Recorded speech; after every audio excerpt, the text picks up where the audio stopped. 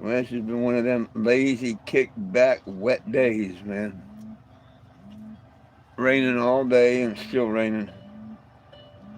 Oh, thankfully not storming and not hard, but still rain.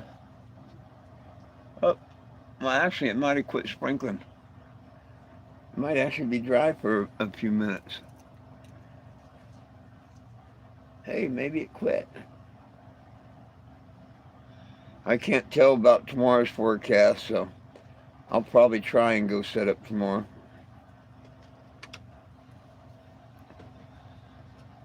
Sitting here doing nothing I don't like, contrary to belief.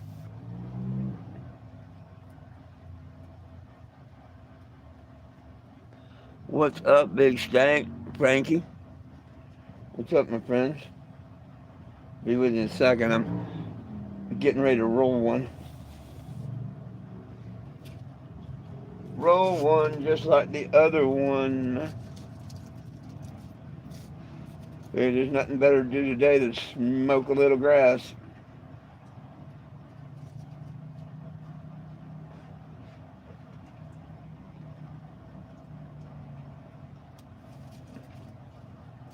Smoke a little grass.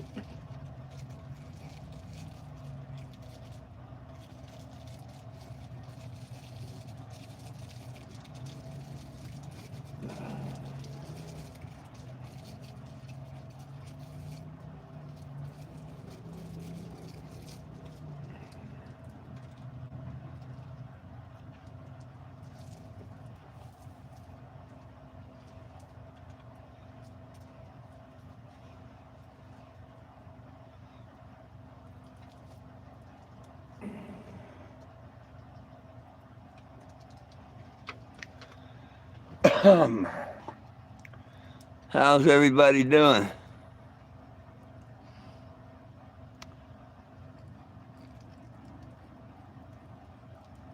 Been a boring day? Yeah, pretty boring day for me too, to tell you the truth. Yeah, weather's a good day for ducks. Big Stank, Big Mike.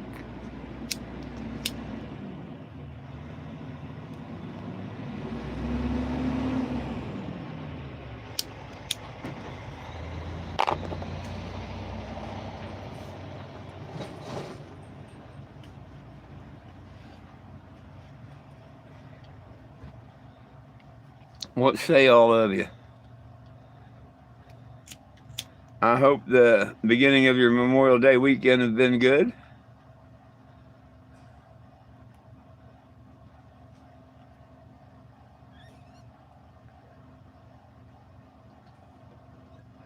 I hope it gets better as the weekend progresses.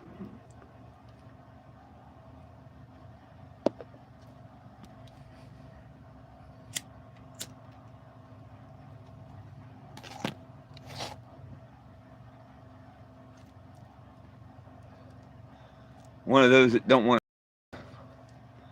it will though.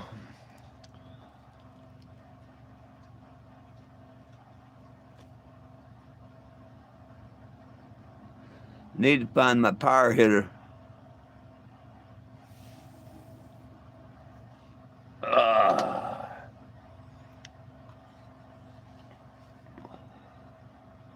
Grill out some steak.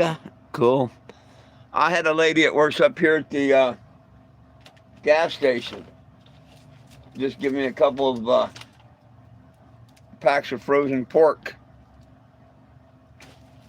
So the dogs are going to eat well the next couple of days.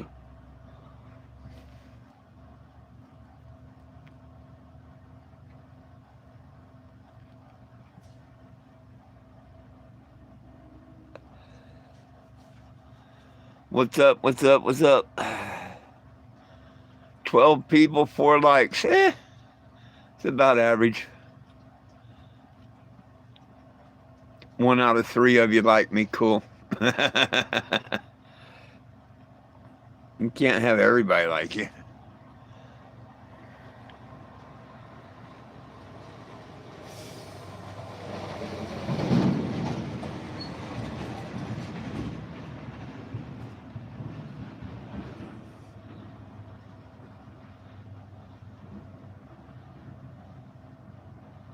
Oh, well, I'm not eating the pork. It's for the dogs. There you go, pork and beans. Yeah, that's going to be dog food. Uh, they had some ham also. Well, it's turkey ham or whatever, processed turkey meat. Applewood smoked turkey breast, and that's from me. I'll eat the turkey breast and give the dogs the pork.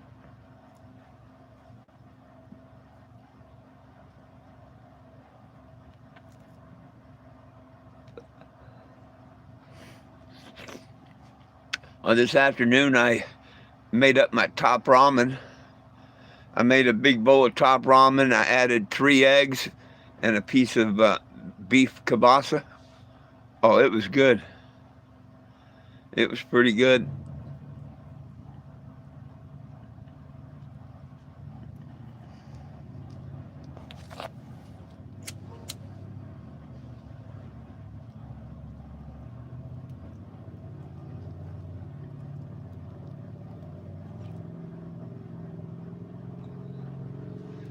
Yeah, ramen's not good for you. There's no nutrition with it or nothing, so there's really not that bad, but it's not that good for you either.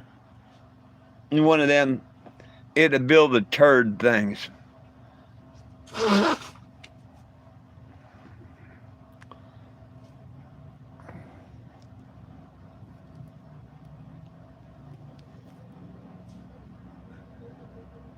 But I like buying it in the bowl size now, where it comes in its own bowl instead of the pack and you put in your own cup. It's not that much more expensive to buy it in a bowl.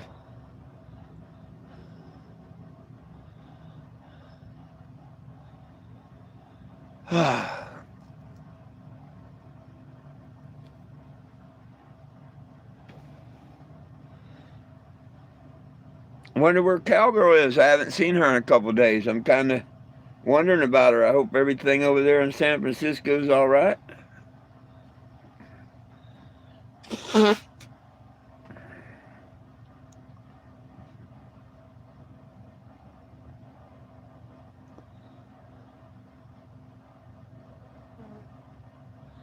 Oh, that'd definitely bring out Colorado barking spiders.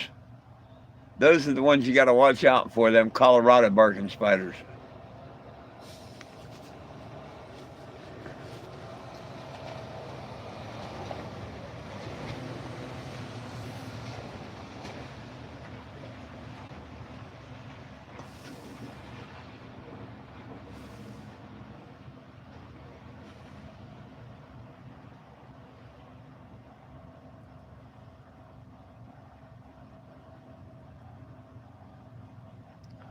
So, hey, Frankie, what's my weather look like tomorrow and the next day? You're good at predicting that. Should I set up on Saturday and Sunday?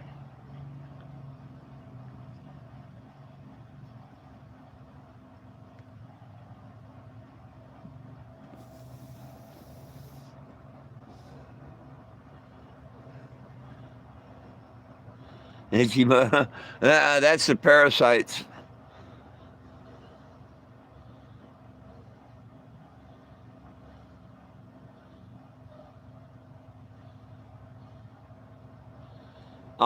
Here, when we send people snipe hunting, it's usually a joke.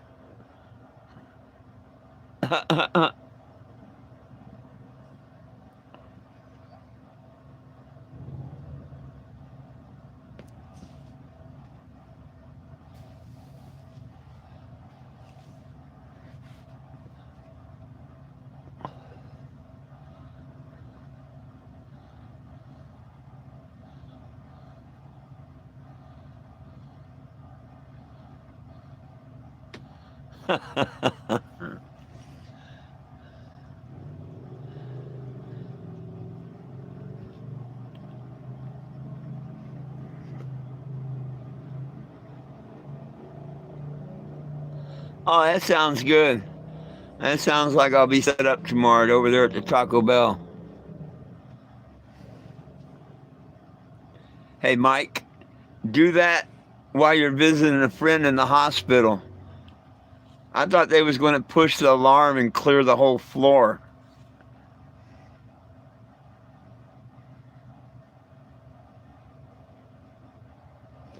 Yeah, I'm smoking some hillbilly kush. Remember me telling you a story about my friend Jim Gooch from the flea market? Well, he was in the hospital having a stent put in. And his grandson worked for me time to time. And we'd been out working all day. And we had went and had Taco Bell for lunch. And we picked up a Little Caesar's pizza to bring to him to the hospital. Well, meanwhile, me and him's been having a farting contest ever since Taco Bell lunch. And it continued on. We're sitting in his hospital room. He had already been through the surgery. He's in recovery and all, in his room. They're keeping him a night or two.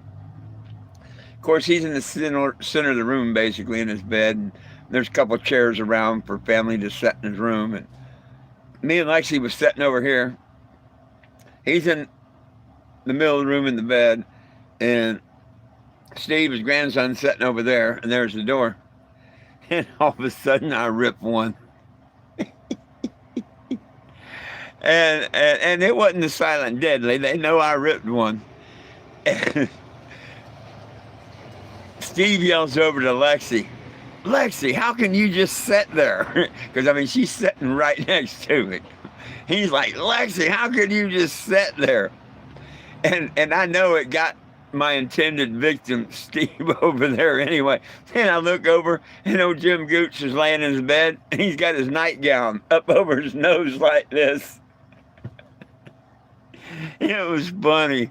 Oh, shit. I thought they was going to clear the whole floor. They're running around spraying Lysol and shit in the hallway.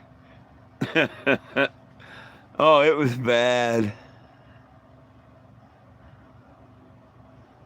Sunday don't sound too awful good, but Saturday does.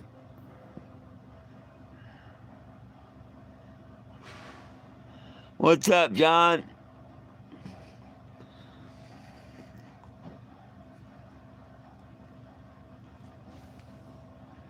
Yep, about cleared that hospital floor when I did that. It was nasty.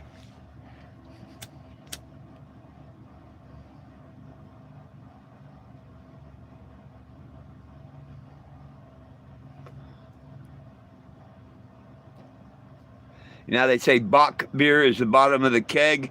Well, that was the bottom of the barrel for a Taco Bell fart. It was bad.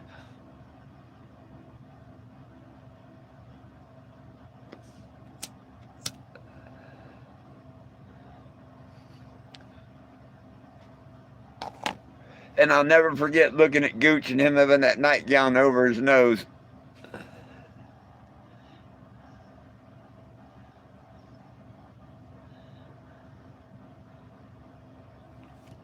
Hey, Daniela, not much.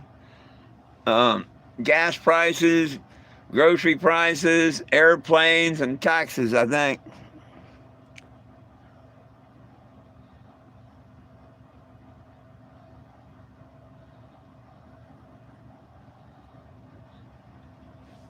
Well, I haven't been around pigs, so I don't know what pig shit smells like. Does it smell different than other shit?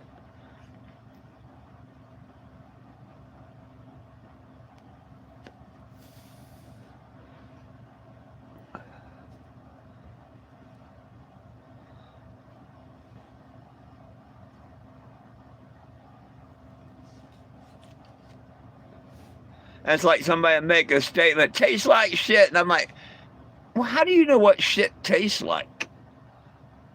Did you literally go out and taste sometime and you're an expert on what shit tastes like?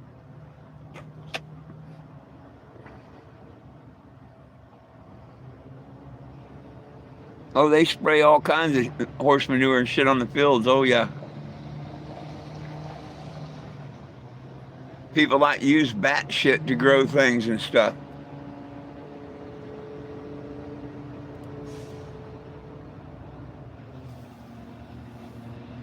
Some people pay good money for Guam or whatever they call it, bat shit.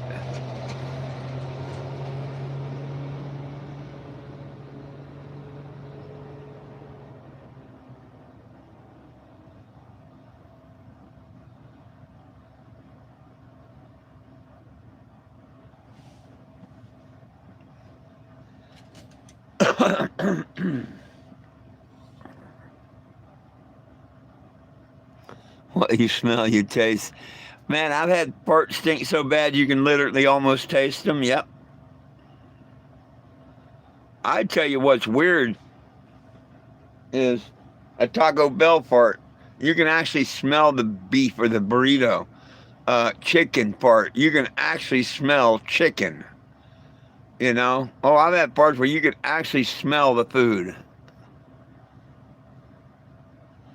Taco bombs. Crop dusting at Walmart.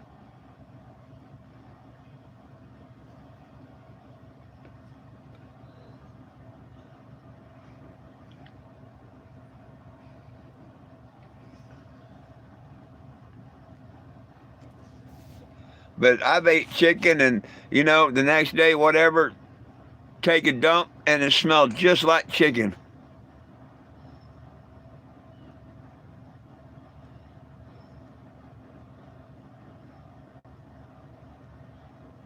No, I don't play the harmonica. I don't play any instrument.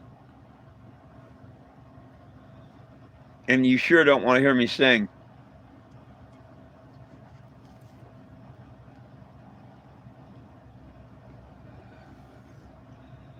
The only thing entertaining about me is my name, 420 Jim.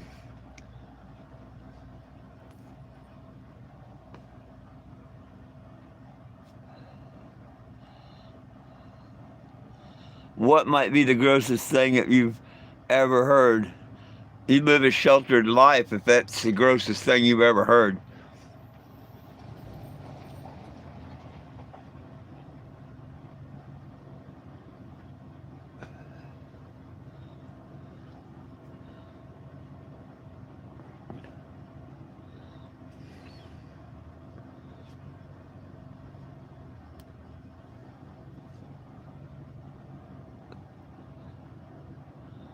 Well, where is everybody tonight? It's a Friday night, and it's Memorial Day weekend. Happy Memorial Day weekend, everybody.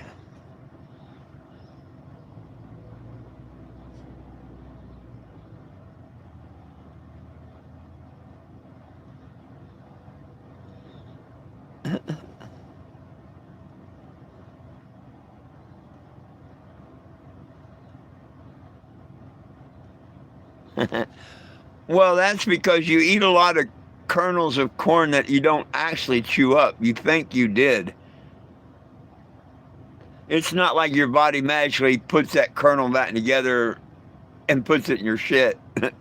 But I know what you're saying.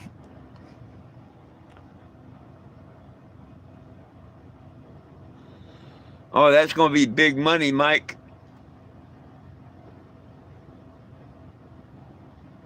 A 3-dayer, man, that's going to cost you several hundred.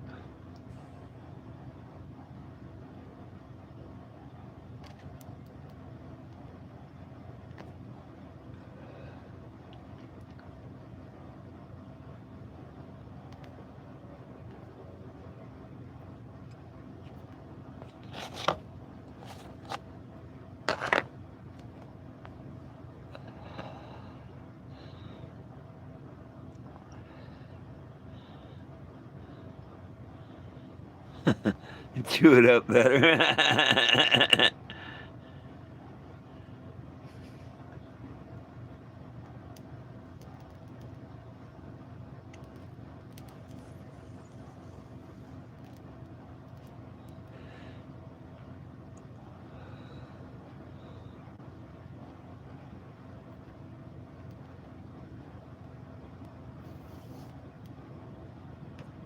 Okay, done fight with that. It's done.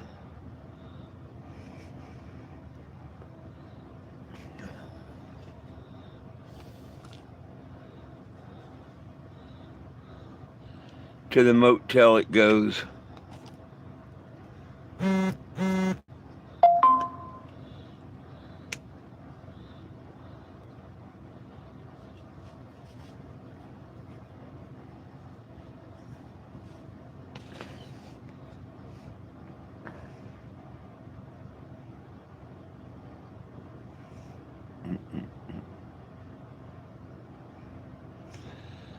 Oh, I grew up in Sarasota and Tampa, Florida, if that's what you mean.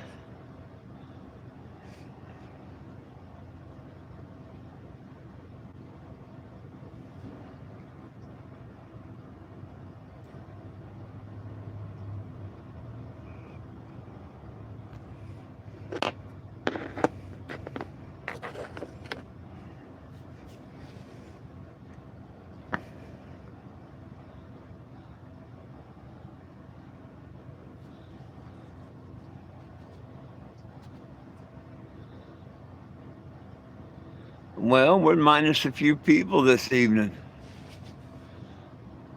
I'm sure they got things going on with Memorial Day weekend. Me, I bought a Memorial Day beer. Let's celebrate, shall we? Shall we celebrate?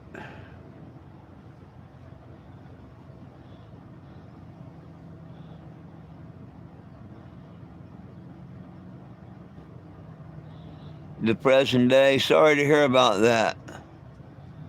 I'm sorry to hear about that, brother.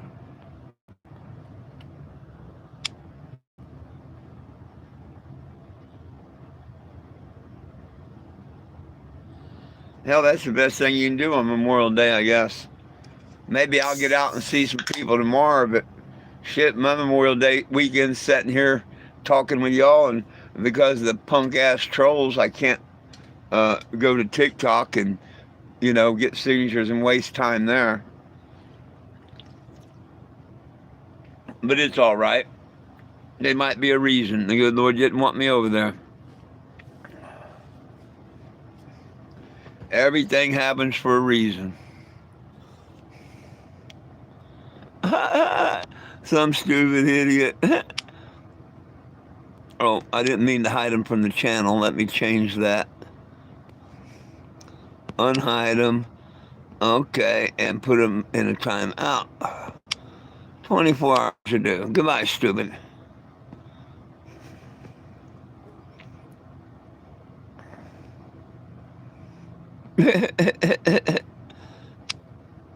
Want me to put the weed hat up my butt? What, are you jealous or something? Well, right on, Ireland.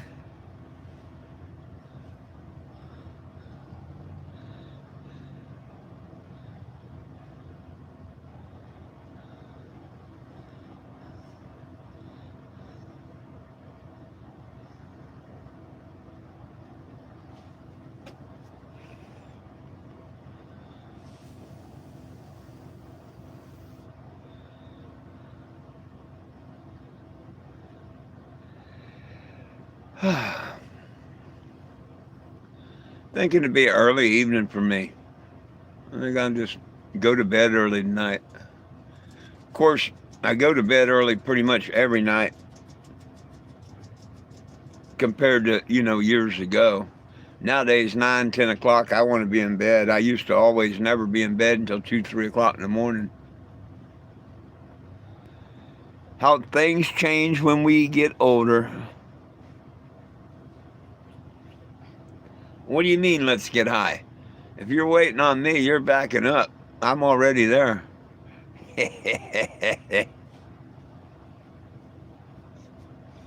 I'm pacing myself.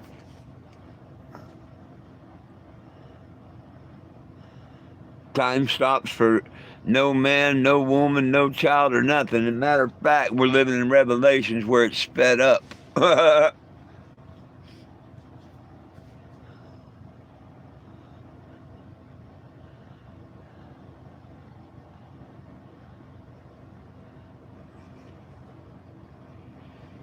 Hey, has everybody signed that petition yet? 420jim.com. 420jim.com. Oh, you caught up, Mike. I wondered why you didn't throw a bitch slap in yourself.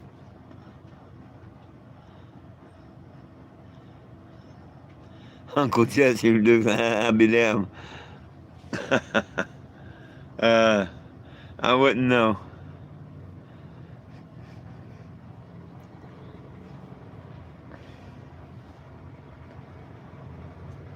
At least it wasn't a Roscoe P. Coltrane laugh.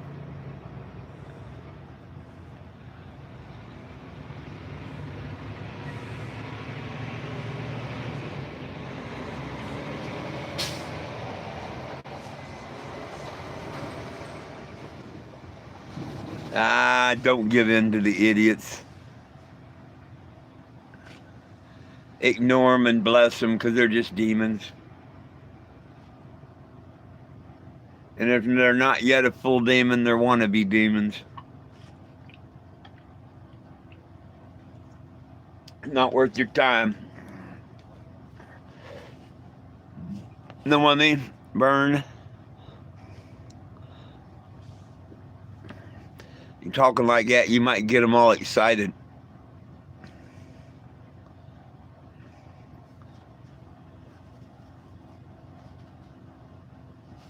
Might get them all excited.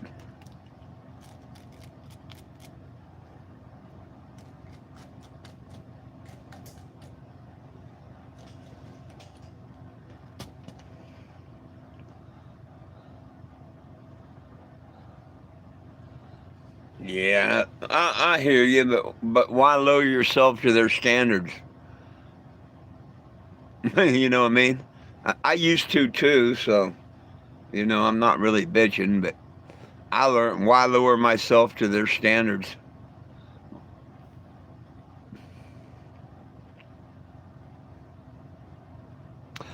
Exactly, Mr. Eddie. Hey, great minds think alike. I just happened to look up and see that.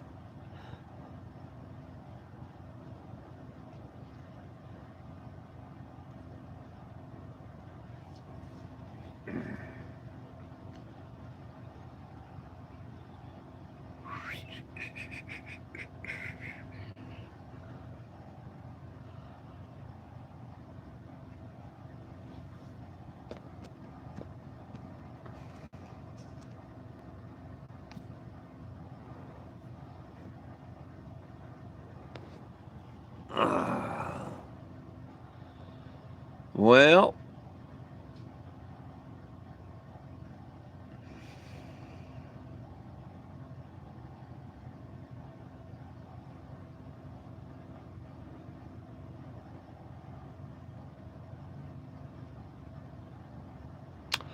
I don't think there's anybody on this channel that gives a shit, really.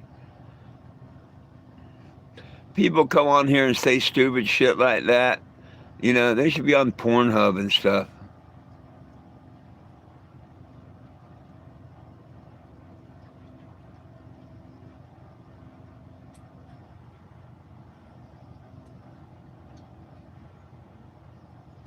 I hear you.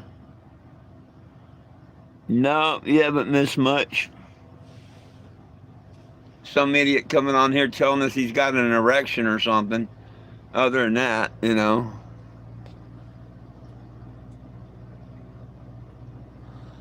all he's supposed to do is talk about his pecker, so let's put this guy in timeout.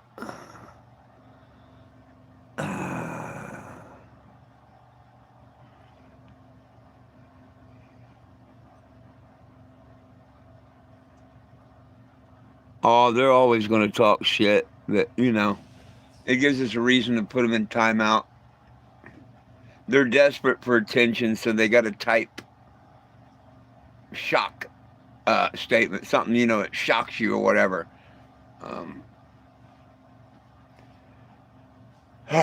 Stupidity at its finest. Attention seekers, that's what I was trying to think. Hey, Terry, what's up? Yeah, Dave's not here, man.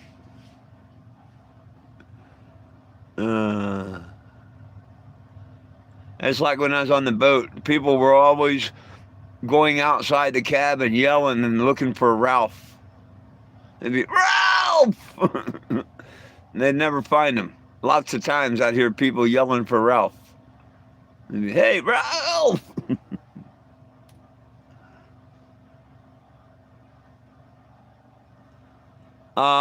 Probably still at work, maybe late getting home, might be on here before I go off. You never know. I don't know.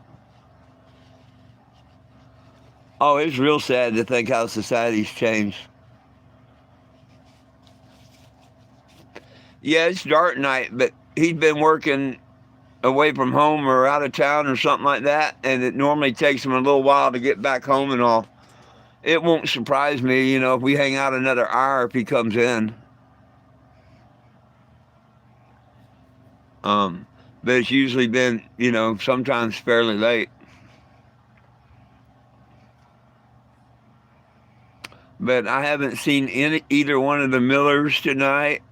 We're minus Margaret and Rhonda, and there's a few that were minus, but hey, it's Memorial Day weekend. Everybody's probably doing their things or starting to.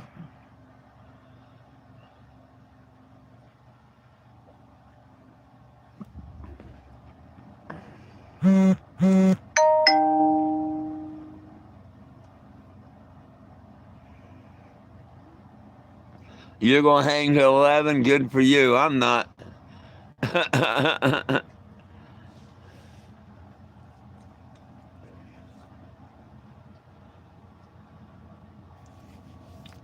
Hell, I won't even be here at 10. You'd be lucky if I'm here at 9. Maybe 8. Oh, goodness.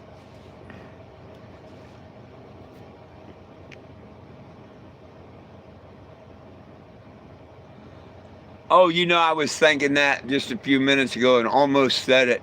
Yeah, it was really cool to have Mr. Ronnie come in. At first, I wondered if it was really him because I mentioned we hadn't heard from him. And, at first I thought, well, look, the trolls probably made a page to pretend to be him, yada, yada. But no, it was him. I could tell by the things he said and everything, and it was him. And it was so cool to have him drop in.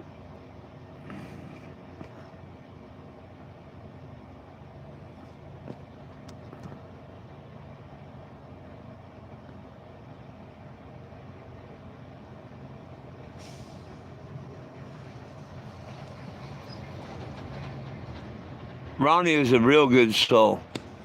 Just to come on and say God told him to buy me that engine, or God told me to buy him that engine, and that's exactly what he told me. When he told us that morning he found one, and I'm like, oh yeah, yada yada, and I had to eat crow that morning because he actually bought it for us. And he said he had no choice, and God told him to buy it for me. And, I believe that. And that's why I refused to believe that there was something wrong with that engine, that it had to be a radiator or clutch fan problem. And the engine seems to be just fine.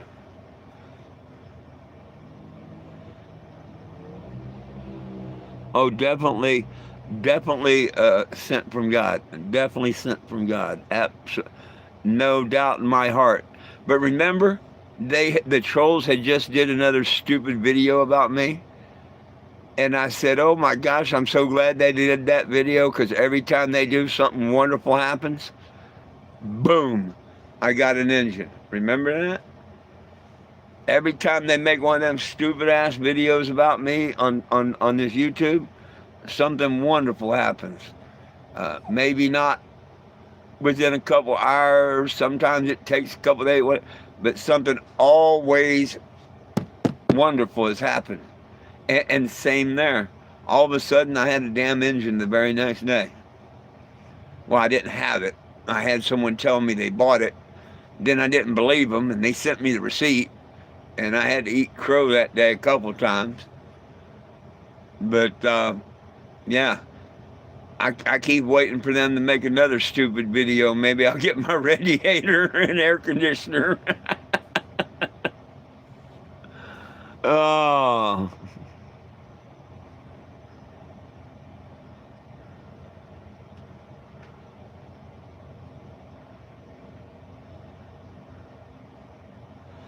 Oh, for sure, for sure. You know, Ronnie is a good soul. He's got that, and I love it. He runs around barefoot. I love it. He's connected to earth. His soul is connected to the earth.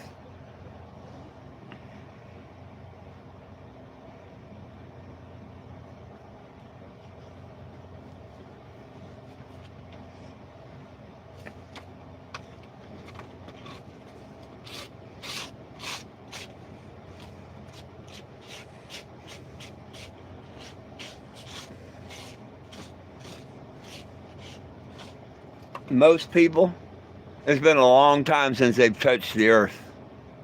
Think about it. Because when you're in a house, you're not touching the ground. You're not touching the earth. You're touching the floor, the carpet, whatever, whatever. You get out of bed. You may walk around your house or whatever, but what do? You put shoes on of some sort that's got rubber soles and stuff, so you never really ground out and touch the ground. You can go to work all day. Hey, if you slip your shoes off, you're normally under your desk and stuff. You're still not on the ground. You come home, you go inside your house, you shower, you do all this crap and whatnot. You never go outside barefoot. You don't touch the ground. Think about it. How long has it been since you have touched the ground? Put your soul. You know, our soul's in the bottom of the feet. When's the last time you put your soul in touch with Mother Earth? Literally on the ground. Should do it every day. We really should. But there's people, it's been months and months and months and have not touched or grounded out to the earth.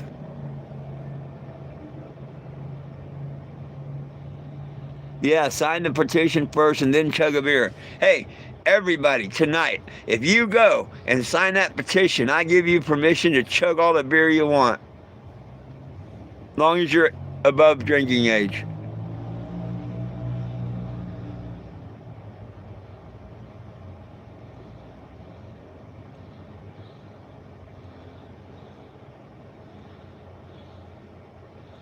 Right on, right on. See, you grounded out.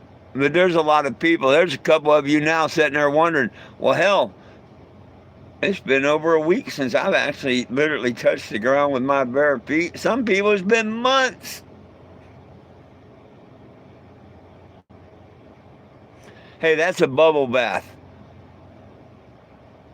Just ask him if he took a bubble bath. You know, farting in the mud puddle.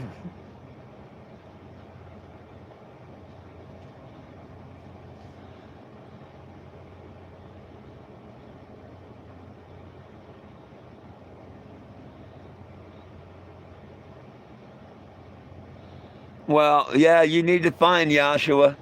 Find Yahshua and he'll lead you to Yahweh. But you got to find Yahshua to be led to Yahweh.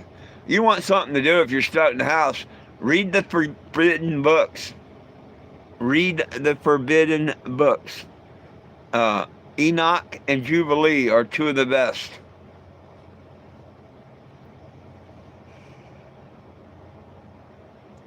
Oh yeah, some people spend all their life not touching the ground.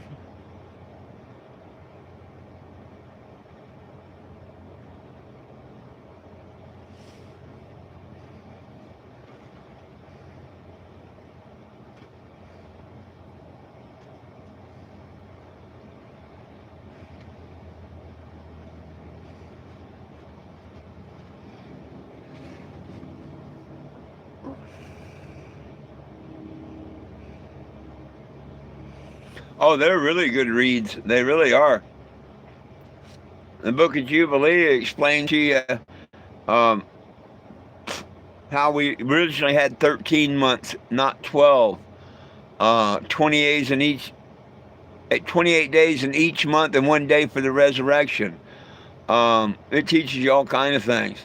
It teaches about the sun and the moon moves, not the earth. It teaches you about the four corners. It teaches you about all kinds of things. How come, let me ask you a question. You know, we have the globers and stuff. Let me ask you a question. Everybody knows that we suppose we have a North Pole and a South Pole, right?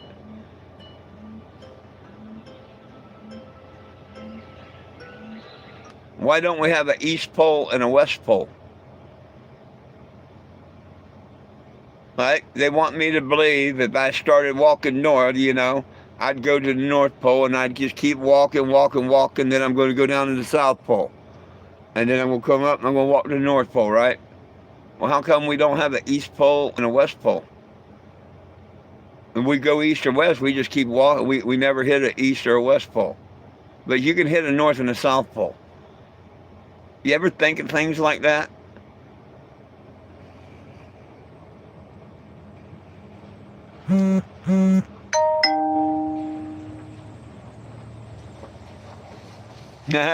Ricky's grounded on a regular basis. She's listening in.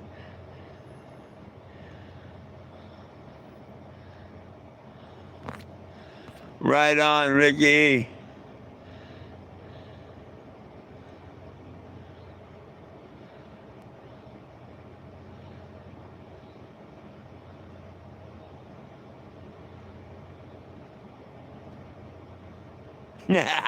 I'm glad to get you thinking.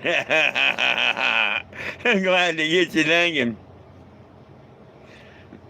On the boat. See, I always knew there's no curvature. On the boat, the hardest thing to catch on a boat is the horizon. Okay? People, like they say, oh, you dumbass, you know, what about a boat? It goes over the curvature. And you could be right here on the boat, and you could watch a cruise liner, and sure enough, he disappears. Oh, he must have went over the curvature. No, get your telescope out. He's still there and still going just as straight as can be, as far as you watch him, and never going over that curvature. But optical illusion, like you don't see your nose. It's there, the whole thing and whatnot, but your eyes don't let you see your whole nose. It's the same way. If you just simply got a powerful telescope and bring them back, they never curved or went anywhere. They're still there and they're still on that straight line. True story. Go do it.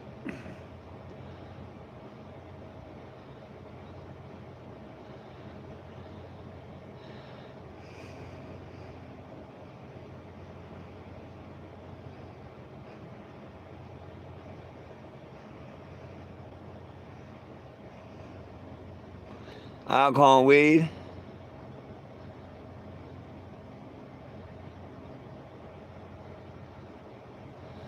Oh, yeah.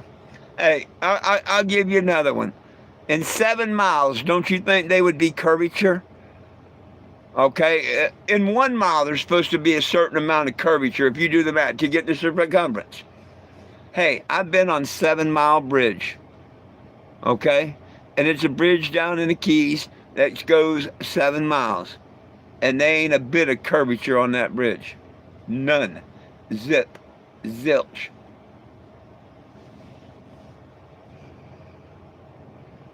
There's one in Florida, I forget, it goes 20-some miles across the bay or whatever. Flat as can be all the way across. One of the scariest bridges you'll ever drive across. And it's as flat as can be. But if you get out there in a little thunderstorm or something, it's one of the scariest bridges you'll ever be on.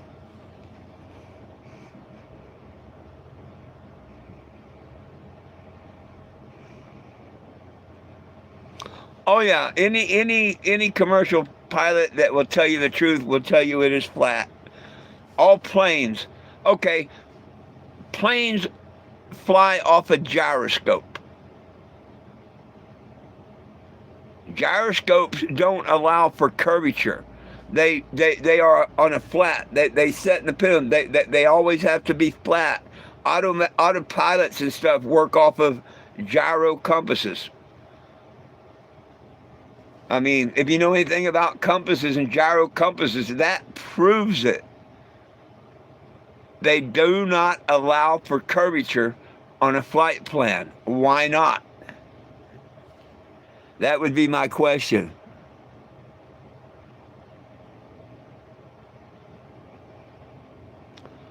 It's not Tampa. Heck, I wish my hotspot was on. Frankie, somebody look up the longest bridge in Florida. I think it's like 20-some miles. I forget. It goes across this something bay and everything. I've been on it before. I used to think the 7 Mile Bridge was something, but oh no.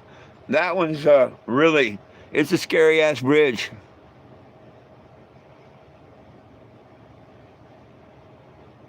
No, you're thinking the Sunshine Skyway Bridge. And you can actually pay drivers, stop, pull over, and pay a driver to take you over it. A lot of people are scared of that bridge. It goes up pretty high and over. I've been on both bridges. The old one, the one that the ship hit, and the Greyhound bus went over and everything. I fished underneath of that bridge after the accident and everything. and I've been on the new one. The old one was a lot scarier than the new one, but it is intimidating to a lot of people.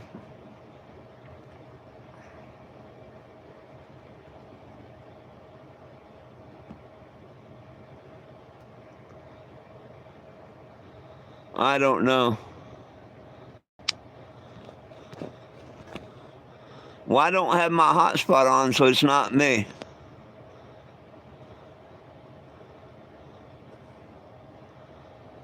It's not the longest bridge. I always thought so. There's a bridge that crosses a bay. Maybe it's no, it's not New Orleans. It's in Florida, and it goes way across the bay. It's like 20 some miles. Yeah, I know about the Sunshine Skyway.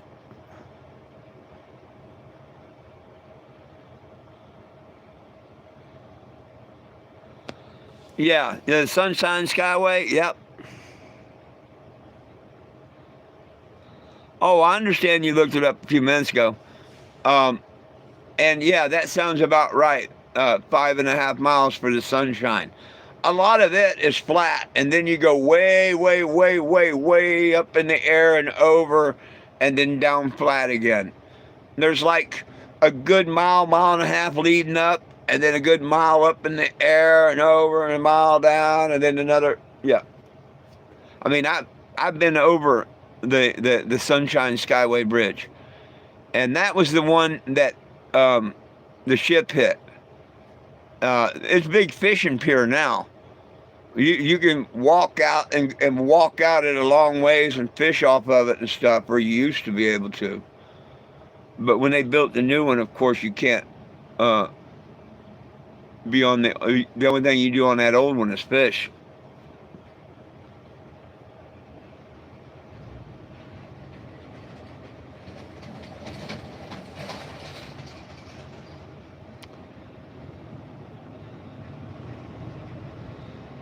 Oh, Louisiana, 23 some mile. Okay, that's the one I'm talking about then, and that's probably right, Louisiana.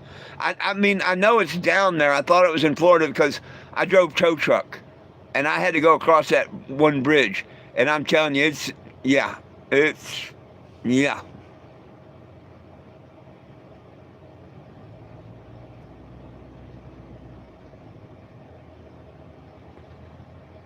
8420.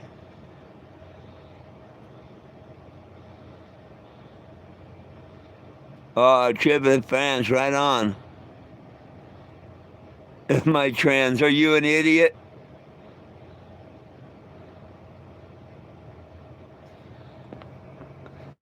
Just an idiot that wants to be put in time out. We give him 5 minutes.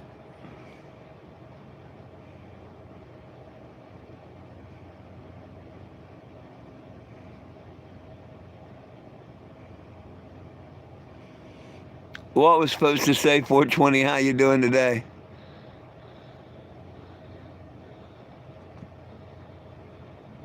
Oh, 8 420. How the fuck you doing today? Okay, George. Okay, 8 420. Okay. It just put the 8 in front of it. I understand.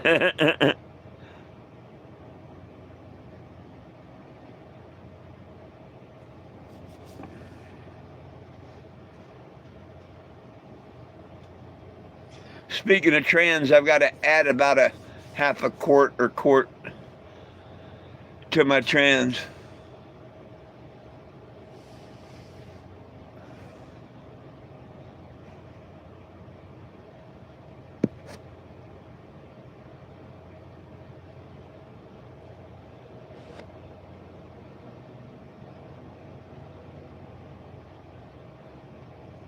Oh, no problem.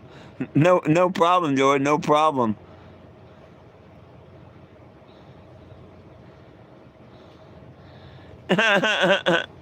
Hey, big stank, don't worry about it.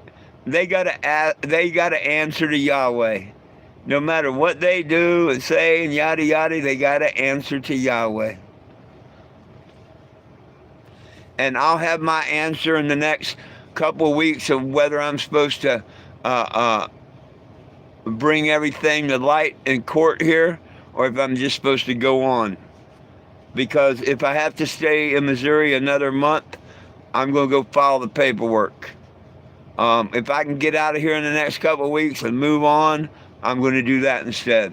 So we'll leave that in the hands of the man upstairs.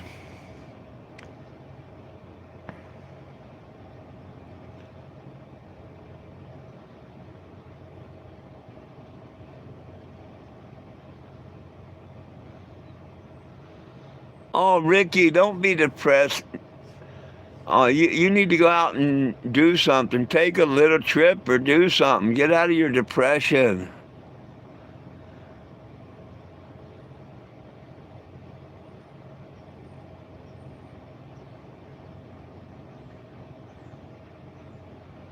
Who will be heading your way before long?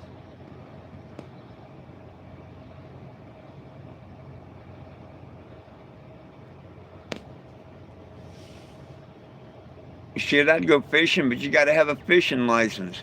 That's why I don't have a fishing pole no more. I don't like buying a license to fish. Hell, when I was growing up, you used to be able to go down the water's edge and fish, do all you want. And then all of a sudden they had, freshwater license. Well, that's good. I don't fish in freshwater. I can fish in saltwater all I want. Then they come up with saltwater license and driver's license, marriage license. You got to buy a license to fart anymore.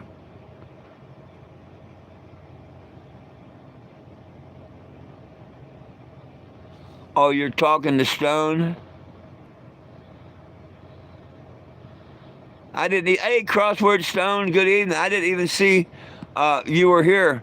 Yeah, I'll be headed your way here in another, a little over a week and a half.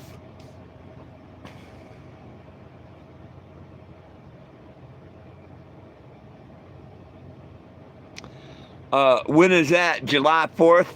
Some states let you fish 4th of July for free. Not all.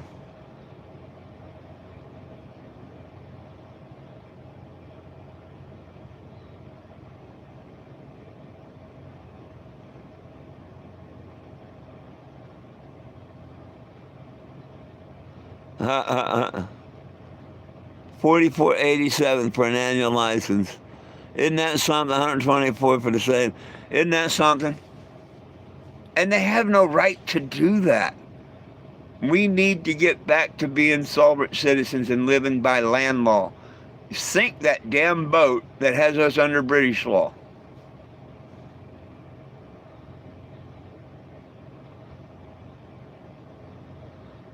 What do you keep hearing about on the radio? I missed that.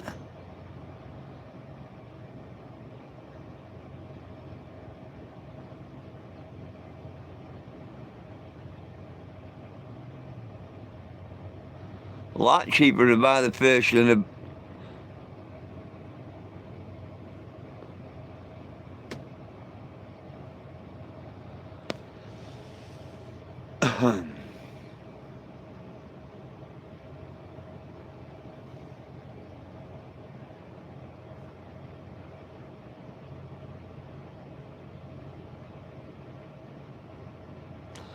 Are you talking about the Sunshine Skyway Bridge? Yeah, that sounds about right.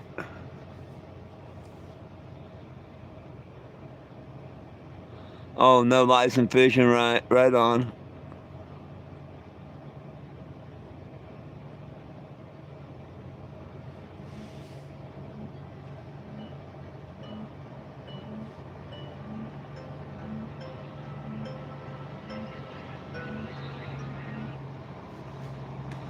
They want to charge man to catch a couple fish and feed his family. Yet they let all these boats go out there with their gill nets, their long lines, and all their shrimp boats and stuff, and they just destroy our ocean every day. They strip mine it and just wipe out species and stuff. But yet we got to buy a damn fishing license. But they let them just destroy our oceans. It's sad. If you really knew what they were doing to the oceans.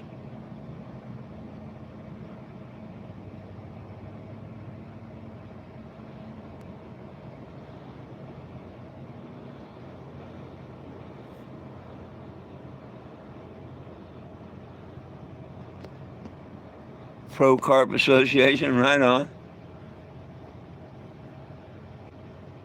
I don't think I've caught any carp. Of course, I've never done that a whole lot of freshwater fishing.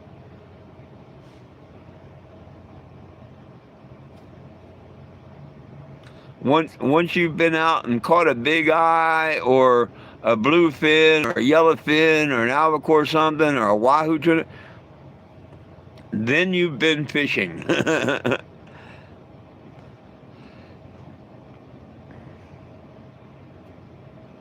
Oh, Mr. Eddie, you want a fighter. Tuna, fastest fish in the sea.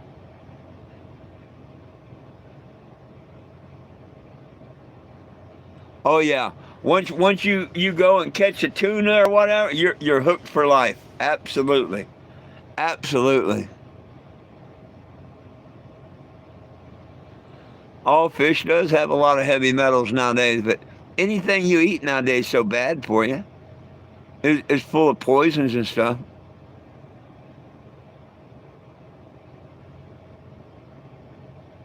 And just like in the summertime, they're full of worms. Most of your fish are full of worms.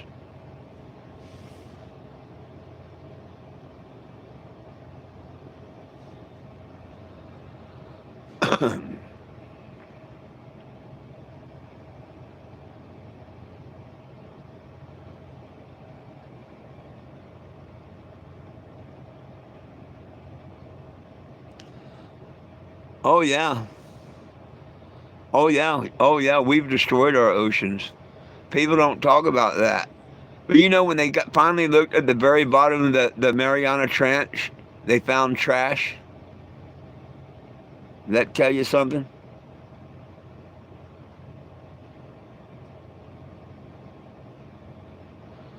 Oh, I didn't say that ain't fun. Don't get me wrong. That sounds like it'd be a lot of fun. But you ain't lived until you hooked into a 50-pound tuna and landed on 20-pound test line either. You go around that boat like a dozen times, having to raise your rod, go over or under the other person fishing, because if two lines just touch, it's going to cut off the line. But yeah, I wasn't down playing carp. I'm sure it's a fun fight and all. But the fastest fish in the sea will give you the best fight of your life. And the lighter test line and tackle you use, the better chance of getting a fish. Because tuna, they see that line or something, they won't hit your bait. If there's 30-pound test line out there and 15-pound, that fish is going to hit that 15-pound test line before they ever hit the 30. So it just depends on the feed and frenzy and everything. I seen tuna so thick, you could have just put a piece of paper out there that said bait and you would have got a fish. No bullshit to it. I've free gaff fished a couple of times, and there's nothing like it. And what I mean by free gaffing, of course, I had to learn about this. I seen another deckhand do it, and I'm like, oh shit. And of course, the first time I got a chance to do it, I done it on the boats. Now, as a cook, all I gotta do is cook. When people are fishing, I can be fishing, I can be gapping, I can do whatever I want. My job's done, nobody's eating, so I can do what I want.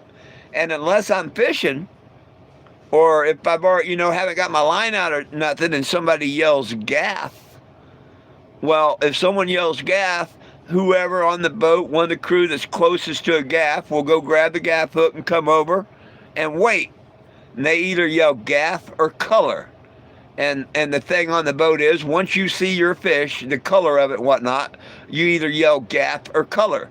That way someone's ready to, gaff your fish. Well, tuna follow tuna.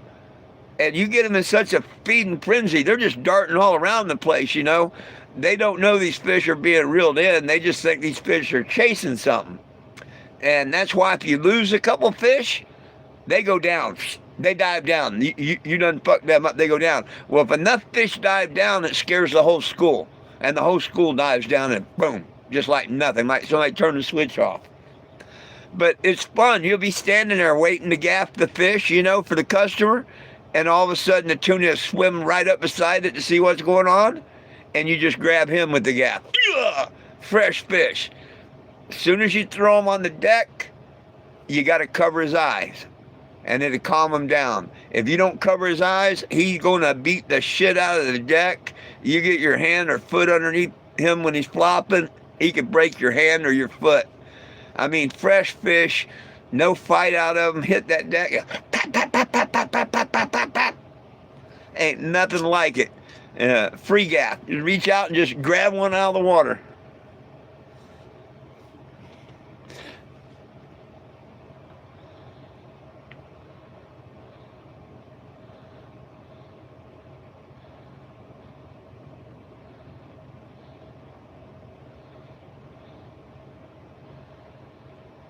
Shit. If you want to see something, Google commercial lift pole fishing. Tuna.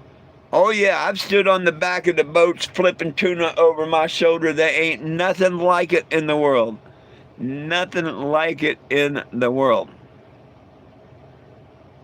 You just, as fast as you can flip one over your shoulder, reach up, grab your hook, put another anchovy, slap it in the water, and get you another one.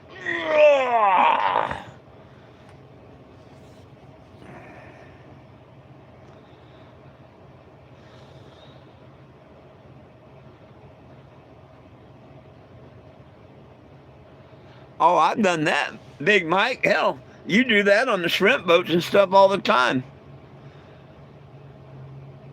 It's a lot easier just to grab a bucket, put some water in it, shit in the bucket, and then throw the over the side. But oh yeah, there's been a few times balanced up on the rail, and oh yeah.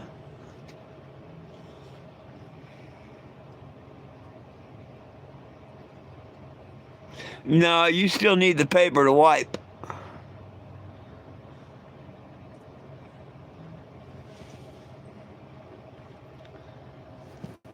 Look at my girl. Look at my girl. Look at my girl.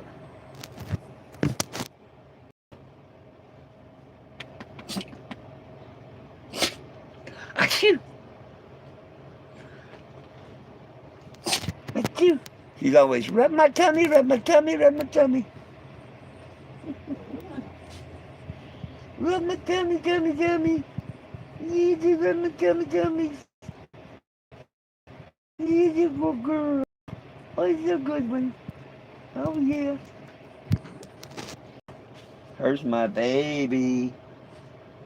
Here's my baby.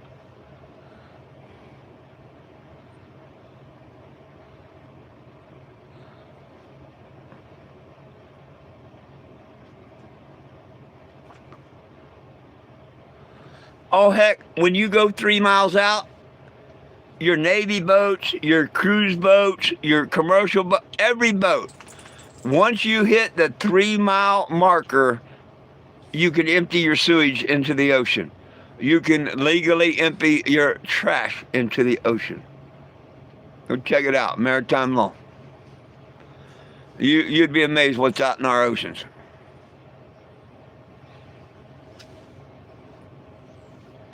It's only in port. And the same was on the tuna boats, but nobody ever closed them off. I mean, I worked on the tuna boats. I'll tell you the truth. All of a sudden, you'd be in San Diego Bay and see some turds floating by because they didn't shut their toilets off. You're supposed to shut your toilets off when you come back into port, you know, so people aren't at the dock loading and unloading the boat and stuff, you know, drinking beer and whatnot, and not thinking they're in the harbor and go in there and shit and piss in the toilet. It's supposed to go into a holding tank, or, you know, you're not supposed to have them running. But normally, like when you're out 3 miles, you turn a valve and water just constantly comes in, you know, and circles the bowl and goes right out overboard. You go stand outside, you can see the water comes out, you know, and it's just a constant swirl of water that circulates into the toilet. All the boats do that. Unless you've got a system where you push the button to flush it. Otherwise, you just got a constant swirl of water that goes through, comes in your toilet and goes out and overboard. You shit or piss in it, and that just rinses it on out. Yeah. But the law is, when you're in port, you got to use a storage tank.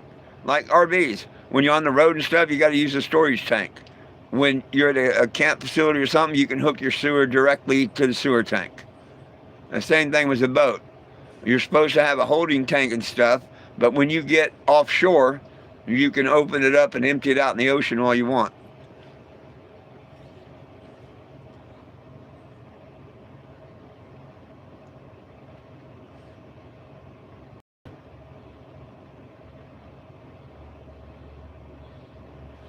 What's that? A continued tank that hazardous chemicals used to make plastics that...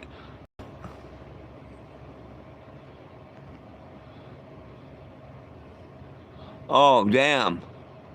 Southern California. Damn. Oh, I'm a stoner, brother. Damn. That's fucked up, Frankie. I seen pictures of that on the internet. They've got big old sprinklers, big water cannons pointing and blasting the tanks to keep the heat down.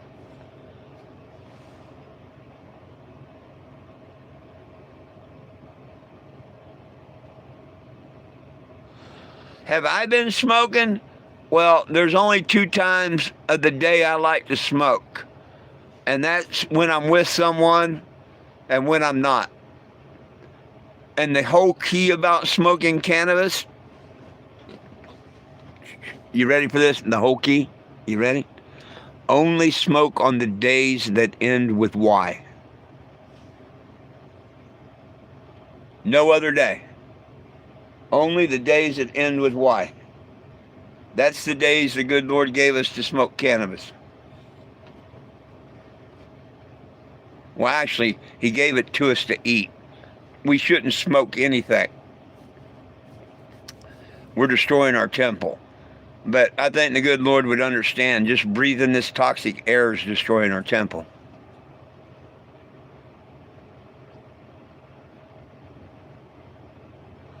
Oh man, we went over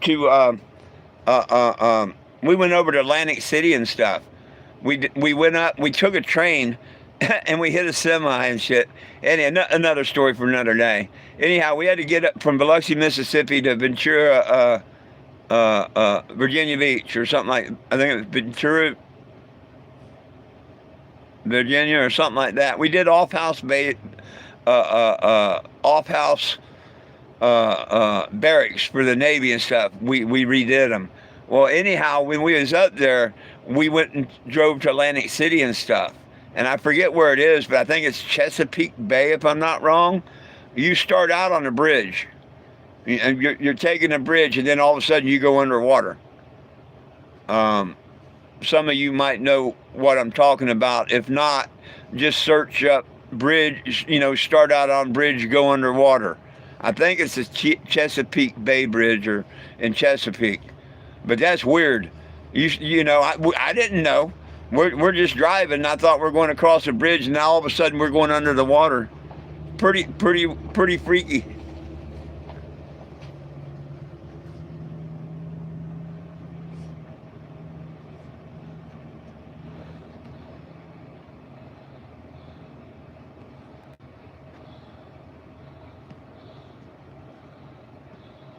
You can't smoke. That's what the DARE program said. It's bad for you.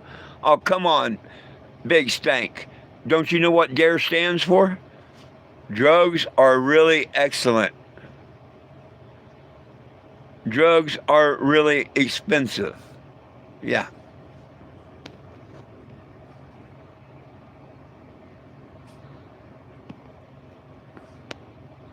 I can't help it if you spell your days wrong.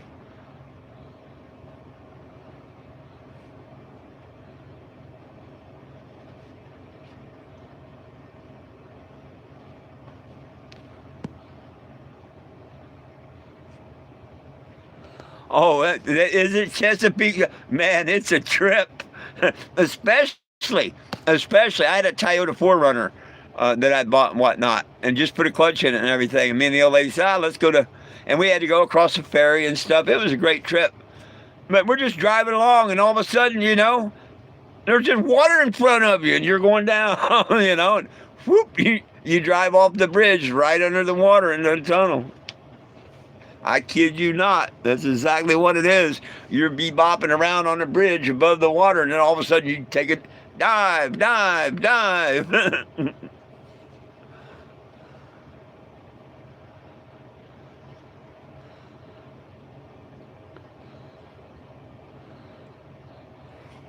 Oh, I've got some hillbilly Kush, some Missouri homegrown.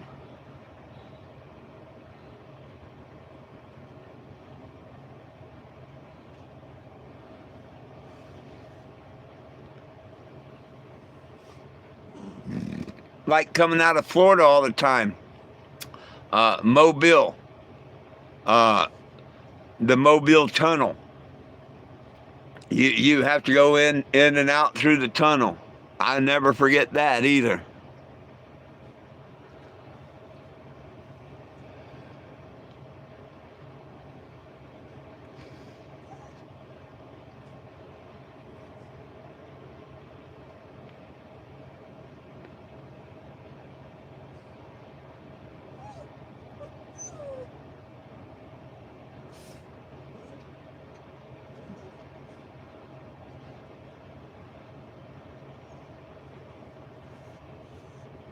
Oh, goodness sakes.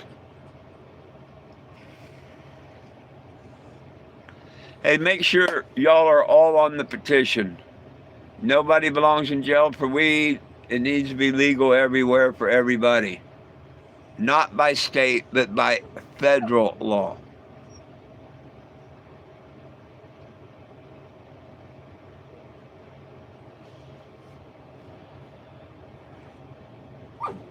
No, if you agree, you need to be over there on that petition. You go to 420gem.com, add your name, get someone else to sign it too.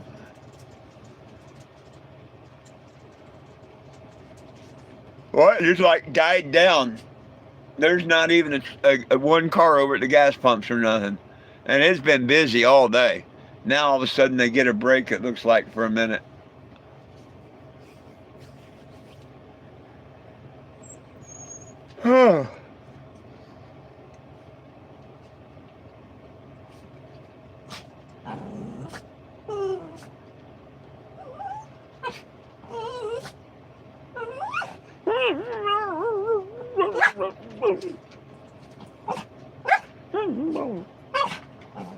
You're going to eat in a few minutes. Settle down. She wants to come play.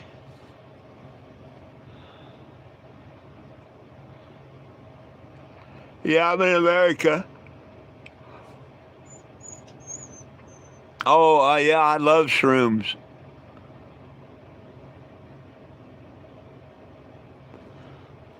Well, I don't like wine. I never really liked wine. That's why I didn't get into the Mad Dog and the Boone Farms and stuff. Something about it I just didn't like. I'd rather take a shot of tequila or drink a couple of beers than drink wine.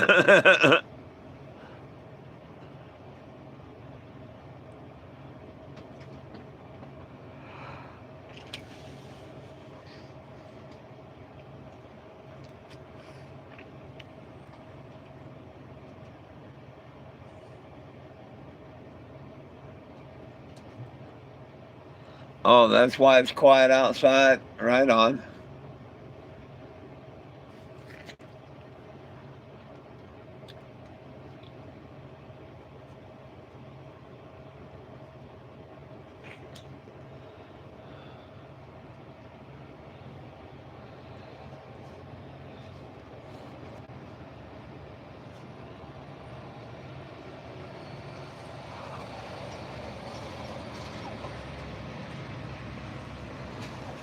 Why would somebody want to drink something called a dog fart?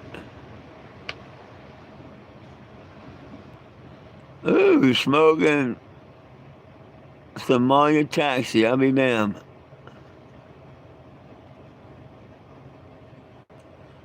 I'm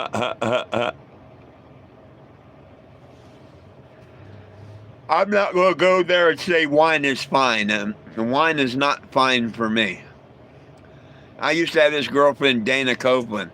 She loved wine, but oh, She'd be take big old swig and then come kiss me. Oh, I couldn't stand it. I'd make her go brush her teeth. But, different strokes for different folks, I guess. Like avocado, stuff like that. I mean, I literally can't eat avocado because of the way it looks and stuff. It reminds me of rinsing out baby diapers. Back in the day when they had the cloth diapers and you had to rinse out the baby turds, and most of them was like avocado green and shit. Yeah. The trauma as a kid.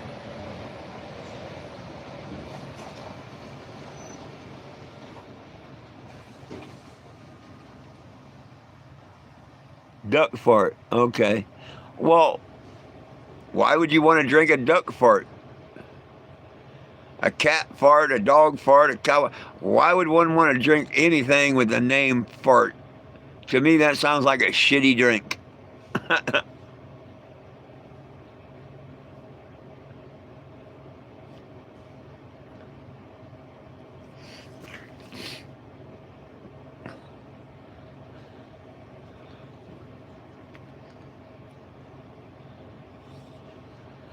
I didn't know ducks fart, so that's a new one on me.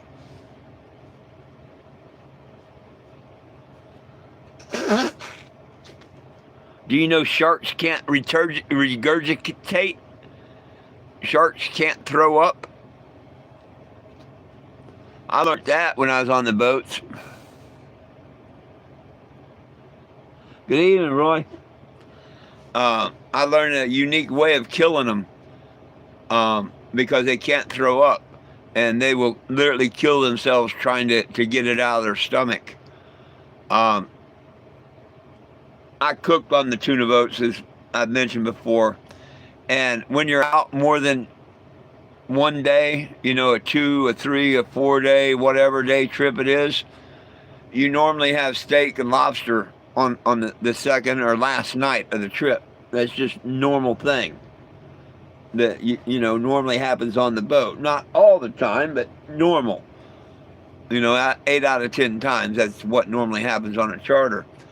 And when I make steak and lobster, I make baked potatoes normally and stuff. You know what I mean? Well, after you get everybody fed, you've got some baked potatoes left over. They're still in the oven, nice and warm. And you turn the oven back on and get them back really, really hot. And when you're fishing, you've got sharks at night all around the boat. No matter what time you go out there and look, you're going to see a shark swim by if you wait a minute. Because you got all that blood in the water from the tuna that's in the fish hole and all. Your bilge pumping it out, little streams of blood in the water. So I'd go out and look, and as soon as I seen shark hanging around, or a couple of sharks hanging around, I'd go in there and I'd grab one of them potatoes out of the oven. And you leave it in aluminum foil. That's the trick. Because as soon as it hits the water, the aluminum foil turns cold or cool. And that shark, if you drop it where he sees it, he'll just naturally come by and just suck it in, eat it. And as soon as he sucks it in, he just goes ahead and swallows it because it feels cool. Well, once it gets in his stomach, the inside starts heating the aluminum foil and it gets hotter and hotter and hotter. And that shark tries its best to regurgitate, and it can't regurgitate, and you'll end up finding that shark dead about 15, 20 minutes later. You can kill a shark with a baked potato. What's up, Timothy? Not a whole lot on my side. Oh, it looks like Big Mike's been getting someone.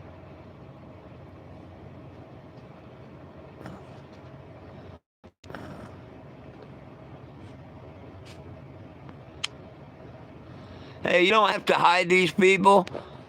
Just put them in timeout for 24 hours. That way you don't get dinged for kicking them off the channel. Hey, that's what you should do. Smoke, drink, whatever makes you happy this Memorial Day weekend, my friends.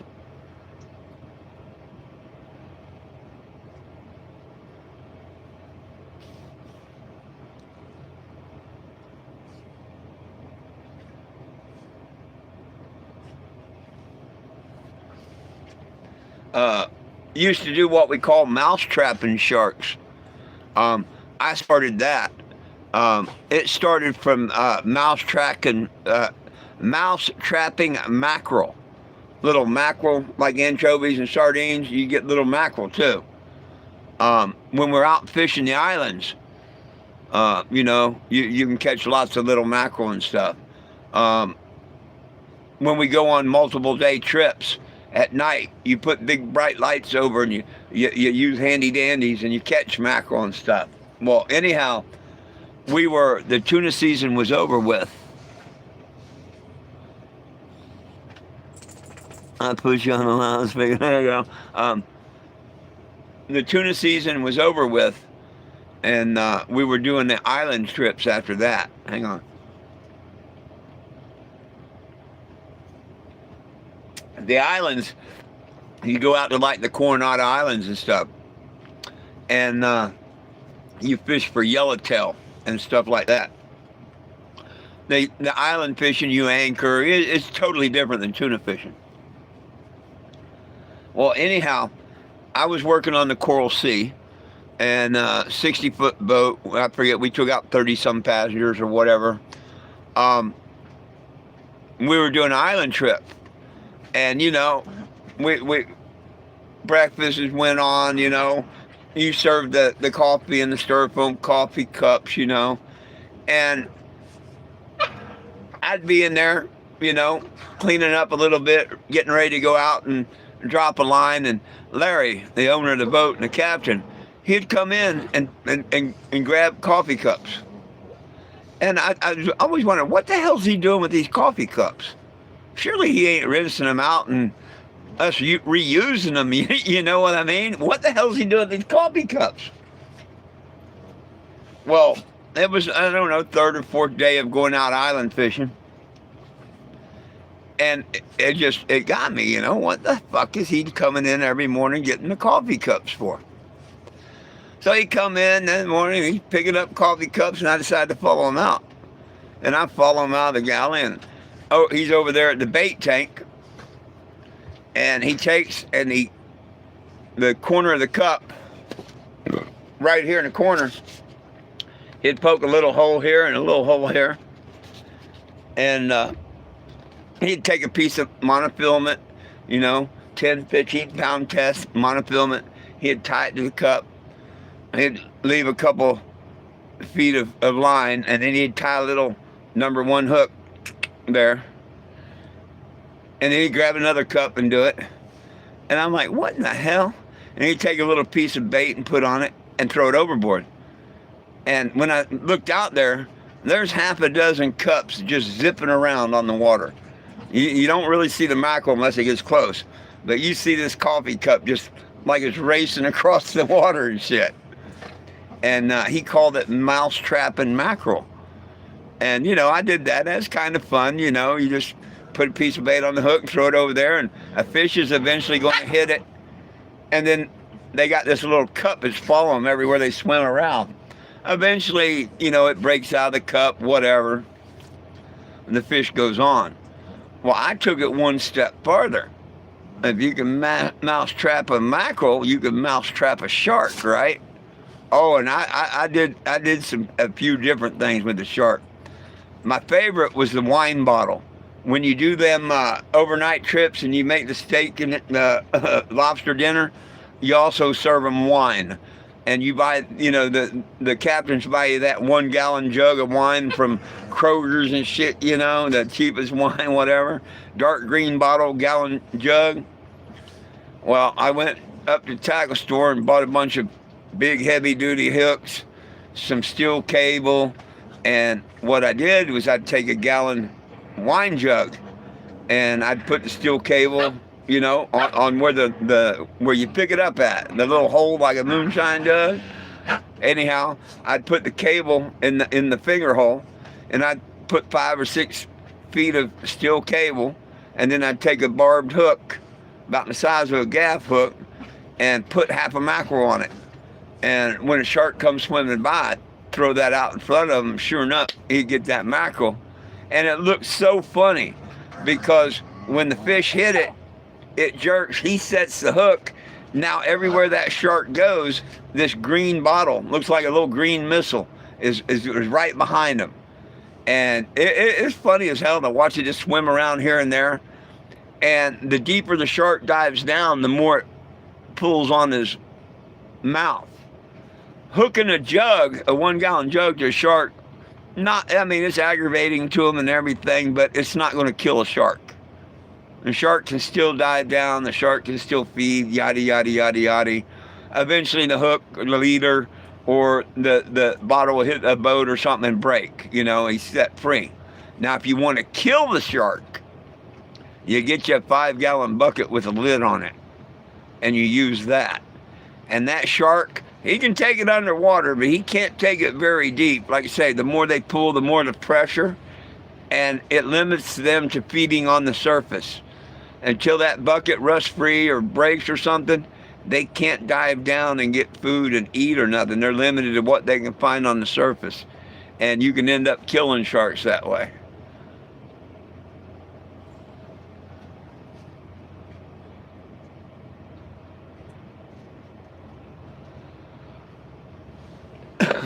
But I called that mouse trapping sharks. Hell, when we first learned that we got 25 cents a pound, that was the longest time when I was first tuna fishing. Sharks were not worth nothing. And you always killed them and shit. But sharks weren't worth nothing. Somebody waving to me and saying, huh? Hey! How you doing? Hang on a minute. Move. Hey!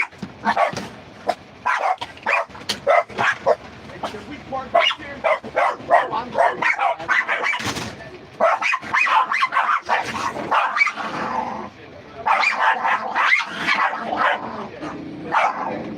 Yes, sir.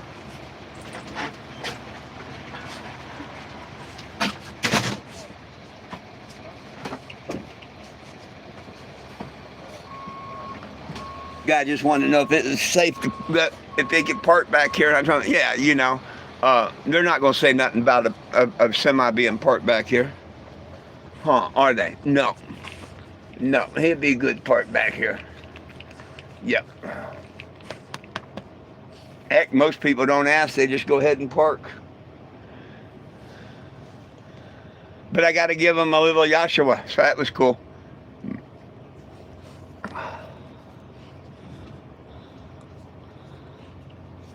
Oh yeah, I got 3 of them. This is Mama. And then I got one of her boys and one of her girls. Einstein's the boy and Betty's the girl. This is Lilu. This is what started it all. Huh? You're what started it all. I'll give you a minute of the other creatures here. Go get Mama. Betty. Betty. They all go for the shirt.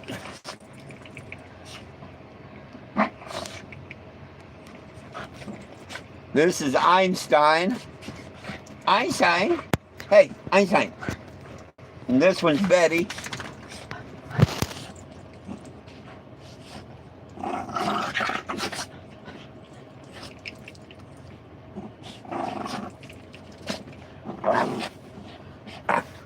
This is Einstein. He's the big oof. He got big old paws. Huh. See, I got big paws. Yes, I do. Go, you ready to get him? You want to go get him? Huh? You want to go get him? Go get him. Good boy. Good boy. You're a big oof. Betty! Betty!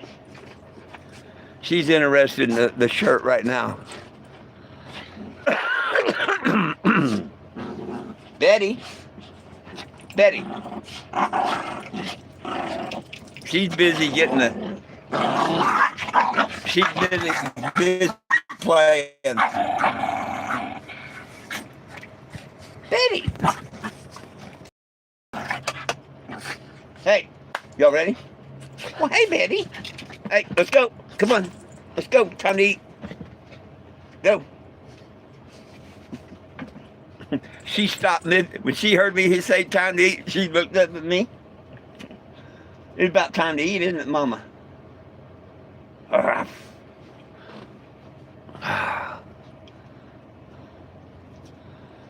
Oh, yeah. They love taking the knot out of it. Listen to them. Hey, I put a knot in it, and they take that knot out of it. Okay, after you eat, you can play with it again.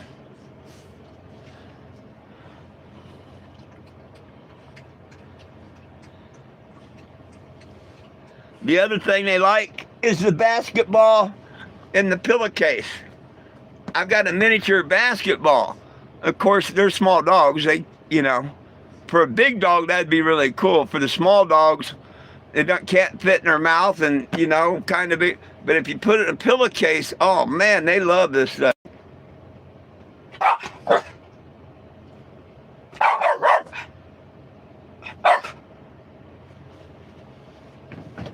Oh, where'd he go?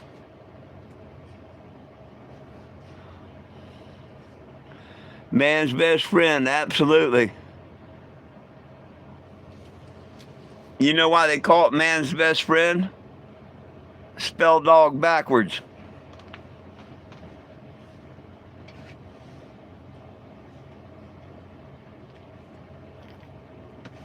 You have your answer. Hey, give me a minute. Dog food time.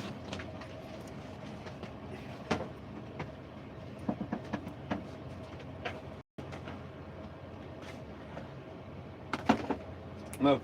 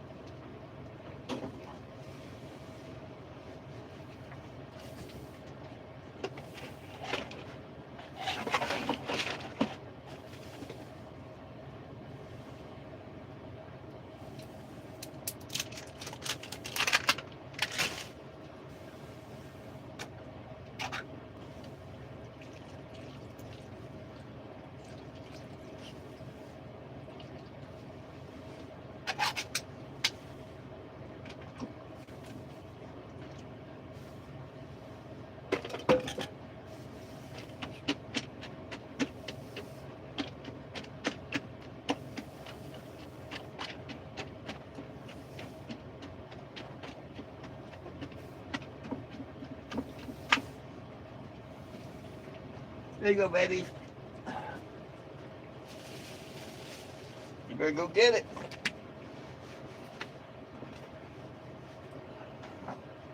Later.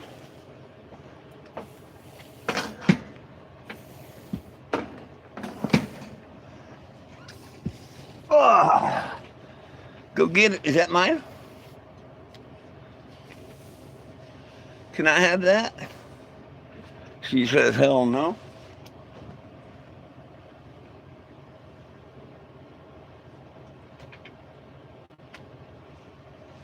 Okay, dumbass, where'd you put your glasses?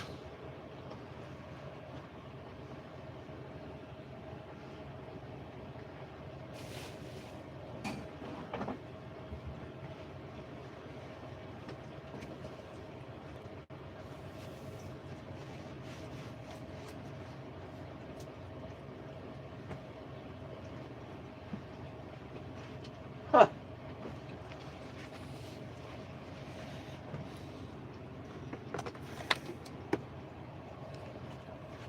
Isn't that funny? I don't see where I laid my glasses. Oh, they're up on my hat. Never mind.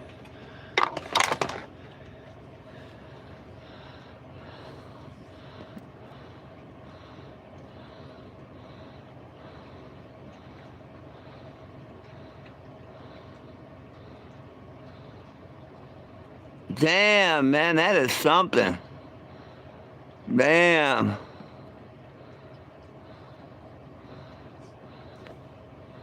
Portugal, damn. Abandoned kids in the woods. How old were the kids? Thank you, Timothy.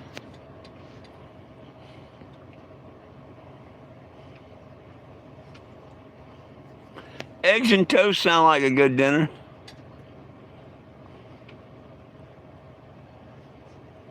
Oh, I remembered they were on my hat. I normally don't put them up there, but I mean, I was looking for them, yeah. But I sat here and remembered they were on my hat. That was pretty good. 4 and 5 years of age. Wow. Man, there's some sick people in this world. Look at the ones that go to the casino. I've seen that a couple times on TikTok, where they're arresting the parents because they leave their kids out in the car while they go in gambling. They're so stupid. You know, you need a license to drive, a license to fish, a license to marry, a license, but you don't have to have a license to be responsible enough to have a child. You don't need no training, no nothing. Just have it. What's up, Canada? 420jimjackapoo@gmail.com. 420jimjackapoo@gmail.com. That's the PayPal. Cash App is the $420JIMS. Hi, baby girl. It's Betty. It's Betty. Hey, Einstein, get out of that. It's Betty. It's Black Betty. Bam, shut up. Go. Go. Hey, Einstein, Betty, go. Let's go. Go. Go. Go. Go. Go. Go. Go. Go. He tried to sneak in and get the shirt. Here, play with it. Have a tug of war. I don't care.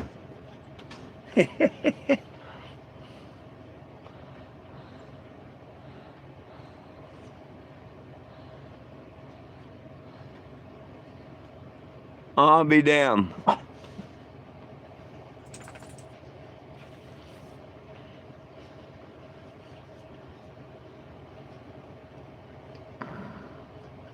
Mama dog.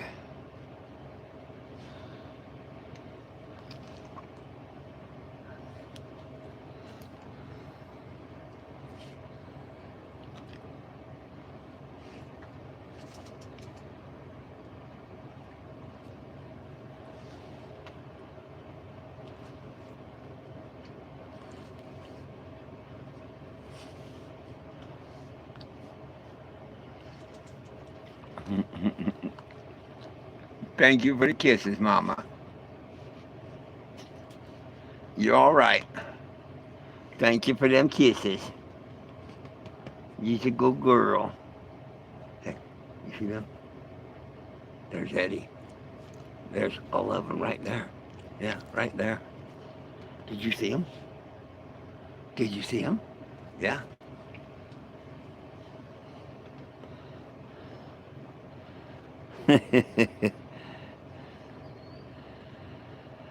Oh, goodness sakes.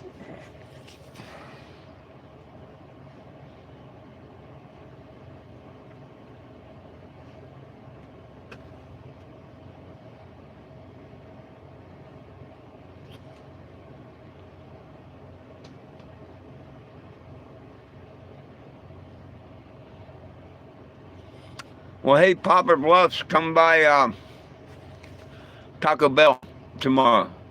Come say hey. I'll be parked out there all day tomorrow, probably. Sounds like, we have good enough weather that I'll park there. Sunday's a different story. Sounds like rain Sunday. Hell, before you know it, the 4th will be here.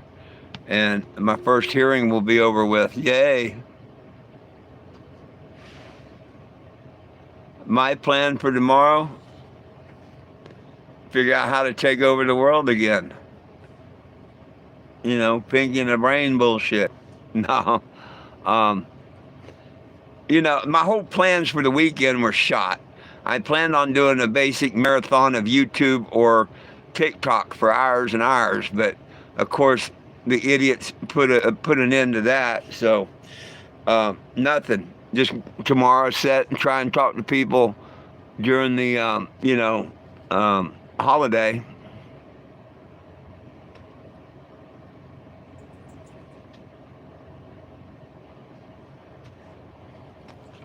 I wouldn't waste my time on the idiot, but that's you.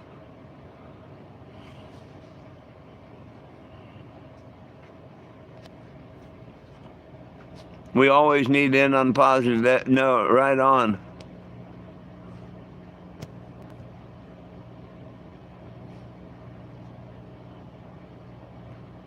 Who are you saying to have a good one and see you tomorrow? Are you saying that to me? I'm not gone yet.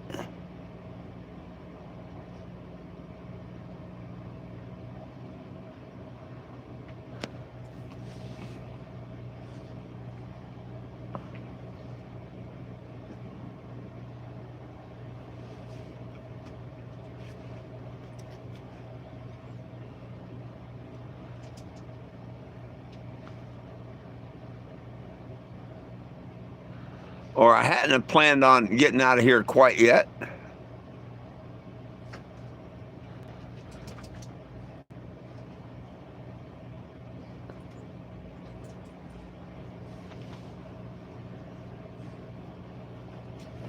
No, I mean, I really hadn't thought about it yet. He just asked me what I was doing tomorrow and whatnot, and I was explaining what I was trying to do this weekend and all.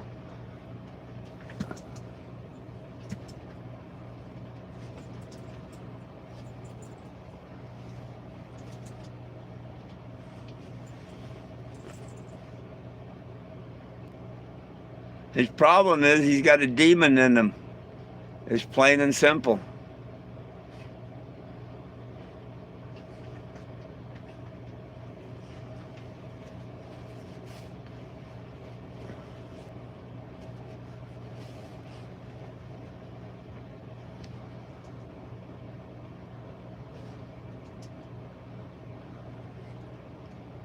Yeah.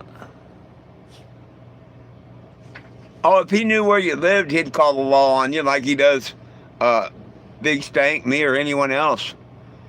They say I'm a snitch and stuff, which is the farthest from the truth, but man, are they ever a snitch. Both of them.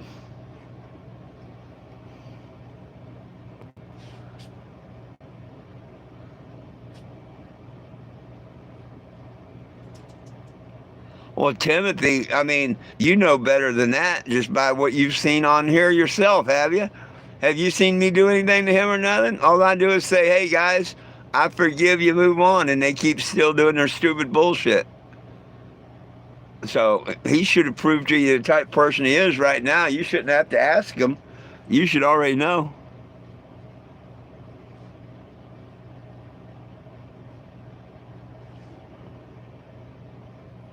Yeah, don't tell him where you live because he'd definitely send the cops to you.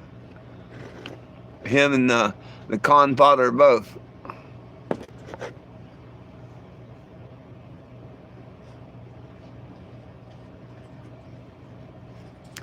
Well, I appreciate you sticking up for me. And, anybody that knows the truth knows it's bullshit. And that's why I don't care.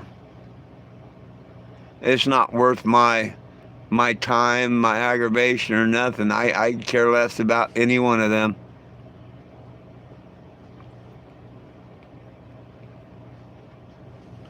Oh, I believe Stank when he said that they sent the cops out to him.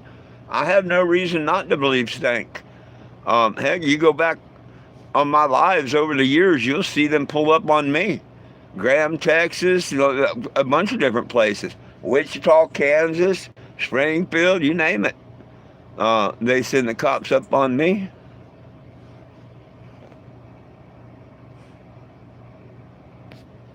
No, it's not bull pussy, it's the truth.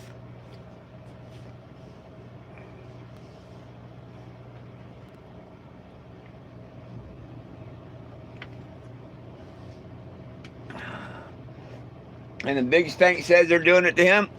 I have no reason to believe that's not true. You know what I mean?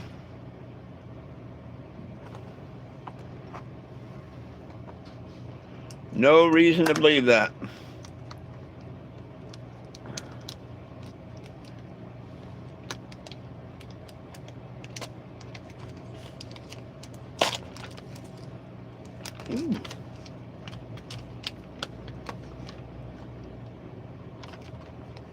We're going to have some roasted turkey breast and cheese sandwich tonight, I think. Their pork is going to have to thaw out over tonight. I'll cook their pork tomorrow. Natural fresh pork. Pork neck bones. They ought to like that.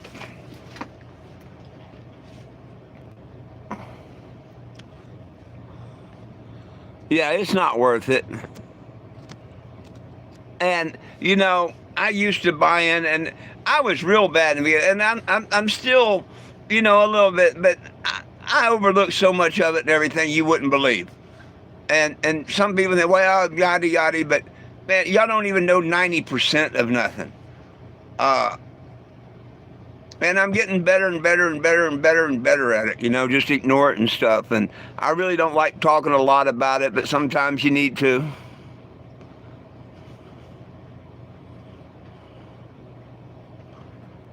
Welfare check, they've got to. Stank's been here.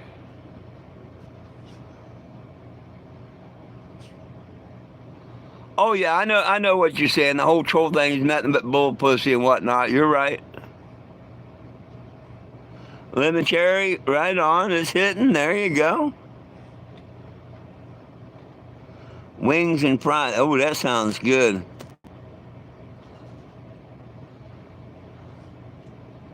Hey, I agree with you. Bull pussy. People screw with people. Bull pussy. Hey, I couldn't have said it any better, Eddie. Bull pussy. I hope to see y'all tomorrow too there, Parker. Have a good one.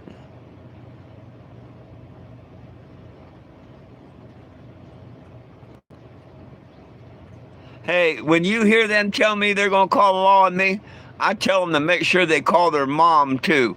Because between one of the two, one of them might care. But I don't. Somebody said they're going to call this on me or whatnot. I always tell them, go ahead and call your mama too. Maybe one of them will care. I tell them that all the time.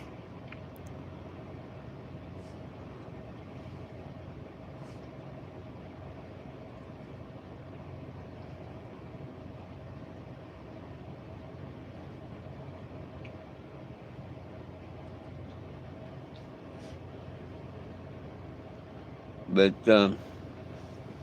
all reality, most of it ain't worth the sweat off of my nuts to pay attention to them and stuff. Ugh.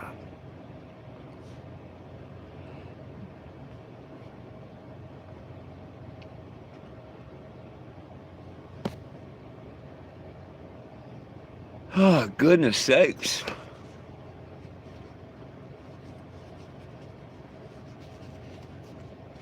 Well, what else should we get into this evening? Anybody? Nobody? Everybody?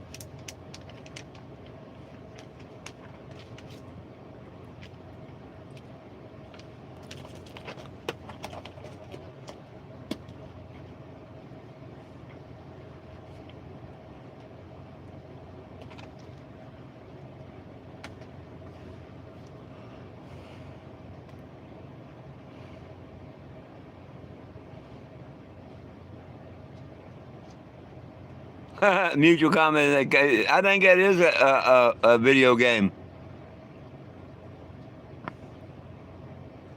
3-day weekend, right on. There you go.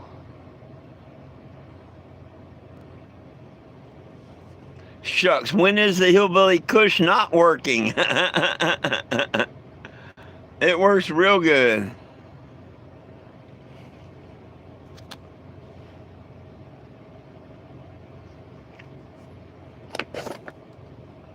Cheers.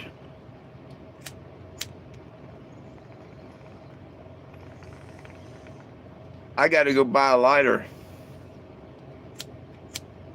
Yep.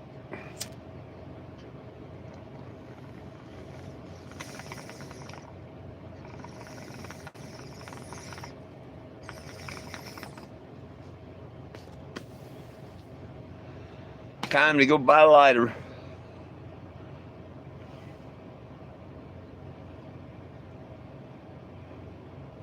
Shit, it works when I'm not smoking it. Say I'll quit smoking it and man, I'll get me a really good night's sleep. That means it's still working, right? I try not to go to the dispensary. Number one, I can't afford it. Number two, your local guy always has better weed than the dispensary.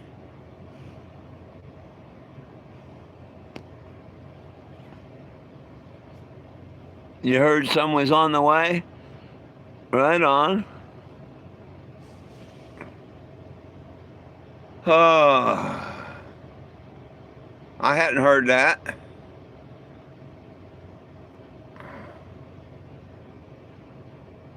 Oh, lighters? Right on. I might need one before they get here, though.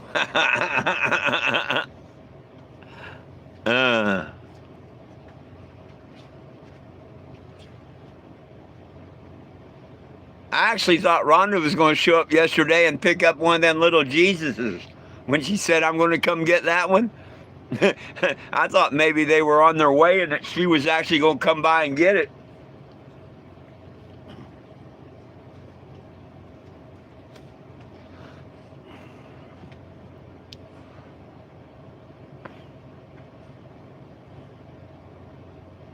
I probably put, I know I put at least a half a dozen out today, if not more. And every time I turn around, they disappear.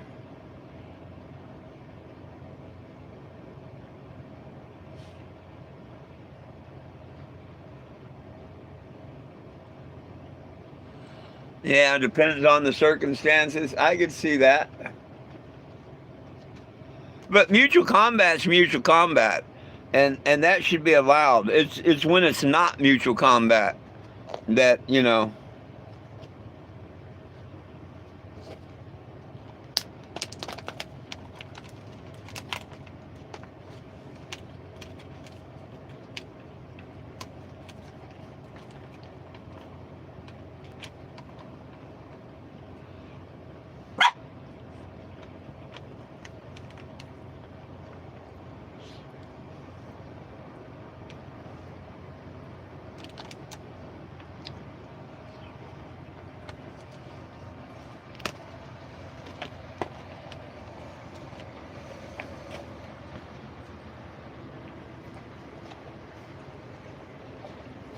Boy, the trucks are all coming off the road tonight.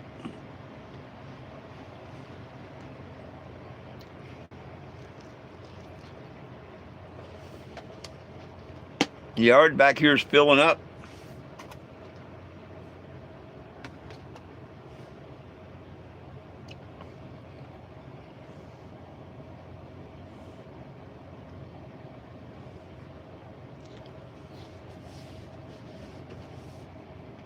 We got to do it, folks. Lulu wants to go out. Let's turn on the white lights and take Lulu out real quick.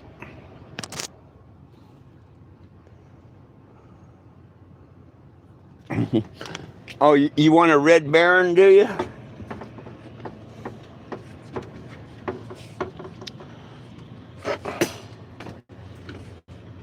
I had to fight going and getting a pizza today. I almost got a pizza today, but I had them beef sausage links that I went ahead and ate for lunch. And then that lady gave me this turkey stuff, so I didn't buy a pizza. Saved me $13. Come on.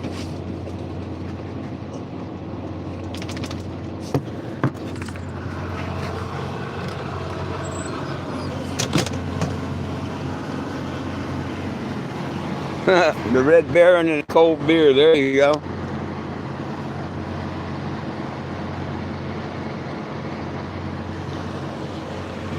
Yeah, we got a few trucks back here lining up tonight. Almost got a whole line of them. And there's a line. And there's a trailer next to me and a truck or two down there. And we still got room for some more trucks. Oh, he's going to back in over here. That's cool.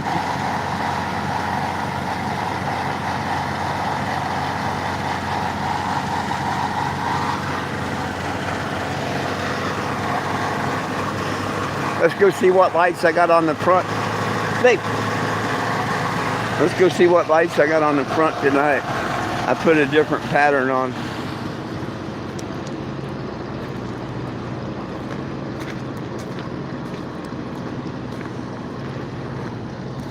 Oh, no, I got the regular green pattern on. Never mind. I thought I put a different one on.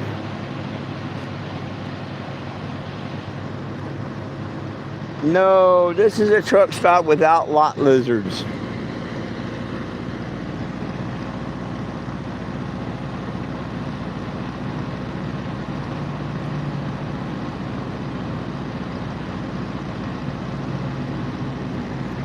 They say no to lot lizards here.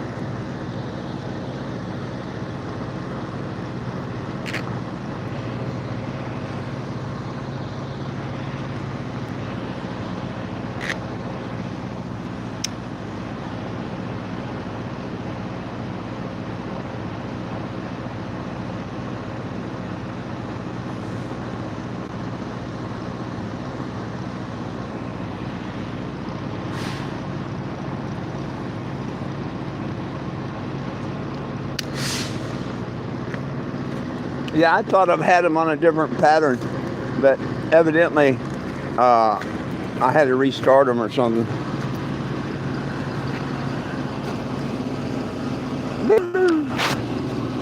Come on. Get him. Baby girl, come here. Get them kids. Get them kids. You had them. Take care of them. Move. Hey, move. Get. Get.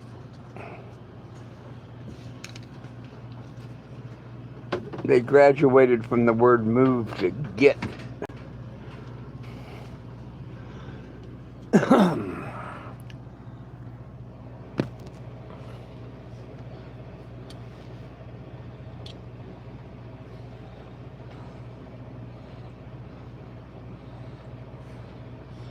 So, 2 hours. Should we go for another half or so? Yeah, it's the wrong end of town. I guess he figures if he keeps asking that maybe want to move in. No lot lizards. I think the establishment around here frowns on that. I mean, I'm not sure, but then again, this is like a local truck stop. It's not like a Flying J or a Love's or anything like that.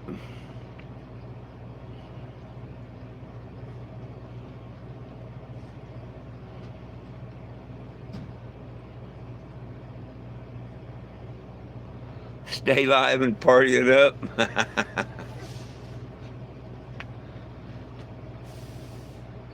Oh, I may stay live a little bit more.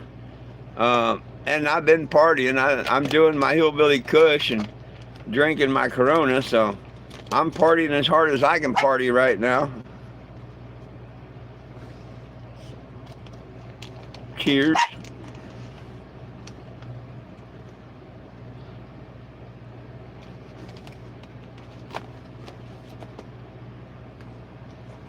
Eating sliced turkey.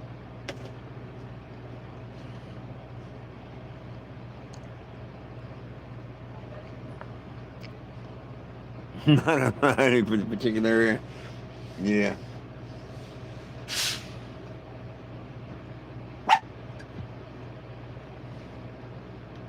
Well, it's not like we're on a major interstate or nothing. We're just on a major road in a town, basically.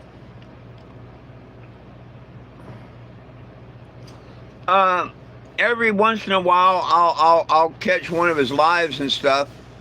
We haven't really talked lately.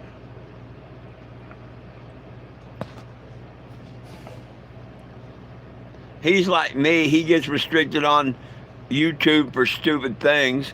He's talking about killing a rat that's on his boat. You know, a rat, a regular rodent rat, and they violated him for violence. And he's talking about, when I catch that little sucker, I'm going to rip his arms off and this and that. And they thought he was talking about a person, I guess. Gave him 3-day restriction for bullying and harassing a rat. That's why I say they don't listen or nothing. They use bots or whatever, or whoever is watching. They're stupid as hell on TikTok, because how's that bullying and harassing someone if you're talking about getting rid of a rodent?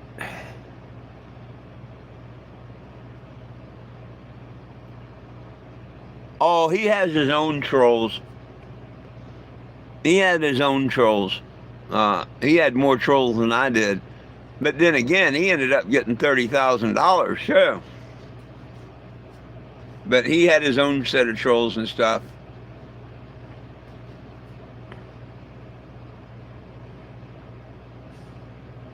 Asshole. Meet the Fockers. Asshole.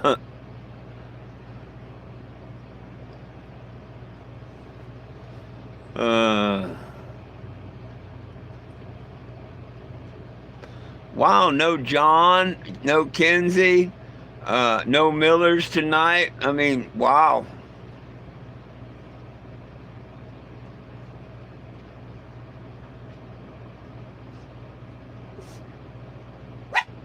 Oh, I don't know. I don't know if they know him, he knows them, or whatever. Lieutenant Dan, and just tell him to F off and block him and stuff, you know.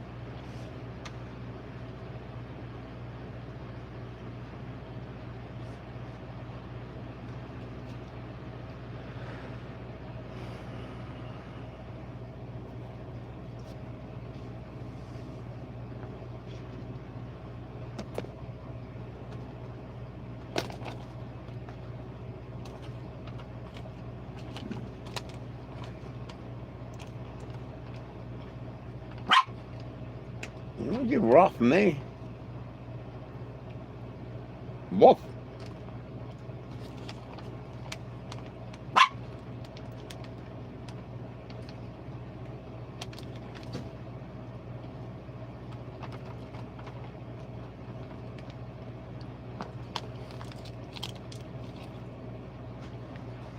Well, folks, what say you?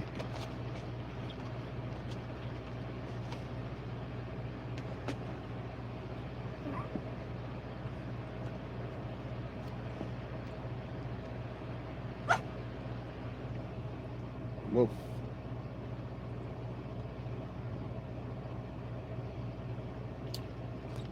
what should we do now?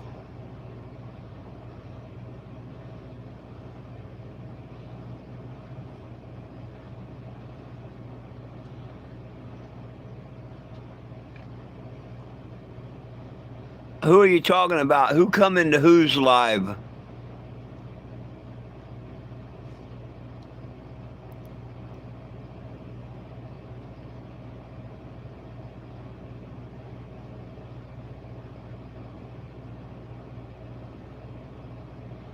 Uh, who, who came into whose live and they timed him out for the length of the live? You lost me on that one.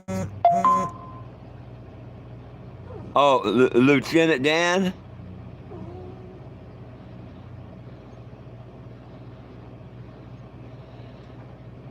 Oh, you're still here, Ricky. Hey, much love. Man, I wish I could give you something to drink. We've got Scott Winslow Albert and them here now, or probably Bryson Ezra. He's the one that like to call black people that. Make sure you report that one, Mike. Report that as hate speech and stuff. Anybody that wants to do that, make sure you report them as hate speech, will you? Harassing, bullying, hate speech.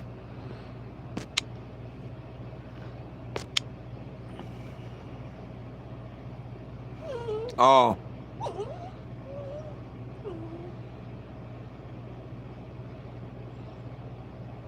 How did my asses get so fucking blessed? uh, oh yeah, I seen the movie Forrest Gump, and that's why they call him Lieutenant Dan. Except Lieutenant Dan had no legs. Jay's got one leg. And on the boat, I mean, I get the whole Lieutenant Dan thing. Did you report him?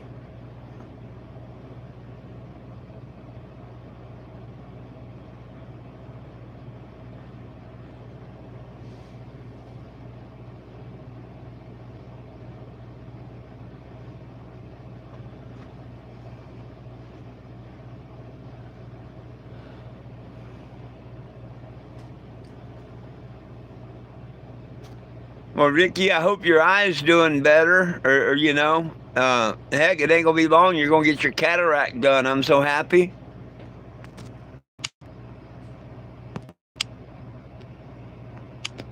And like I say, make sure to report him every time he comes on too. Report him every time they come on.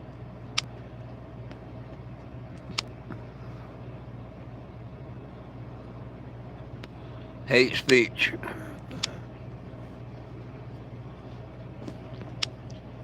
That was Brian's favorite thing to do. His favorite thing to do was to do that.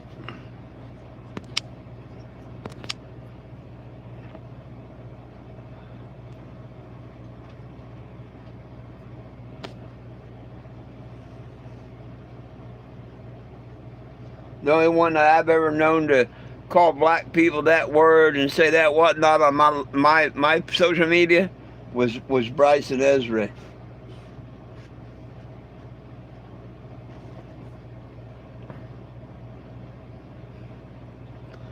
What's wrong with them? They don't like me being on here. They don't like me spitting the truth. They don't like the fact that I love the Father and the Son. They're demons. You know what? They're just going to have to get over it. They're just going to have to get over it. And they have to make dozens of their stupid accounts to do that stupid shit.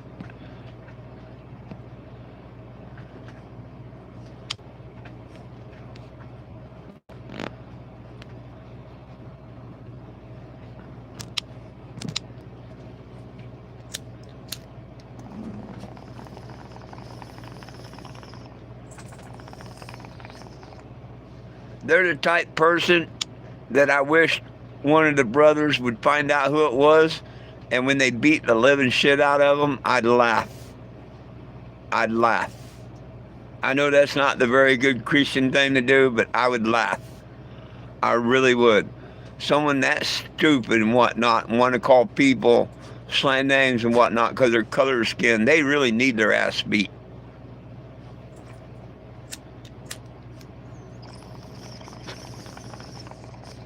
Just like a pedophile needs a wood chipper. Somebody that wants to use all that racial shit, they need their ass whooped.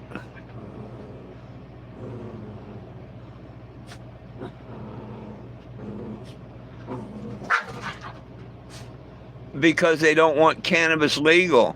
They're meth heads, pill heads, alcohol heads or something. I mean, isn't it obvious to you? I mean, that's all I can think of. Because, I mean, do you know what I do? I come on the internet and I tell people about God's herb and stuff. I mind my own business. I don't do nothing wrong. I don't do anything that they claim that I do or nothing. You know, they all just got to tell lies and stuff. So I have no idea why they target me. It has to be because they don't want cannabis legal and they don't want our cannabis prisoners free. And they're just, you know, they can't stand that I walk the path of Yahweh and Yahshua, and they walk the path of Satan. So, you know, that kind of collides. I believe in peace and love with everyone. I give forgiveness. They believe on trying to harass people on the internet. And then they've called, you know, my followers and stuff. I can show you plenty of statements where they say that, you know, they're going after my followers and stuff. Why? What did my followers and stuff do to them? Nothing. Just like I don't do nothing to them. Why does Brian Ezra say that any veteran that follows me is a cocksucker? Black people are the N-word and stuff. I mean, why would you do that? You'd have to ask them. The only thing I can think of, they got a demon so far up their ass they can't shit it out.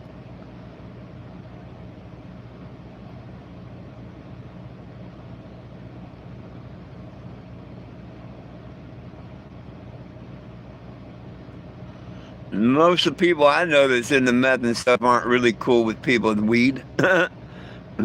Nope. Normally it's the opposite.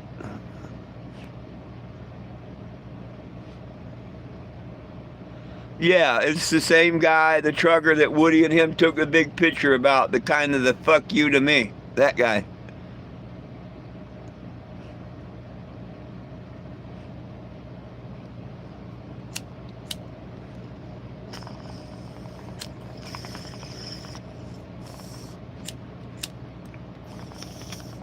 I mean, you tell me what I did to him. Steve Sprague, the one that set the apartment on fire with the kid on it and beat his wife and stuff, his excuse was that I was an animal abuser. That was his first excuse. And everybody asked him, well, why didn't you call the dog pound? Well, excuse. Finally, he did a video saying exactly what happened, according to him. Lilu, here. He knew not to say Jack, because everybody would have known right off the bat that he was full of shit. Because no one would grab Jack. And Jack made you think he was going to tear you up. So he knew better than say Jack. I just got in Lou a couple months before. And he said that when I pulled up to his house, because he begged me to come visit him and all, that's all true, and I did. He said when I pulled up, my dog ran out the door, and I grabbed her by the scruff of the neck and threw her in the RV, and he's so upset he wouldn't go to the events or nothing. Now, at the time, if you go watch the interviews and stuff, it's because he's got a sick kid or a sick grandma or something. Nothing to do with the dog. But isn't that what you're supposed to do? After he told the story, I'm like, whoa, wait a minute. That could have happened. That scenario could have very well happened. I don't remember it happened, but that sounds like something that I would do. And that sounds like a responsible pet owner. If your animal takes off out of your control, what are you supposed to do? Get him back in your control the best way you can and safe as you can. If you're going to grab the dog, where is the best place in the world to grab a dog? Like their mama would or their daddy dog would. The scruff of the neck. That's where you grab them. So what did I do wrong? Where was animal abuse? See, that's when the lady that hit me with her car in Topeka came to my side and apologized and came forward and everything. Because she thought that I was an animal abuser and this, that, and the other. That's why she was so, and then she finally seen through their lies. And when he admitted that, you know, it was because I picked my dog up by the scruff of the neck and put her back in the motorhome is why, yeah, that's why, you know, she left their group and came over and gave me all the evidence and stuff that I've got from her. But by his own admission, you know. Or his favorite tape to call me racist. He takes partial videos. I was in Missouri, where I'm at now, and I was parked on the street by a strip mall. I'd been there a few hours, you know, no problems, you know, yada yada. Well, the guy that owns the strip mall comes in, and he happens to be from another country, you could tell. And he's telling me that I can't be on that street and whatnot. He's calling the law. Of course, I told him to call his mama, whatever. He's got his security guard over there trying to yell at me and stuff. And the security guard knew what I was talking about. He was cool. And the guy kept wanting to call the cops. And you know, I told the guy, hey, this is America. I don't care if you own that shopping center. You don't own the street. You can't tell me to leave. The cops can't tell me to leave. If you don't like the laws, go back to your country. That's not racist. That's American. You tell me now, is that racist or American? If someone comes here from another country and they think they can just run all over your rights and stuff, I'm parked on the street. I'm not in this parking lot or nothing, telling me how he owns this whole block basically and I can't park there and whatnot. Well, maybe in his country, but not this country. That's public parking. I got every right to be there. Now, am I racist when I tell him, hey, if you don't like the laws here, go back where you came from? You know, don't come here changing our laws and stuff. Just go back to your country. I don't think that's racist. What do y'all think? Well, anyhow, if you cut up a video and only show parts of it, like me telling him to go back to his own country if he didn't like it and whatnot, sure, you can make that look racist. But if you show the whole video, then you'll see that there was nothing racist whatsoever in it. And why he won't show the whole video? When he finally understood that I wasn't out there selling pot on the street and stuff, what I was doing, he invites me to set on his property. Anytime I come back there in Missouri, I can go set on his shopping center property. He don't want me to set in the street where somebody can get hit, you know, or nothing, to please come park on his property. He actually had me move onto his property that day because he didn't want to quit until I did. He didn't want me out on the street, you know. He wanted to be part of it. See, he won't show you that shit. Just what he chops up to make it look like I'm racist or something. But heck, I've got black grandchildren, Spanish grandchildren, white I love my mutt family. We're human beings on planet Earth.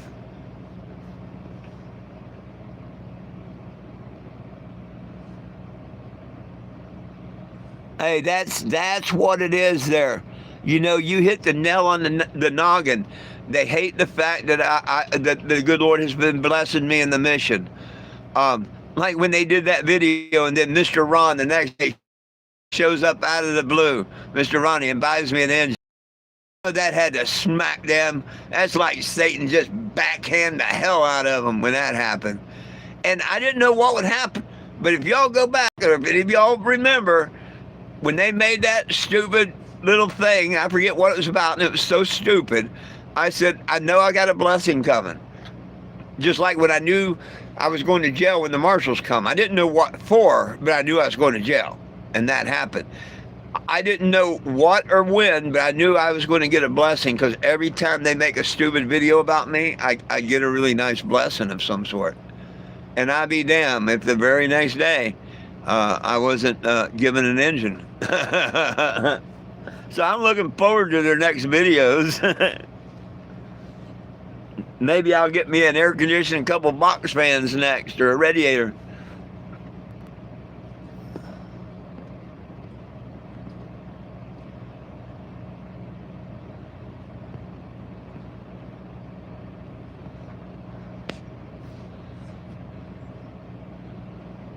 Hey, right on, George. What's up?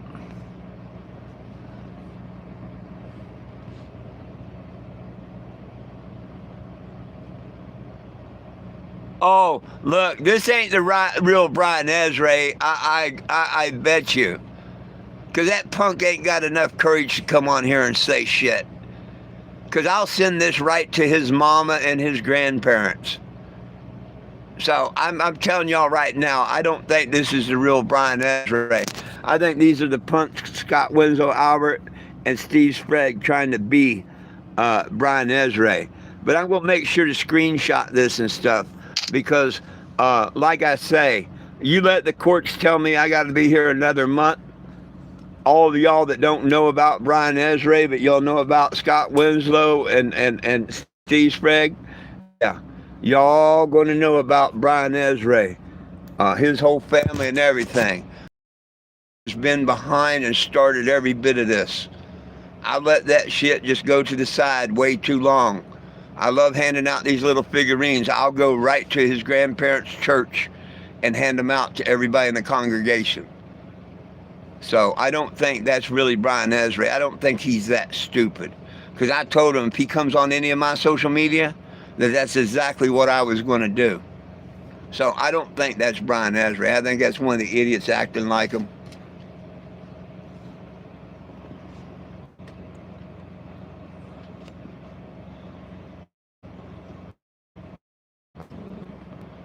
Oh, I don't have to try. If that's you, I don't have to try.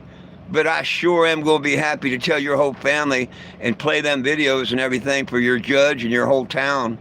Oh, I'll probably come do that. Getting money from you, nobody could get nothing from you. You ain't got a pot to piss in or a window to throw out. I don't want your money. I don't want your money. I want your asses in jail, and you'll probably be the first one to go. And good luck driving a truck when DOT gets done with you for doing that with your headset on. Remember, I've got them videos.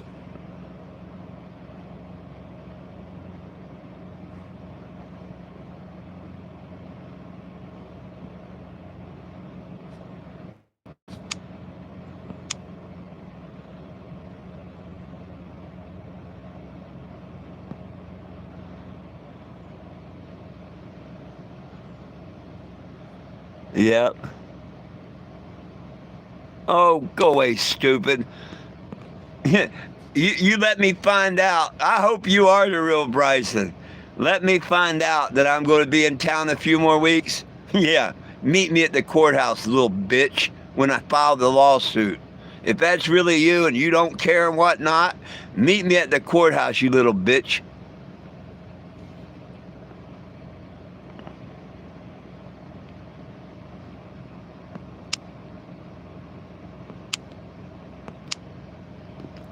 But I don't think that's the real Bryson. I think that's stupid.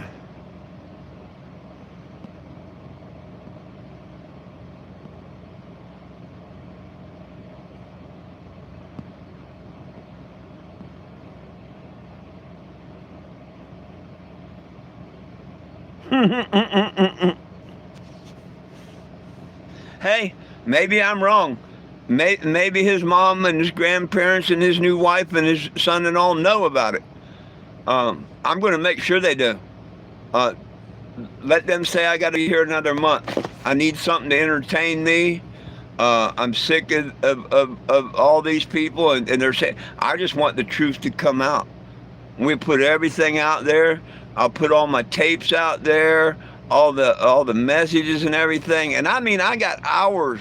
If you put it all together, I've got like 2 hours of in the N-word this, the spick that, veterans are cocksuckers, your supporters are cocksuckers. Just like he said there, my pussy bitch followers bowing down to me or something like that. Always trying to talk stupid shit about my supporters.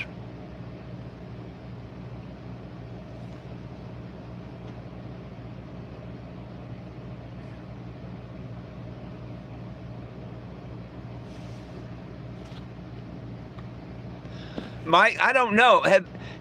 Big Stank, Big Mike, have y'all seen the video when he admitted that it was him that was doing the stuff to me? Acting all proud and everything? Y'all seen them videos, haven't you?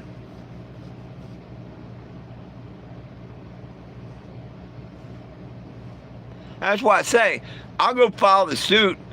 I mean, it's open and shut. The judge is going to have to award me the maximum.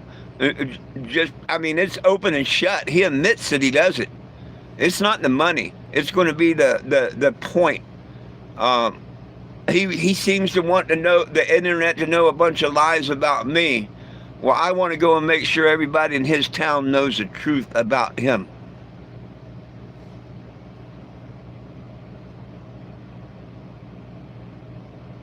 Oh, he probably passed, yeah.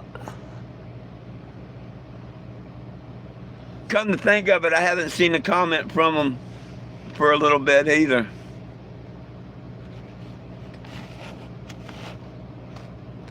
But I really don't think that was Bryson. I think Bryson would have enough sense to be with his new wife and shit instead of... But then again, you never know. But I do know he promised his mom he would leave me alone and stuff. And that right there is breaks his promise to his mom again if he's back on here.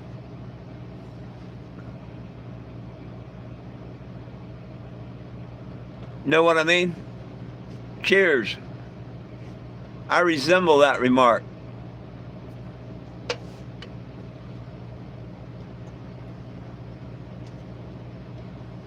Man, I've made that beer last a long time tonight. 2.5 hours. Shall we go for 3?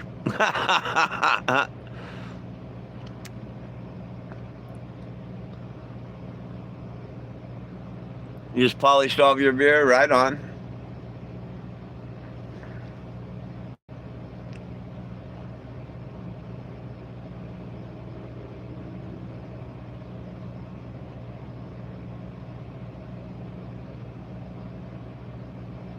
Oh, I don't know about 4. I don't know about 4. I'll be lucky to make it another half hour. Hey, everybody, have you signed the petition? Yep, nobody belongs in jail for weed. We know that. That's common sense. But a lot of people lost common sense. And it needs to be federally legal for everybody. It don't need to be a narcotic. Your own body proves it's not a narcotic. If they want to call it a drug, man makes drug, not God. But if they must call it a drug, it should be like alcohol, tobacco, and caffeine. We call them drugs. They're very, very, very addictive, a lot more addictive than cannabis, and they kill people, and cannabis don't. Hell, baby aspirin kill people. You eat too many, you're going to die. You can eat and smoke all the cannabis you want, you ain't going to die.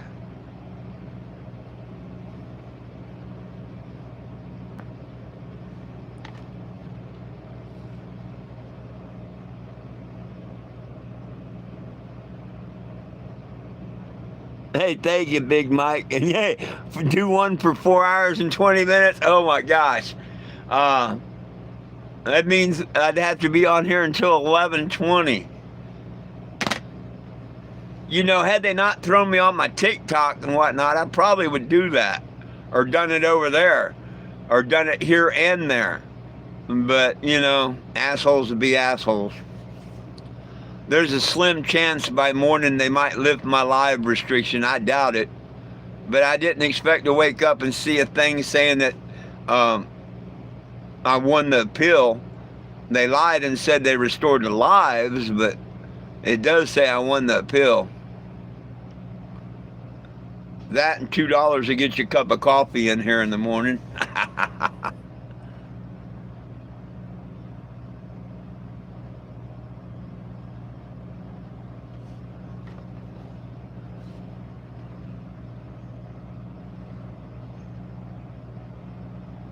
Oh, hey, you're preaching to the choir there. You're preaching to the choir. Just like cannabis is not a narcotic. Your body proves that. Uh, do you know how your body? I mean, I don't know if you've been here the last day or two, um, but I've been talking about this the last couple of days. Your body proves there's no narcotic in marijuana. The healthy body proves there's no narcotic in marijuana. Self-grown will always be the best. Do you know how your body proves there's no narcotic in marijuana, my friend? Were you here when I was explaining that? If not, I love telling people. But if all of y'all know, well, you know. But do all of y'all know why I say there's no narcotic in marijuana, that the body proves it?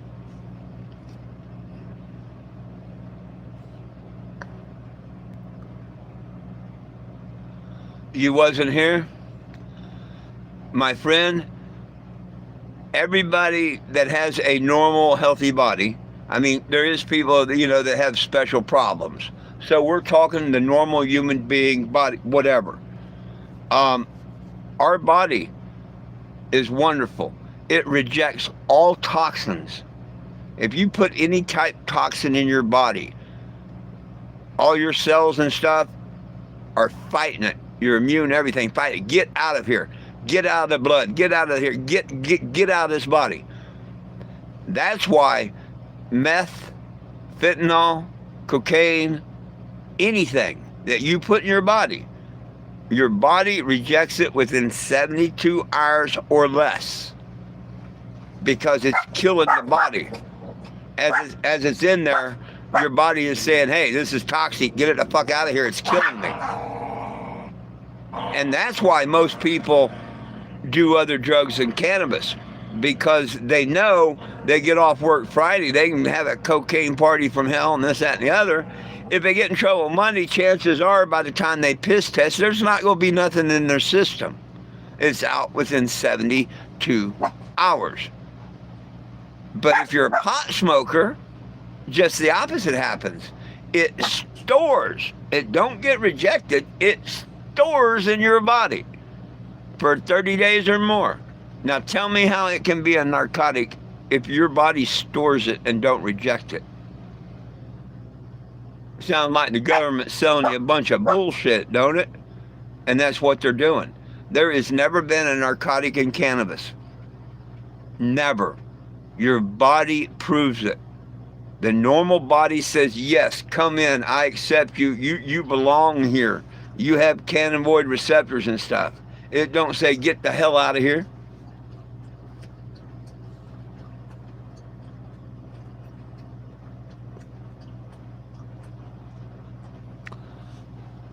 You say that's a good point. You probably don't know why I started this mission and all. I was charged, I'll give you the short version. I was charged with 2 counts of sales of marijuana. I was facing 10 years in prison, or snitch people. I'm not going to snitch nobody. So I took it to trial. And I said, prove to my jury what narcotics and marijuana. Because the body and chemists that I can bring in is going to prove to my jury there's none. Let's go to court. Let's win this. They said I was incompetent to stand trial. That was in 23. I hit the road in 24 and been on here fighting ever since for years of my rights, proving them just how incompetent I am. You may label me incompetent, but I'm smarter than the President of the United fucking States and every member of Congress, because I know that cannabis is not bad. Anybody that says cannabis is bad is uneducated or a liar. Why do we have uneducated and liars running our countries and stuff? Better yet, why do we have a bunch of pedophiles running all of our states and stuff? Crazy satanic world we're living in.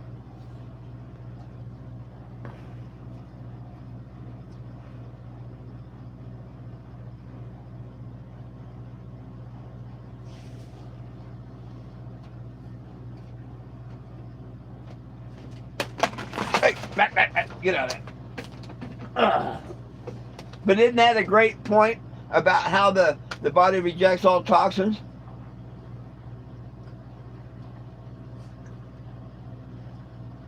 And cannabis stores in your body?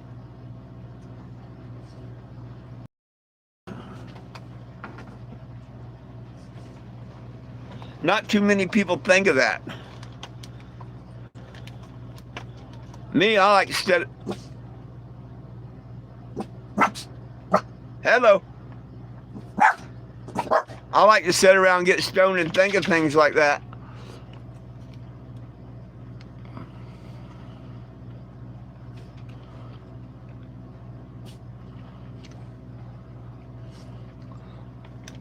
Oh, look, now he put up here Ezra Trucking.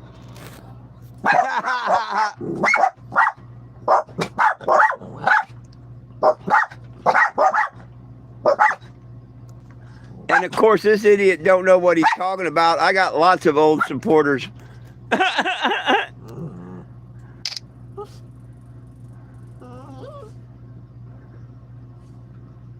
That's it.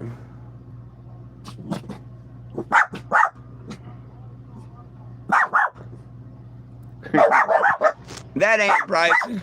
That ain't Bryson.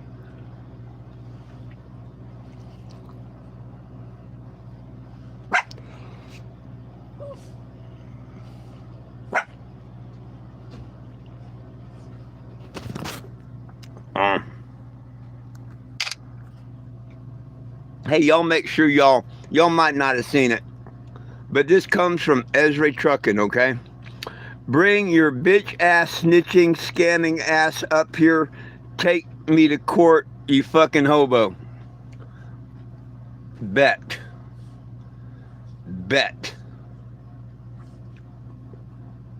And I took a screenshot of that so y'all can see that. So there's the challenge right there.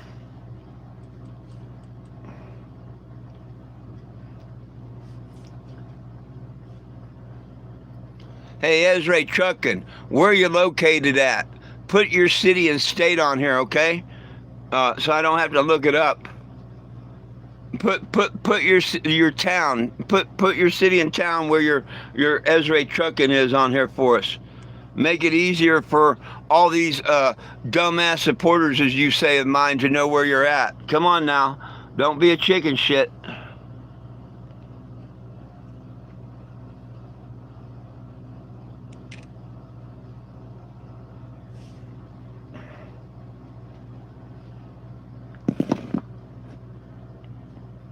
Chicken shit ain't gonna tell you where he's located, I guarantee you that.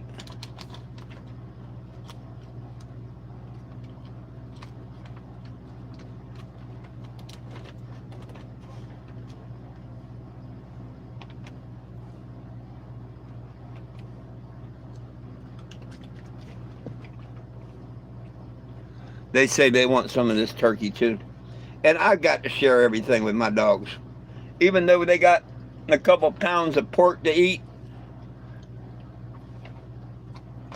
they can share my turkey too.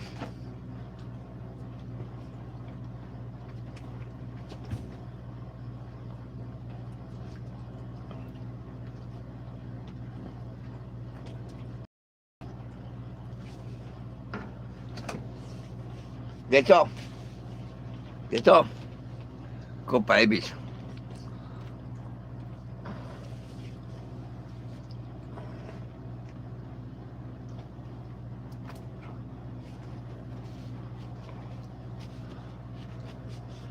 Now, when all this hits the internet and everything, and someone's crying about me being in their town, I'll blow up a poster and put it on the side of the Cannabago here, where Ezra Trucking said, "Come on, come to my town, you stupid hobo," and whatnot. Yep. Sound like a challenge to me.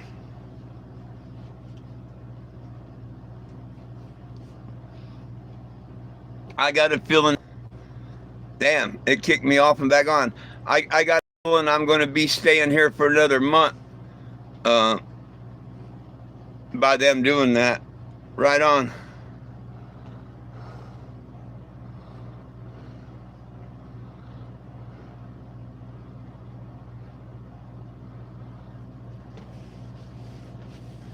Oh, I know this. I know this. And like I say, I'm going to leave it up to this. If I can get out of here in a couple of weeks, all my shit in Missouri's over with, I can get out of here. I plan on doing that. I plan on doing that. And if that's what the good Lord's got me intended to do and all, that's what's going to happen. If not, if on Thursday after next they tell me I got to come back in a month, oh well, I got to find something to do, right? And it's not like I can't find out all the information I need. All I got to do is go back over my emails from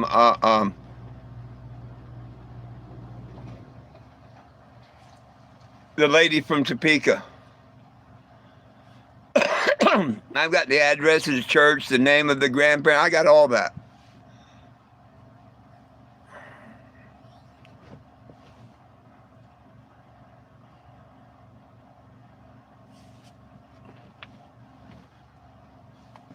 And then you can say, well, I didn't do that, blah, blah, blah, blah, blah. Well, your buddies did.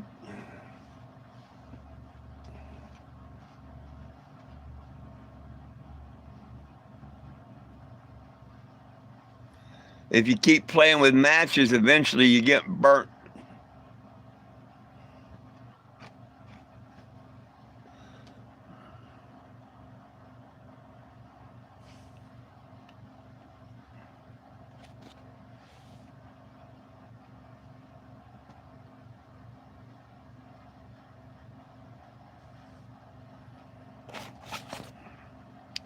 Cheers.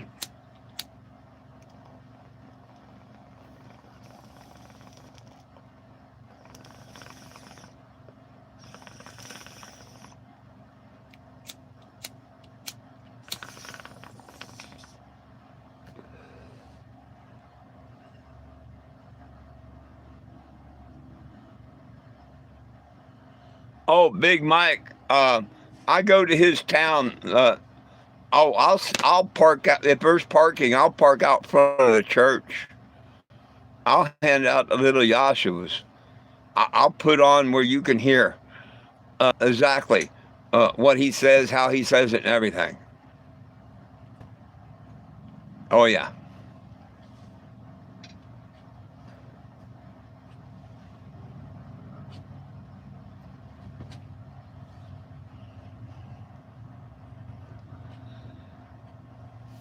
Well, come on, people. What y'all want to talk about? If y'all want me to hang out a little bit longer, you got to help me out here. I just as soon not talk about the trolls and all that stuff, But if that's what we want to talk about, or anybody got anything they would like to ask, question, comment, concern, whatever.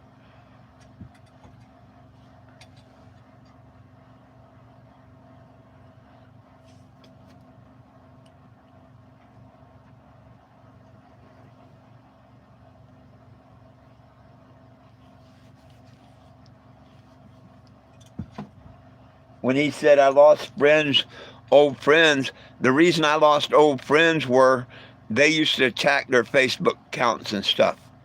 All my friends was getting attacked and stuff. Um, and that's why I lost a lot of people.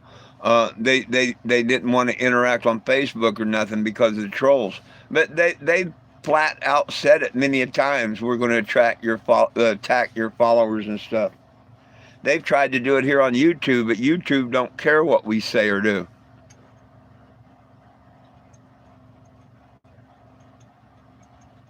Ah, right on. You use lemon pledge on the seat and stuff. That shit works good.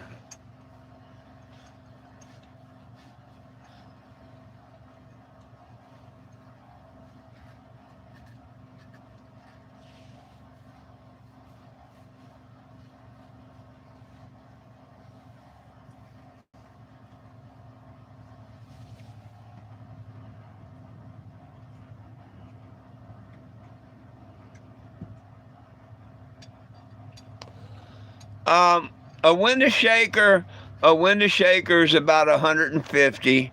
You can get one for about 150 at Walmart, and the fans are about $25 to $28 a piece, depending. But at Walmart. Uh, I figured I came up with this. I figured $200, and so far I've got 20 towards it, which I'm going to spend tomorrow for gas. But whatever. But I figured $200 would cover an AC and 2 fans. I can't afford it this month because buying the straight fan and all the money I've spent getting her going and everything. And I won't be able to buy it next month because I'm in the hole from this month.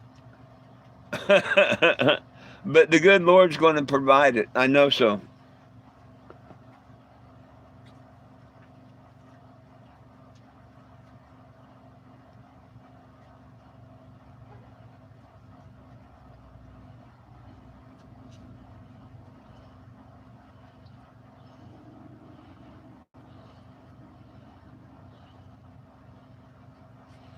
Um, what's sad is what they're doing. I mean, come on now. What's my mission? To release cannabis prisoners and get pot legal for everybody. What's wrong with that? What am I doing wrong? What are they so upset about my mission? They tell people I'm a scammer. How did I scam? Do you know there's not one person out there can prove I've scammed anybody? I'm an animal abuser. There's not one person out there can prove any of that. There's absolutely nothing any one of them says that they could prove. And when people say, well, why? I don't know why they do it. I wish the heck I knew why they did it. But people are just like that. Is it jealousy? What? I think that's what it was. Because when it comes to Steve Sprague and Scott Winslow Albert, it was jealousy. When it comes to Brian Ezra, that's just a sick individual. He pretended to be one of our best supporters. Heck, I argued with Frankie and Penny Ford and a few others that said, that kind of, we think Bryson's the one. And Penny Ford kept outright telling me that I was wrong, that just by what he said, yada, yada, yada, yada, that she knew damn well it was, and damn if she wasn't right, and I didn't have to eat crow. But yeah. And I never did anything to him in the world. Never. Just like I never did nothing to Steve Sprague. The only thing that Scott Winslow Albert could say that I did to him is I did put a picture of his girlfriend Shirley and his daughter in the window, and him in the windows of the Cannebago. I did do that.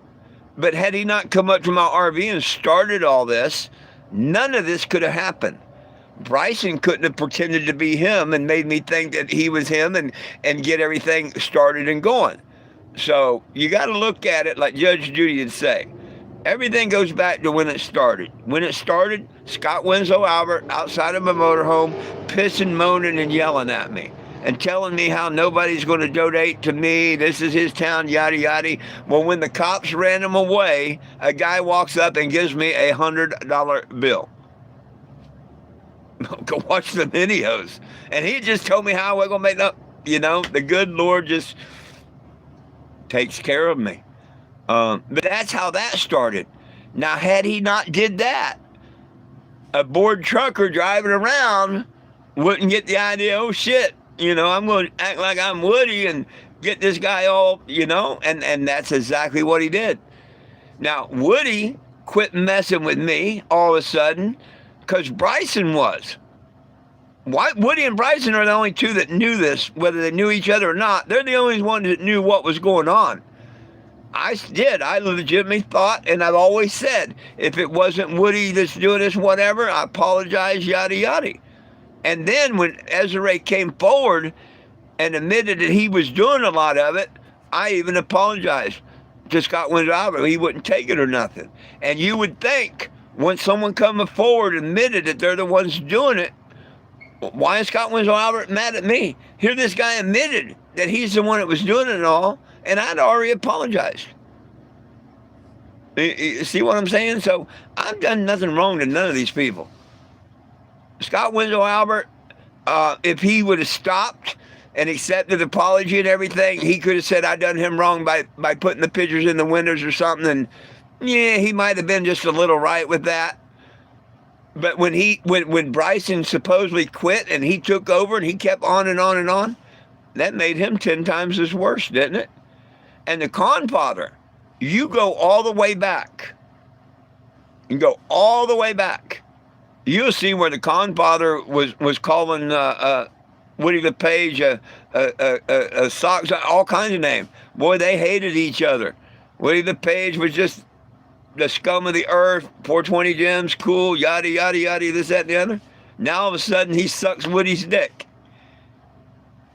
I ain't did nothing wrong to neither one of them.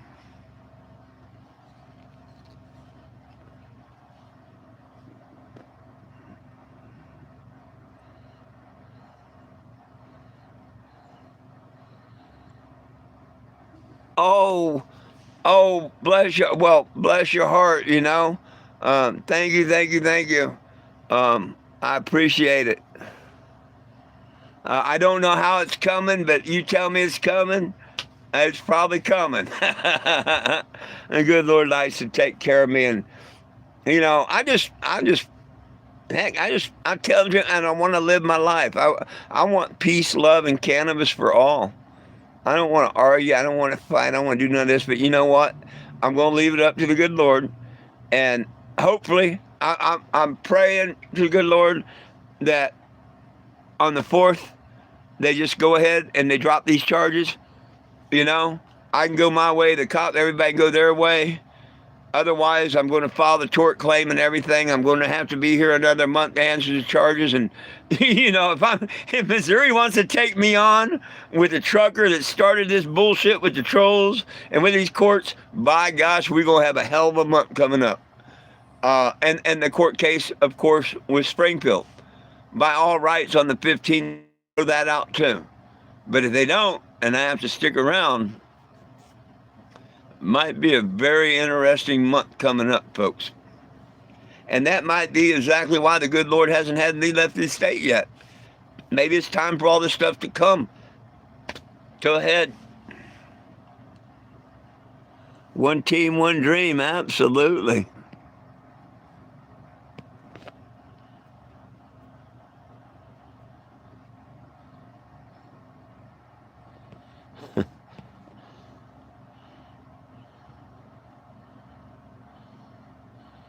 Is John and Kenzie here? I missed them.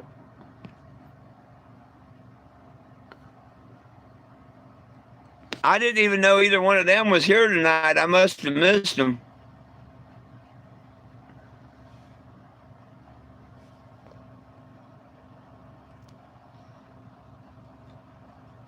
Or are you just saying hi in case they watch the live?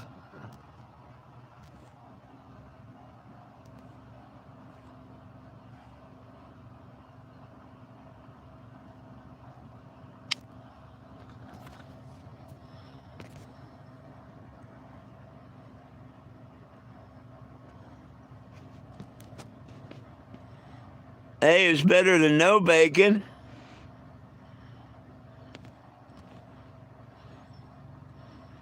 Well, I'll be damned, because I don't see where there's any messages whatsoever from John or Kenzie.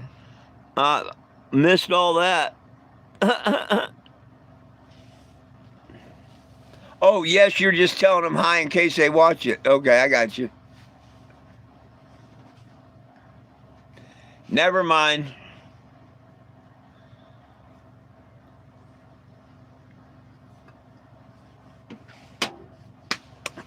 The beer and the kush is going to my head tonight. Thank goodness. Thank goodness it's working. Oh, look at that. I hit 50. Thank you, my friends. It only took 3 hours.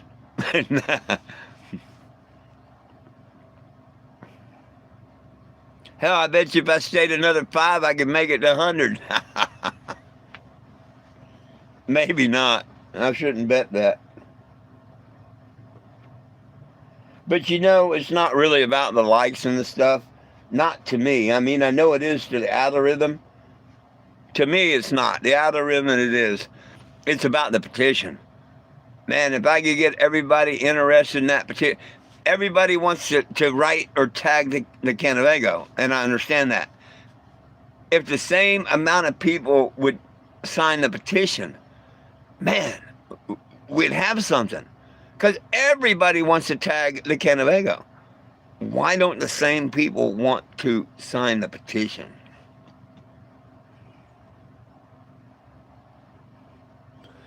Yeah, God bless the world, both sides of it.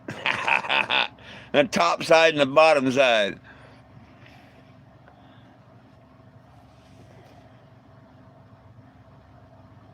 And I'll give you that. There is a top side and a bottom side. I will give you that. Because the firmament separates above and below.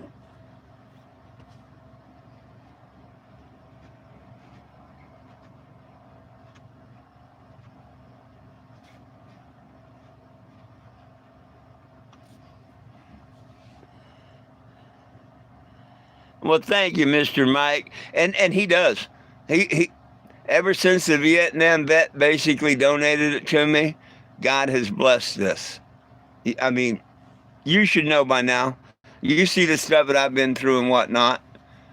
Breaking down, not having towing insurance, and the cop having a tow truck tow me down the road a mile and they didn't charge me, and just all the wonderful things where the good Lord's looked out for the mission. It's like the Blues Brothers where they say I'm on a mission from God.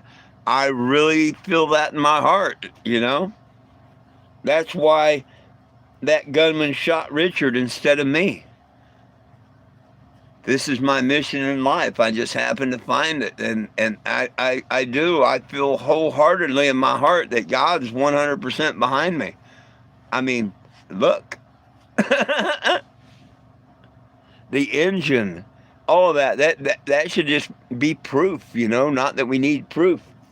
Hell, the fact that I've been doing this since March 1st of 2014 and not be in jail or anything like that, to go all to these states, meet all the bad cops, and all the good cops, and everything that I've done, the city hall meetings and everything. It's by the grace of God that every bit of this journey has gotten to where it is, and I mean, I know He's behind me 100%. When that petition is ready to take off, if it's supposed to be in front of everybody, if I'm supposed to do a march and all, it's going to happen. But if I'm not supposed to, it's not going to happen. You know what I mean? And that's just like this here with Brian Ezra now. I'm trying to figure out now that maybe that's why I'm not leaving Missouri. I still have a lot of unfinished business in Missouri. And all this stuff with the trolls and losing internet and losing, being able to contact people and stuff has to do with the trolls and shit. Well, maybe I'm just supposed to bring everything to the light. And I can simply do that by going over and filing the lawsuit. I can even file it instantly. But, I'll go spend the $30 or whatever, the newspaper or whatever, definitely all over the internet, and let the story come to light. And then everybody will know the story. And they can decide themselves, why the hell would someone even do this? If I was in Bryson's shoes, I wouldn't taunt nobody to do nothing. Because to probably stand and call black people the N-word and to call veterans and stuff cocksuckers, man, there's people in this world that would mess you up if they'd known that. You know what I mean? And he proudly does it. Not just once or twice. We're talking 1,000 times.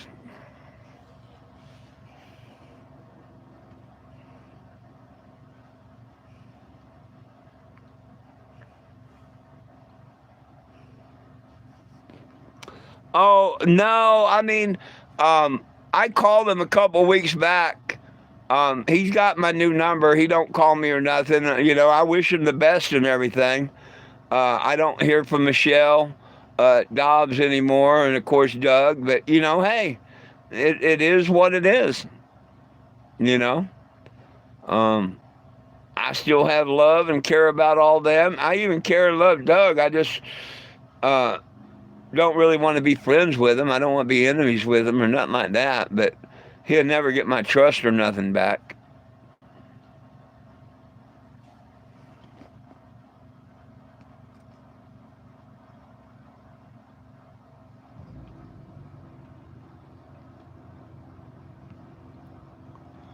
From California. I love California too.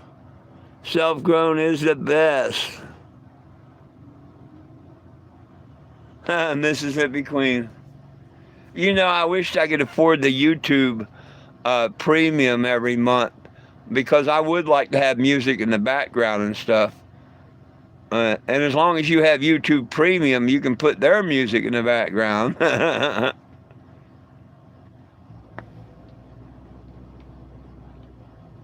But heck, TikTok ain't cheesy. You can put videos and stuff on TikTok. They don't give a shit. They don't violate you for it.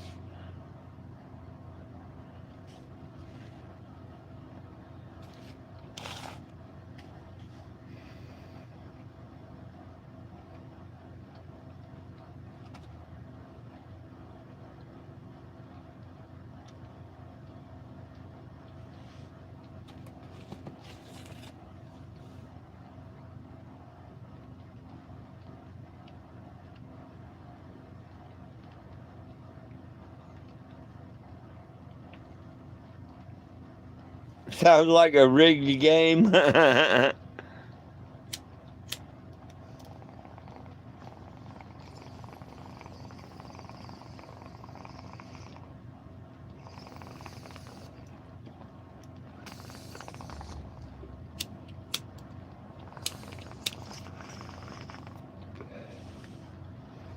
Well, I don't know what to do by what happens in court on the 5th. I may know. But then again, if they drop it on the 5th, I still won't know until I go to court on the 15th. Because if they don't drop it on the 15th, then I still got to be a month for Springfield. So we'll know by the 15th. Now, we might know on the 5th. If they tell me I got to come back in a month and whatever, well, there's my answer right there. What'll probably happen is this will get thrown out on the 5th, and I can move on.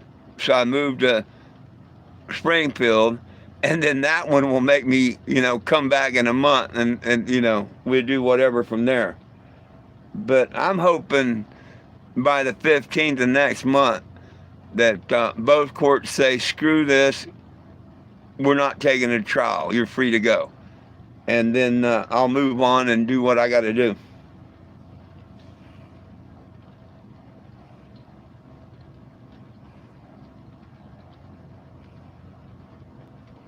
Well, they said if I have YouTube Live, I could play the YouTube songs.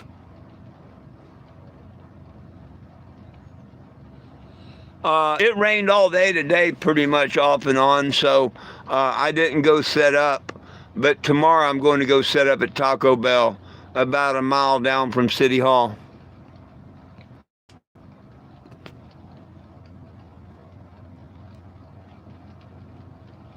Oh, you can only play... Well, yeah, well, YouTube Premium, they have a station or something that if you pay for their premium, you can play their radio stations, their whatever in the background. But you got to pay their premium to do it.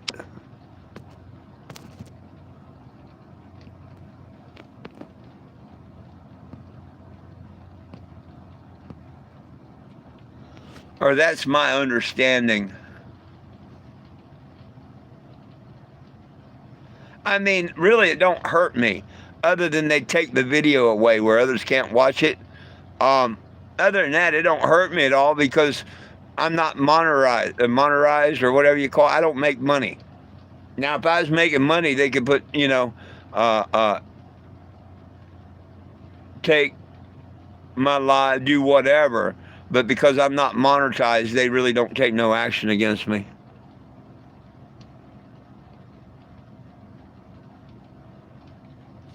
Oh, shucks. They must have been a Jim Smith on here.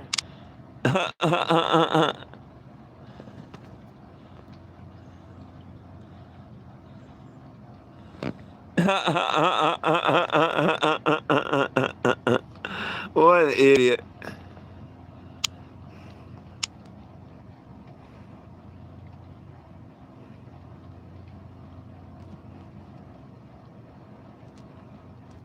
Good one, Mike.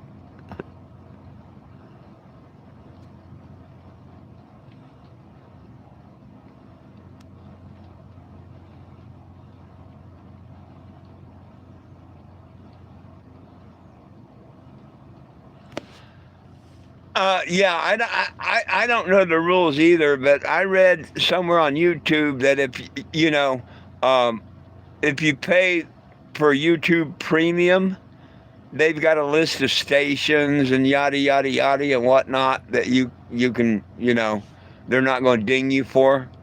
They probably have some songs too you can do for free and stuff. I just don't know about it.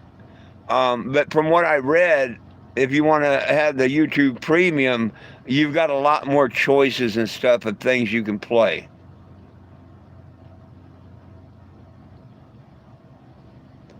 But YouTube's too expensive. $15, $16 a month. That's a lot of money for what?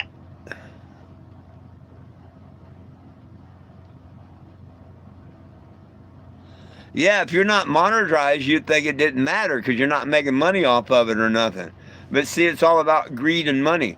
If you're monetized, then they'd put sanctions against you, take your money, whatever, and they're going to make you pay because you're making money off of it.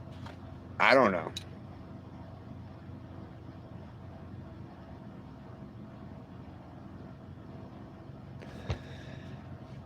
People don't realize why they came up with cell phones and got rid of landlines.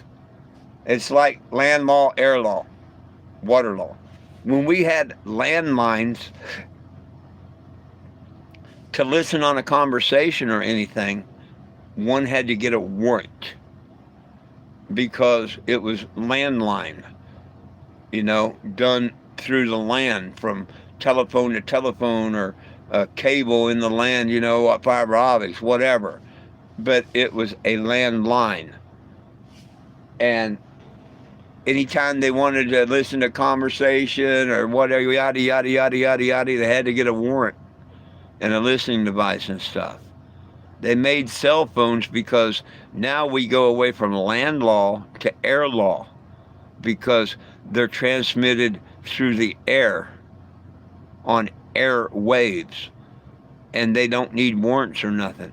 Anybody with a receiver can listen to anything they want on airwaves. And see, a lot of people didn't realize that's why everybody went to cell phones. That's why you see very, very, very, very, very few payphones anymore.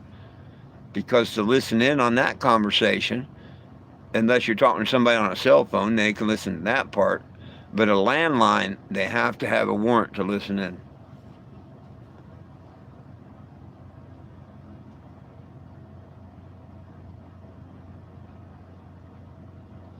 I don't know nothing about Kick, and it don't sound like it's a very big platform and whatnot, so I've never even tried it.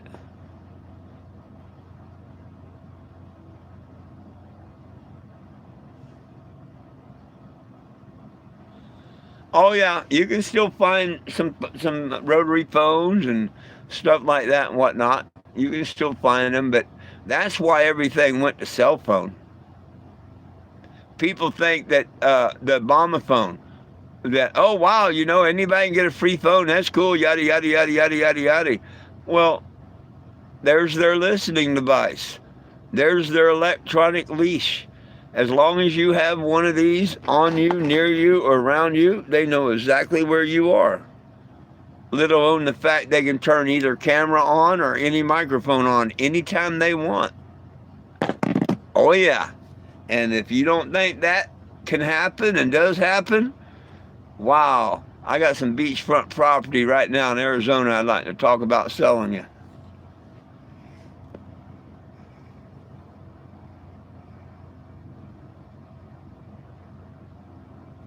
Rotary phone in a minute, I'll be damn. See, AI don't even know what you're talking about. You're talking about a rotary phone. But it automatically hid that message and darkened it. And all your message says is have a rotary in the bedroom. Why would they hide that message? That's what I say. AI is stupid. TikTok. I can show you screenshots I did earlier. It says how I was talking to kids about an AC. Hell, biggest thing, a few were there. I never talked to no kids or about kids. I did mention that we need an AC. But everything that it kept coming up was talking about a petition and whatnot. Nothing about bullying, harassing, or anything.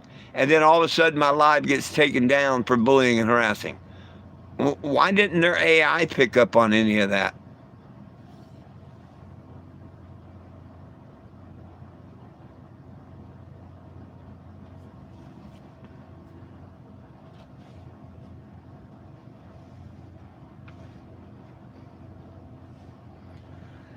Gersh.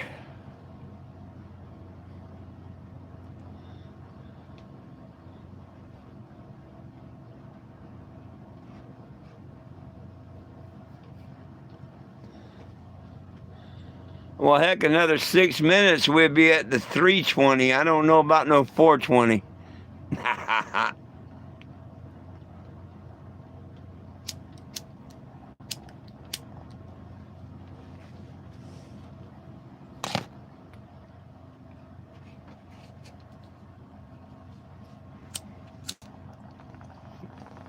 Heck, my generator might not even be on at that time.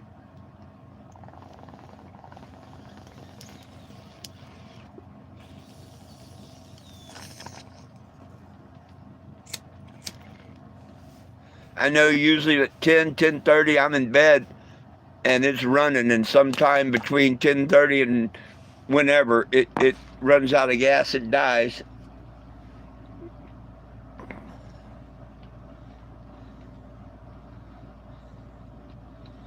Oh, for a couple of days, yeah.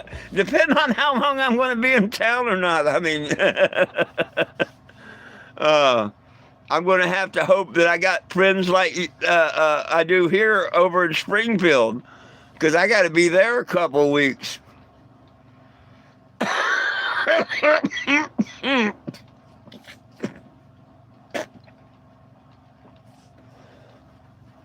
might have, you never know. I did have a couple people, I think, help me out in Springfield, or, in Ozark. Crossroads Stoner came by. That was a big, great help. He's the one that got us the tire and all. That was great.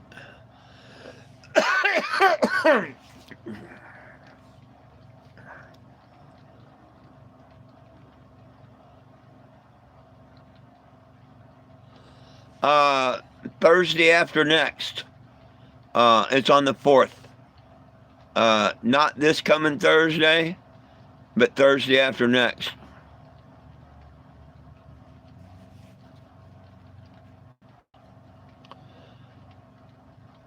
But it's just a bullshit hearing, is all it is. Now they could go ahead and drop it, and that's what they should do, and what I advise them to do and all. But technically, it's just a hearing where all I'm allowed to do is say guilty or not guilty, and then they set it for trial. If they want to go that route, that's cool. That's cool. I'll be here, and we'll set it for trial and all. I'm not walking away from it, and I sure can't drive away from it, because look at the price of gas and shit. I'll go over to Springfield and do that one, and then come back here and set and wait for the trial date. Same thing in Springfield. If they don't drop it and they want to do that, well, this is just where you plead guilty or not, the first hearing, we'd play that game too.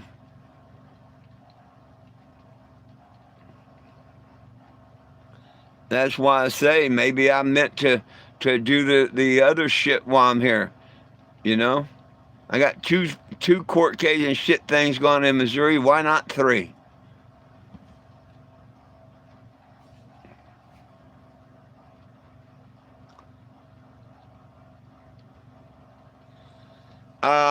It's either 9 or 9:30.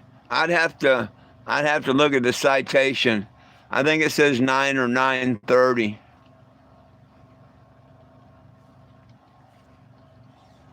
And of course, usually there's a bunch of people there, and you go there and sit from 9 to noon or whatever. Might be the first case called, might be the last. But it's just a bullshit thing. You go in guilty or not guilty, and they set a trial date. Hopefully, they just say, look, because the cop did. And whether they know about it, whether they care about it or not, I don't care. That cop gave up qualified immunity when he said that I pushed his buttons and when he threatened to tow the mobile billboard. Now, he had every right to say, look, you can't be in there camping, sleeping, yada, yada, I think you're camping. Your vehicle is legally parked, which it was. And if I'm not in there camping, it's definitely still legally parked. Now, he could have told me, hey, if you go back in there and I go by and the lights are all yada, yada, yada, yada, I'm going to arrest you for camping, whatever. But hey, I understand you don't drive after dark. Go down to McDonald's down the street, whatever, take a walk. Just don't go back in there and fall asleep or nothing. At most, that's what he should have done. And I mean, he shouldn't have done that.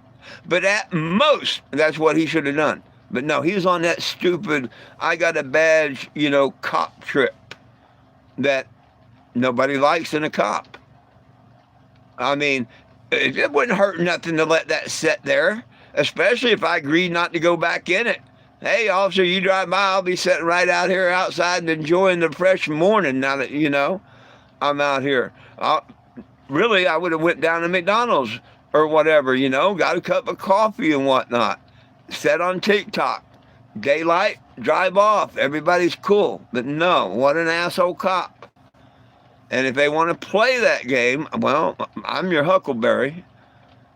There's something in me that just won't let me walk away and say you're in the right when you're not. I was not camping. There's no way in the world they could prove I was camping. And if they want to go to all the stupidity and the money and stuff, and me to go file the complaint against the officer and file a tort claim against the city, I'm your huckleberry. I've had enough when it comes to being blamed for shit that I don't do. I've got trolls that blame me for shit I don't do. I got Walmart that blames me for something I didn't do. Now I got the Poplar Bluff Police Department. I mean, bullshit. It's time to just prove to all these fuckers on all cases, bullshit. Quit lying and say I did something I didn't do.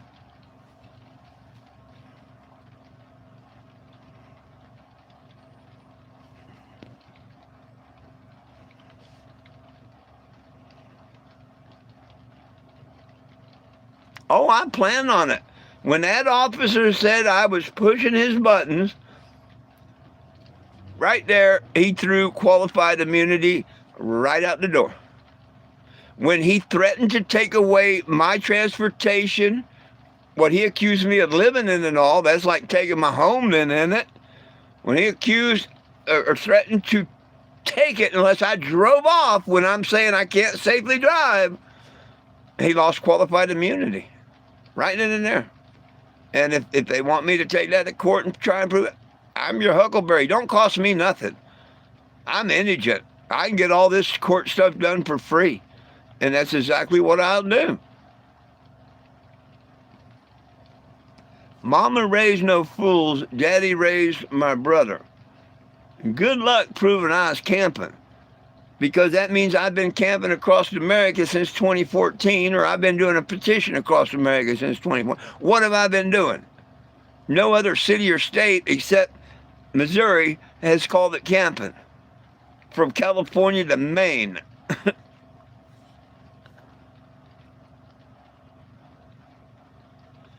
Yeah. Yeah, there you go. I'm standing my ground in Missouri. I like that. I like that. Stand your ground. There you go. Hell, I got to. If I don't stand up for my rights, who else is? If you don't stand up for your rights, who's out there fighting for them? Other than cannabis. Because you got to admit, I'm out here fighting for everyone's rights to cannabis. But other than that, who's fighting your rights? If you don't fight for them, you just give them up. And that's what our country, what's wrong with our country? Everybody's giving up their rights. They don't care. It's hard for me or you to do anything. But damn it, if we'd all get together and come together, decide when it's time, if we all come together and quit, we could do lots of wonderful things and stuff. But people don't want to unite. Oh no, you don't. Hey! You don't want me for president. Think about that. Think about that. Now I appreciate the offer and all, but I don't think the world would be ready for me to be president. I remember back in the day, around midnight, all broadcast television and stuff went off the air. You know, they did a pledge of allegiance and stuff, and they signed off for the night. And the next morning, they started up with the Pledge of Allegiance and their bullshit. I'd bring that back. And I'm talking about social media, TikTok, all this bullshit. 11 o'clock at night, your TV, 11, 12 o'clock, sign off. Nice little prayer and Pledge of Allegiance, whatever. 5, 6 o'clock in the morning, start it up. Because that ain't nothing but programming, tell-lie-vision, or tell-a-vision, depending on how you want to pronounce it, but it's all programming done on different channels. There's a whole lot of witchcraft and shit that goes on in this world that people pay no attention to. And it comes out of that square screen over there and this rectangle screen here and stuff. So be careful what you wish for, because I think it needs to be a lot like the old days. You know, bring back, yeah, you better put your hand on your kid's ass if they're misbehaving.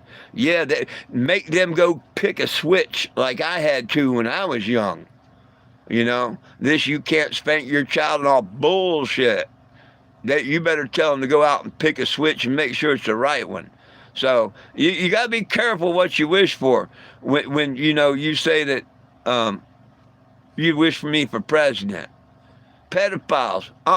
If you're proven, like that guy in the UPS van or whatever it was just here a month ago or so, that was, you know, on tape with that child and whatnot, throw him in a volcano, a wood chipper, whatever. If you a pedophile, now if there's not the dead proof, okay, go through the courts, go through the pills and stuff. But this bullshit of housing them for the rest of their life or letting them go, you know, once a pedophile, always a pedophile. And I think that's why we have volcanoes on this earth. Why don't you just throw them pedophiles in a volcano? They got to be here for something. So be careful what you wish for when you wish different people to be a president, because, man, there's some things I would change. You know who would make the most money? The trash men, the teachers, the firemen and stuff. Not the politicians, not the bankers and all this other stuff. Man, yeah. The world wouldn't like me as president. Be careful what you wish for.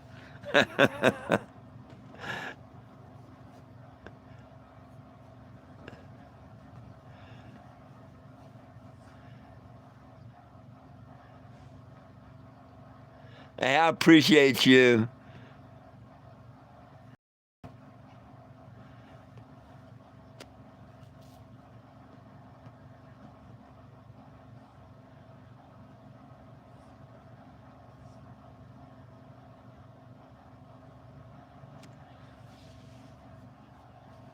Oh, I don't know about that, Mike. I do know that the one set an apartment on fire with a 16-year-old boy inside.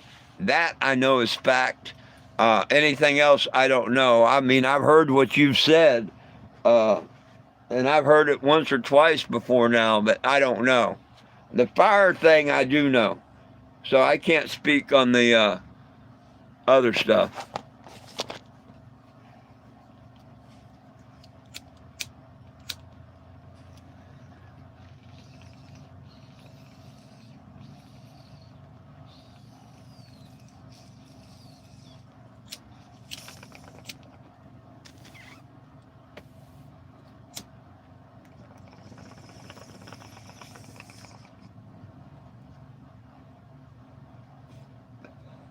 Trying to make it through the night without having to walk up there and buy a lighter.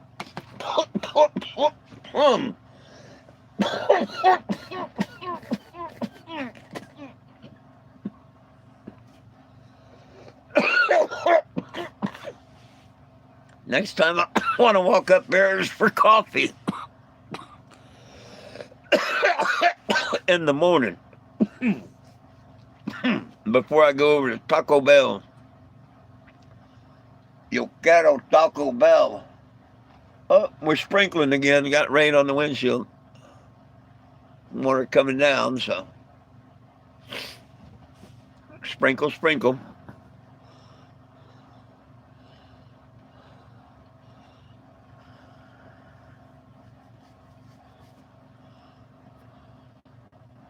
Damn, it's 10:30.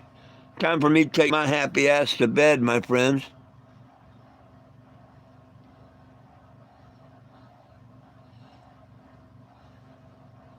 Well, I can't afford 5 lighters at a time, or I would.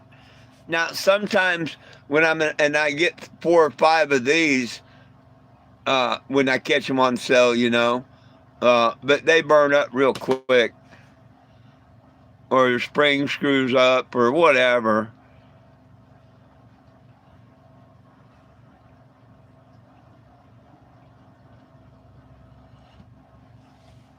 How do you know it's going to rain here pretty soon? What did you see that I didn't see? It's raining right now.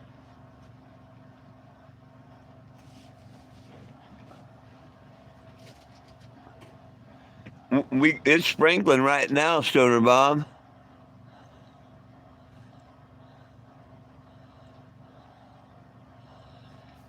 Yeah, the Bics are the best. They really are.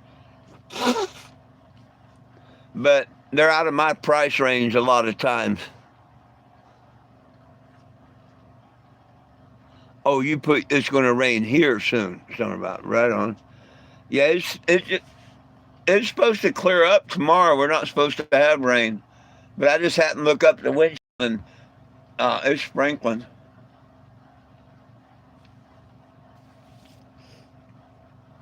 But heck, it sprinkled and rained off and on all day. Oh, you're in Michigan, right on. Yeah, I feel sad. Margaret wasn't here this evening. John, Kenzie, nobody. I'm sure everybody's doing the Memorial Day thing and whatnot. But I'm like, wow.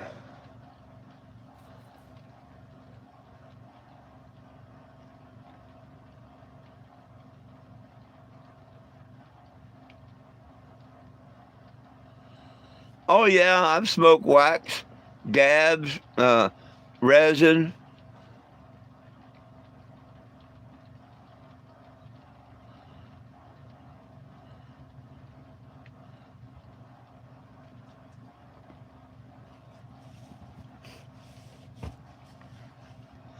My preferred is flower.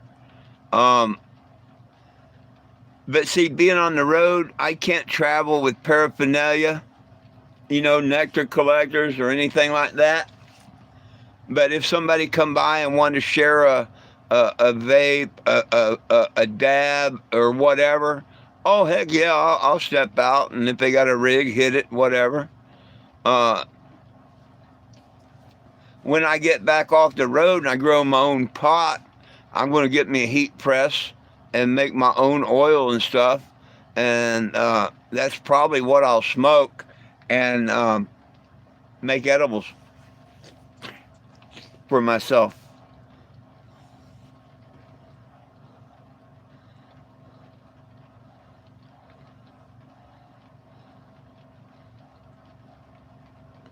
Big Stride, how you doing?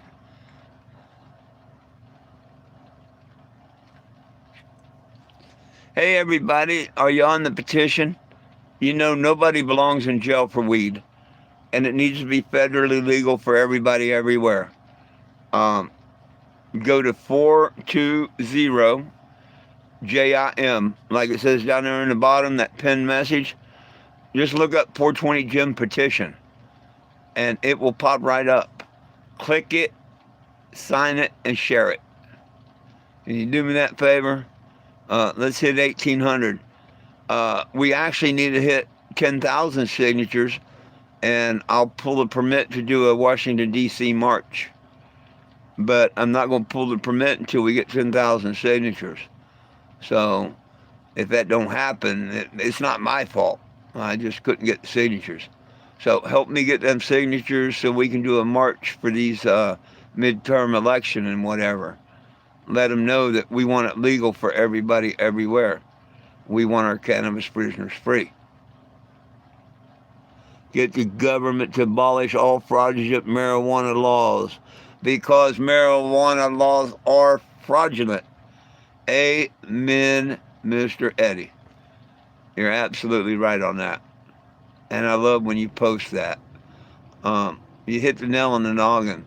They don't, under the Constitution, they have no right to take our cannabis away. And get me your signature. Send me to do a march in Washington, D.C. in your behalf on my religious rights to cannabis, and let me prove this to them. You know what I mean? Hell, they can't even prove to me what narcotic is in marijuana. They had the perfect chance in New Mexico. Instead, they said I was incompetent to stand trial. To this day, I can't find one person in the government that can prove to me what narcotic is in marijuana. Why don't others want to stand up about this? The human body proves there's no narcotic. I don't even need a chemist. The human body proves it for you. There's never been a narcotic in marijuana, and there's not. Your body could not store it if it had a toxin, a narcotic. If it had a narcotic in it, your body could not store it. It would reject it. It's always been about corporate greed. You're absolutely right. Yeah, it's all about money, corporate greed, whatever. William Randolph Hearst owned 21 newspapers, half the force in Washington state. Of course, he cut down his trees, the forests, and sold them and used them for his newspapers and everything else. He had a bunch of money invested in petroleum and stuff. This is all in the 30s.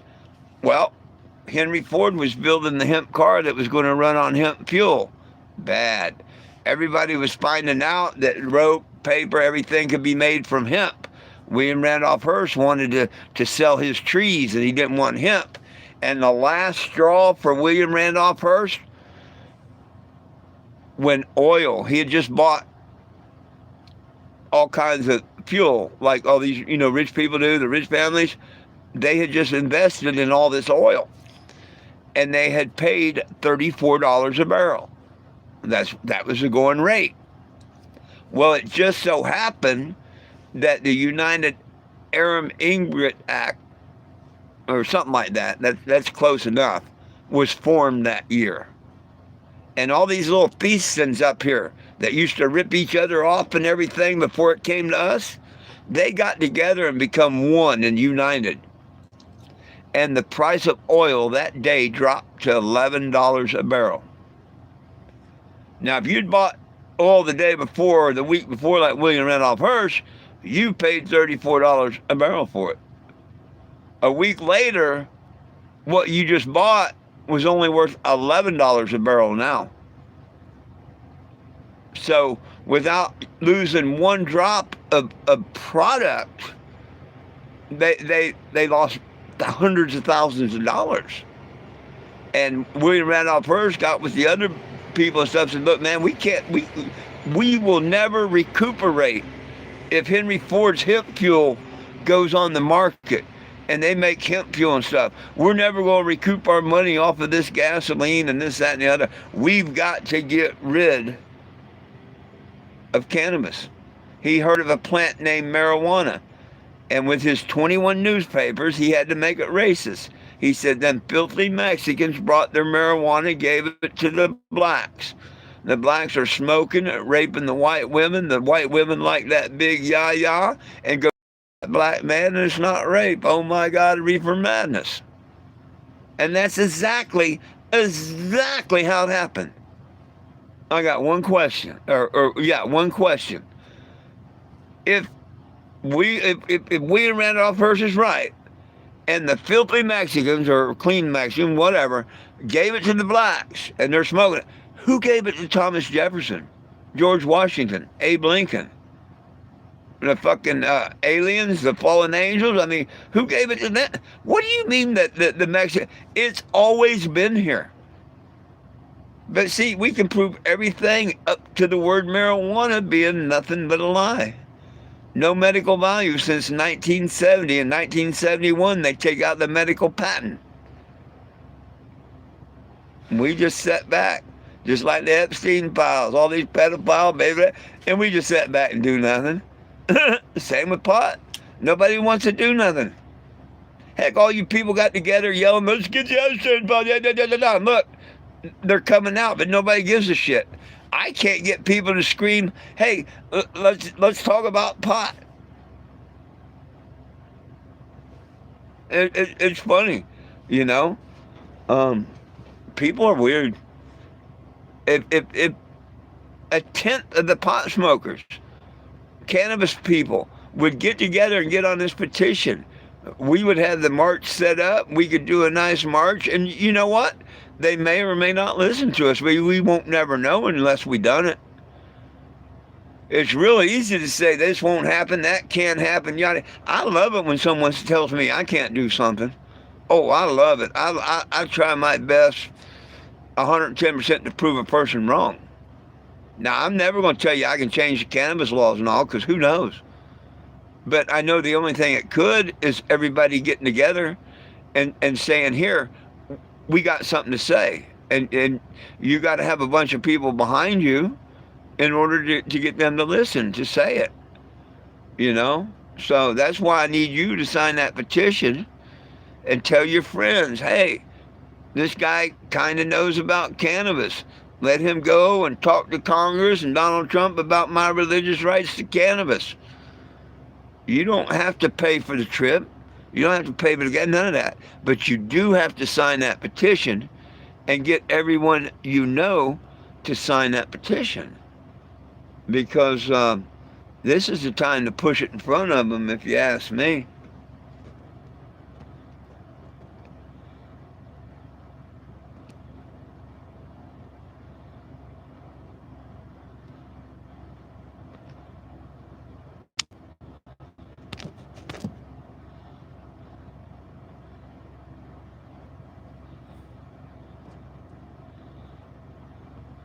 Pot committed, I like that.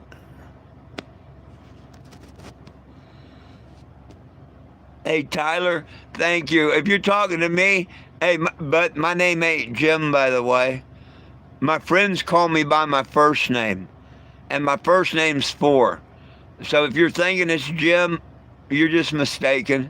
That's my surname. So I do ask people, if you got to use my surname, would you please put Mr. in front of Jim? But I'd rather everybody just call me Four. That's why my first name's Four. I like to be called Four.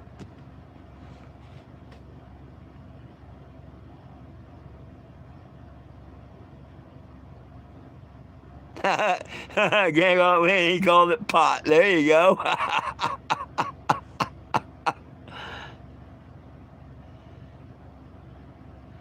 Oh, right on, Stoner Bob. Right on.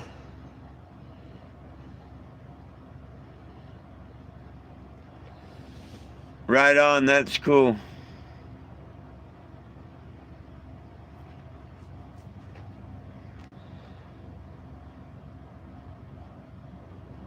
Well, I'm going to have to get out of here soon because I do want to get up in the morning and move over there and try and get some attention tomorrow. Get some people signing the petition. Maybe get a couple donations for fuel. See what's going on. Anybody got any last questions, comments, or concerns before I go? Now would be the time because I'm going to clean me out a little bud here and take a hit, and then I'm going to get out of here.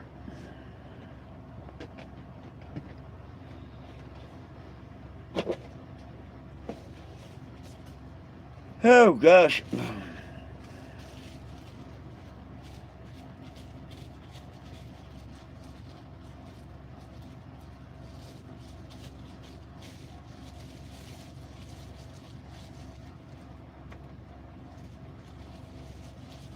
Oh, goodness sakes. Yeah, it's getting about that time. Actually, I'm up past my bedtime now, but I don't know. It just seems like a really nice evening. The beginning of Memorial Day weekend. Why not? Sit here and just run my mouth for 3 hours. Thank you. Thank you for entertaining me, my friends.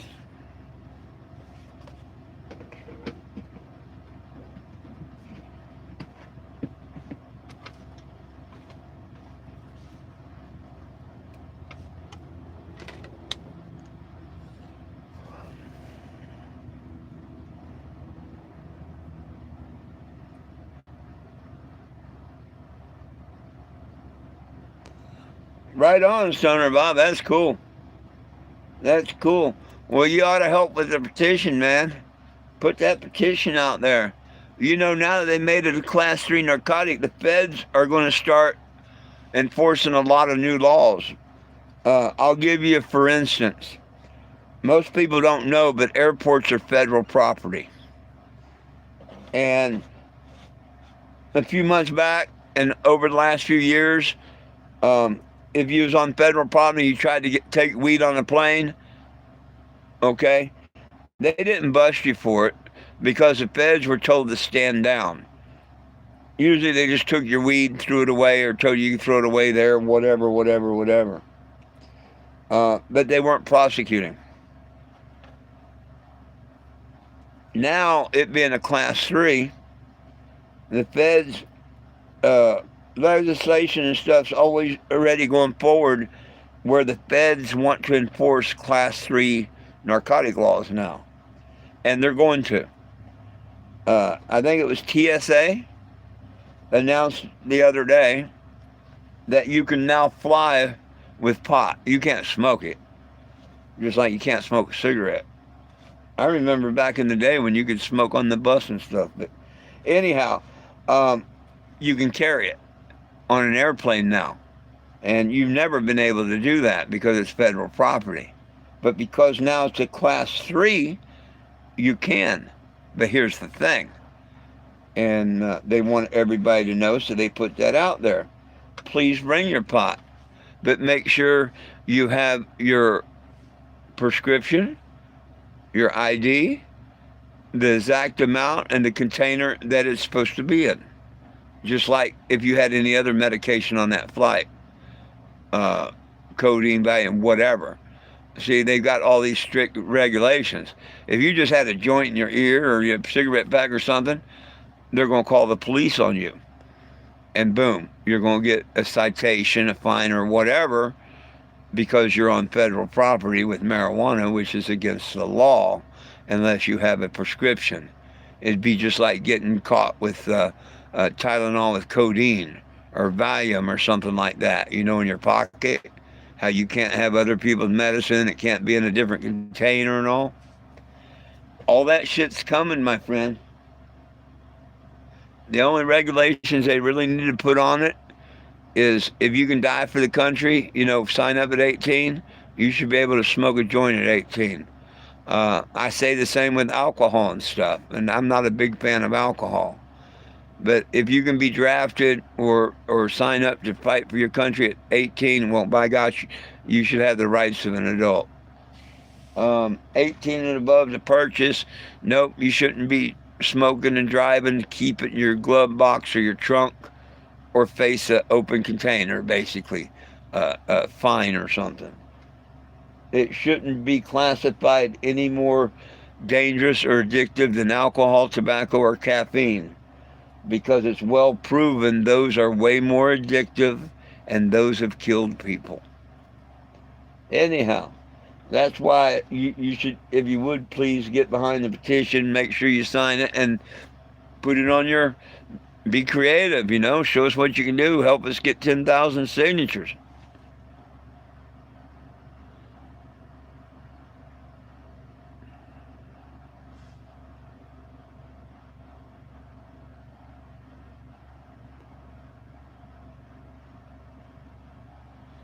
Well, if you got followers and all, Bob, all you got to do is go to the petition and hit copy the link. Or, you're smart enough to screenshot or get a shot of the QR for it or whatnot. You know what I mean? If you really want to do it, it should be easy to do. You figured out how to get that many followers. Surely you can put the petition on there. You know what I mean? I don't want nothing. I just want people's signatures. The sooner we can get 10,000 people, the sooner I can file for a permit to do a march in D.C. And yes, I would love to do a march in my last year. I did one when Obama was in office, when I first got into this. Surely I'd like to do one with Trump in office on my year getting out of this. So yes, I really, really would like to pull a permit and do a Washington, D.C. march. Absolutely, I would. But I need people to sign the petition. Get me 10,000 signatures, not 10,001, 10,000, and I'll start pulling a permit, and we'll pick a date, and we'll do a march. And I'll try and get my best to get 420,000 people at that march. Oh, I remember when you could smoke in your hospital and stuff.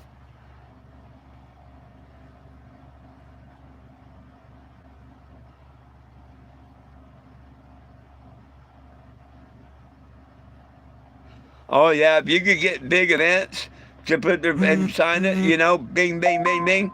But see, I can't do that on my own. I'm out here trying every day. But there's people out here that can do that. And that's why the trolls don't want me on TikTok. There's creators and people on TikTok that have the following and stuff that can do that. TikTok could have 10,000 signatures overnight. You could have 100,000 signatures overnight. If it was something stupid, just really off the wall stupid, you could get 10,000 to 100,000 signatures in one night off of TikTok.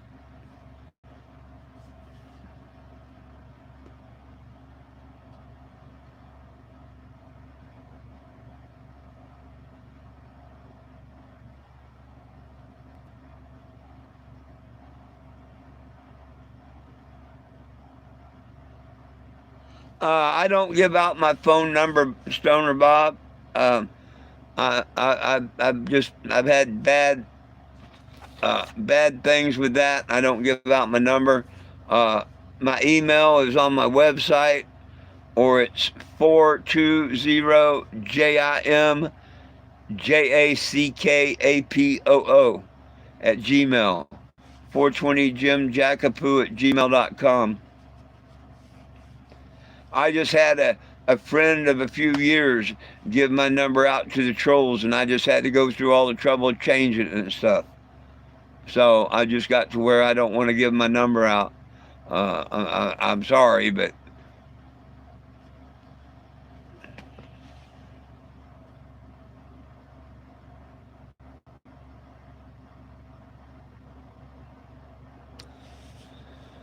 you can always message me, contact me via email. yada yada.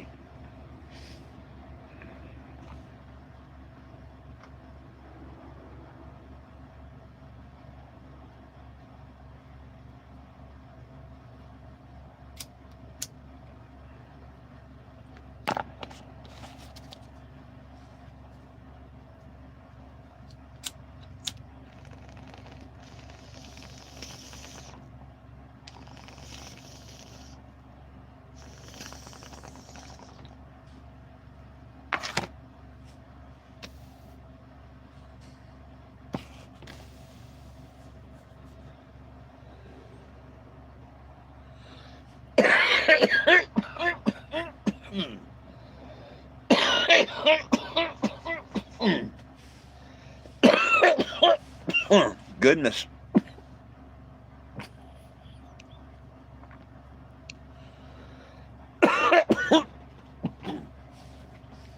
Well, my friends, make sure y'all sign the petition at 420gym.com and share it.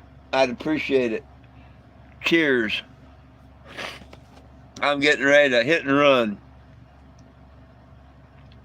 For those that don't know, I do these lives at noon and 7 p.m. pretty much every night here on YouTube. Join me then, please.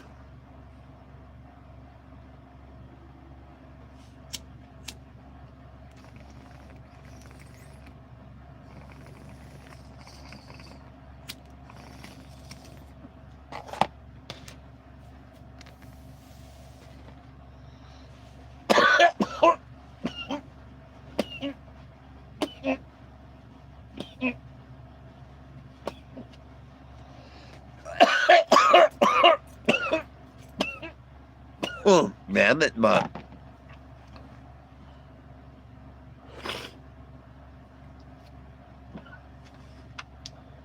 well, my friends, I appreciate each and every one of you. Like, share, subscribe, turn on notifications. I'd appreciate that. Join me here tomorrow if you would. I hope every one of you has a blessed and wonderful Memorial Day weekend.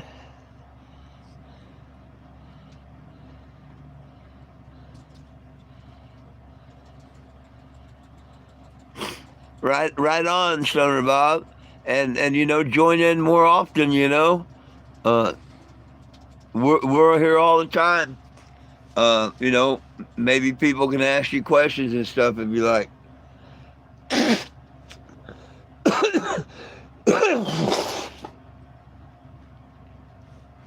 I'll probably go live tomorrow morning just for the heck of it. Don't ask me what time. But after I get set up and stuff, I'll probably be over there at Taco Bell here in Poplar Bluffs, where I normally sit. Come on over there and grab a little Yasha if you like, if you're in the area. And please remember, my friends,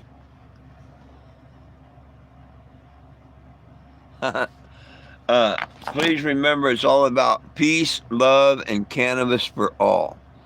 One team, one dream, united we stand, and if we try, we can get along. The street's not super wide over by the radio station. And I don't know, it seems like the Taco Bell right down from City Hall, it just seems like a better, and it is wide enough they can't bitch. That's why. Now, I don't remember if they bitched or not when I was over by the pizza place. I think a cop came, and I proved I was all right parked there, but I really don't remember. But it's just as easy to park there, and then I don't have to worry about it. You know what I mean?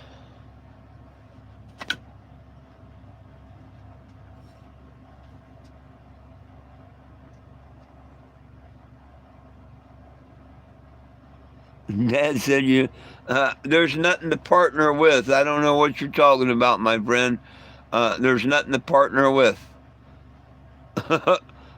So I have no idea what your dad's talking about. If he thinks this is about money or anything like that, he's sadly mistaken. It cost me $800 a month uh, to keep up my end on this. So, yeah. No, anybody can take and help the mission, you know. Um, and you, like I say, you're more than welcome and talk to my followers and stuff, just like they're more than welcome to talk to you and all. But I mean, I don't know a partner. What would we be partners about? As far as I'm concerned, we're partners anyway, in getting people to sign the petition. See what I'm saying?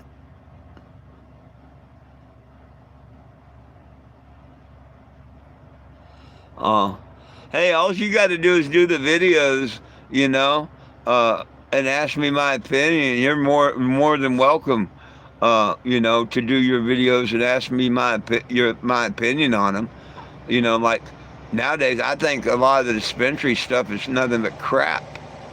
If you grow it in chemicals and not the earth, you have taken it away from God. If you use a genetically modified seed or a clone that came from a genetically modified seed, you have taken it away from God. You know, so yeah. But so far, I mean, I don't know, but you're more than welcome to ask me questions.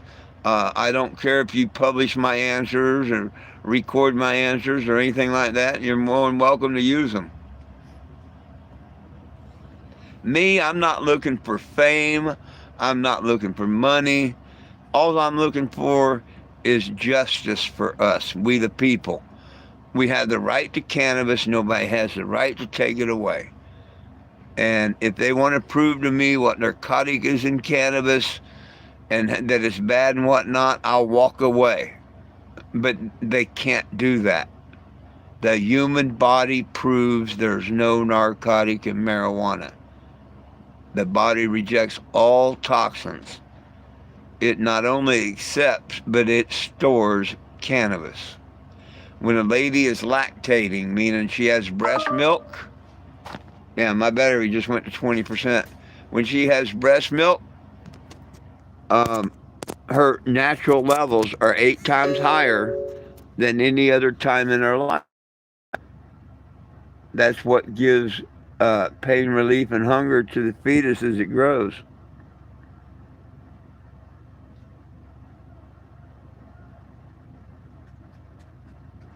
Yeah. Well, right on, Stoner Bob. Yeah. You want to do that sometime or whatnot? Just let me know. Hit me up in Messenger or whatever. Um, we can set up. Uh, I know I haven't done it before, but I know when I go live, I can see if somebody wants to partner or this, that, and the other. I just never done none of that. But I'm here at noon and 7 p.m. You figure out how we do that or whatever. Hey, I'm game. You know what I mean? I'm game. I'd like to get more people and everybody in on it. That's why I like TikTok. Um, Very seldom, but every once in a while, somebody that, like JC, he came in one time. That was pretty cool. There was another time that I hooked up with a guy um, and went live. He invited me live on his page, and that went pretty good. Um, but I keep getting kicked off of TikTok because of trolls.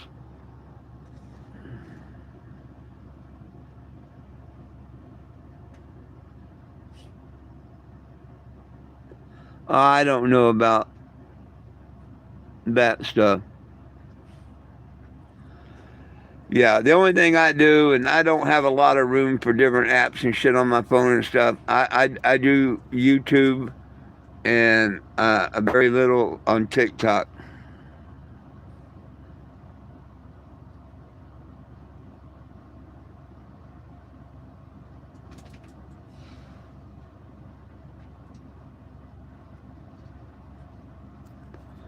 Yeah, TikTok's where I'm getting the signatures at, but I keep getting banned on it. It's a real piece of shit app.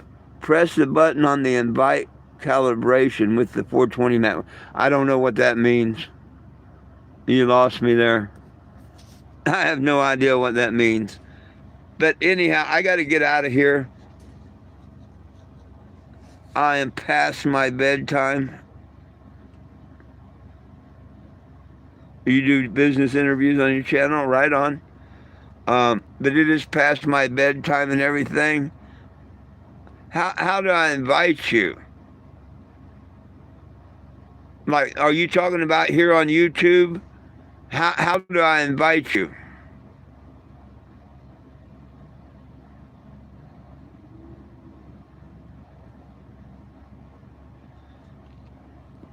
Like, are you saying I could invite you on my channel right now? Oh, okay, cool. I don't know how to do that. You'd either have to tell me how to do that, or I could, look it up tonight. I didn't know you could invite people in. I thought you had to do that at the beginning. TikTok, you can invite someone in at any time.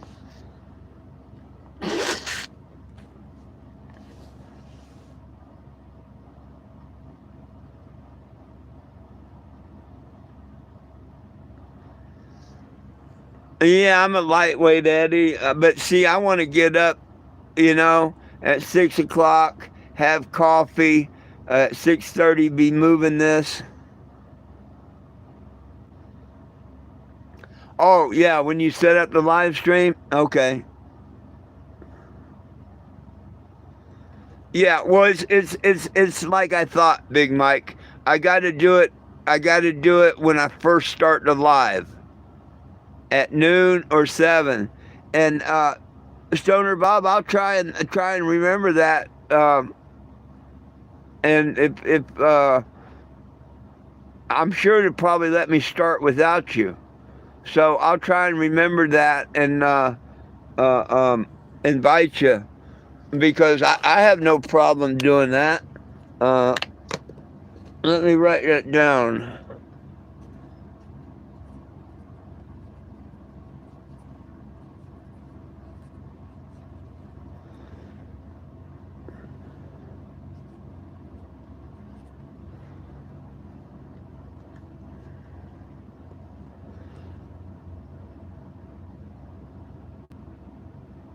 Right on, my friend. Well, hey, remember, peace, love, and cannabis for all. One team, one dream. United we stand. If we try, we can get along. The dogs love you. I love you. Most of all, Joshua loves you. Come by tomorrow, the Taco Bell over there on Popper and Westwood. Come by, get you a little Joshua. Throw a little donation in the jug. Get a marker. Tag the Cannabago. Get pictures. Make sure y'all have a wonderful, wonderful Memorial Day weekend. Don't forget to tip your waitress and drive home safely. Good night, folks. Remember, Joshua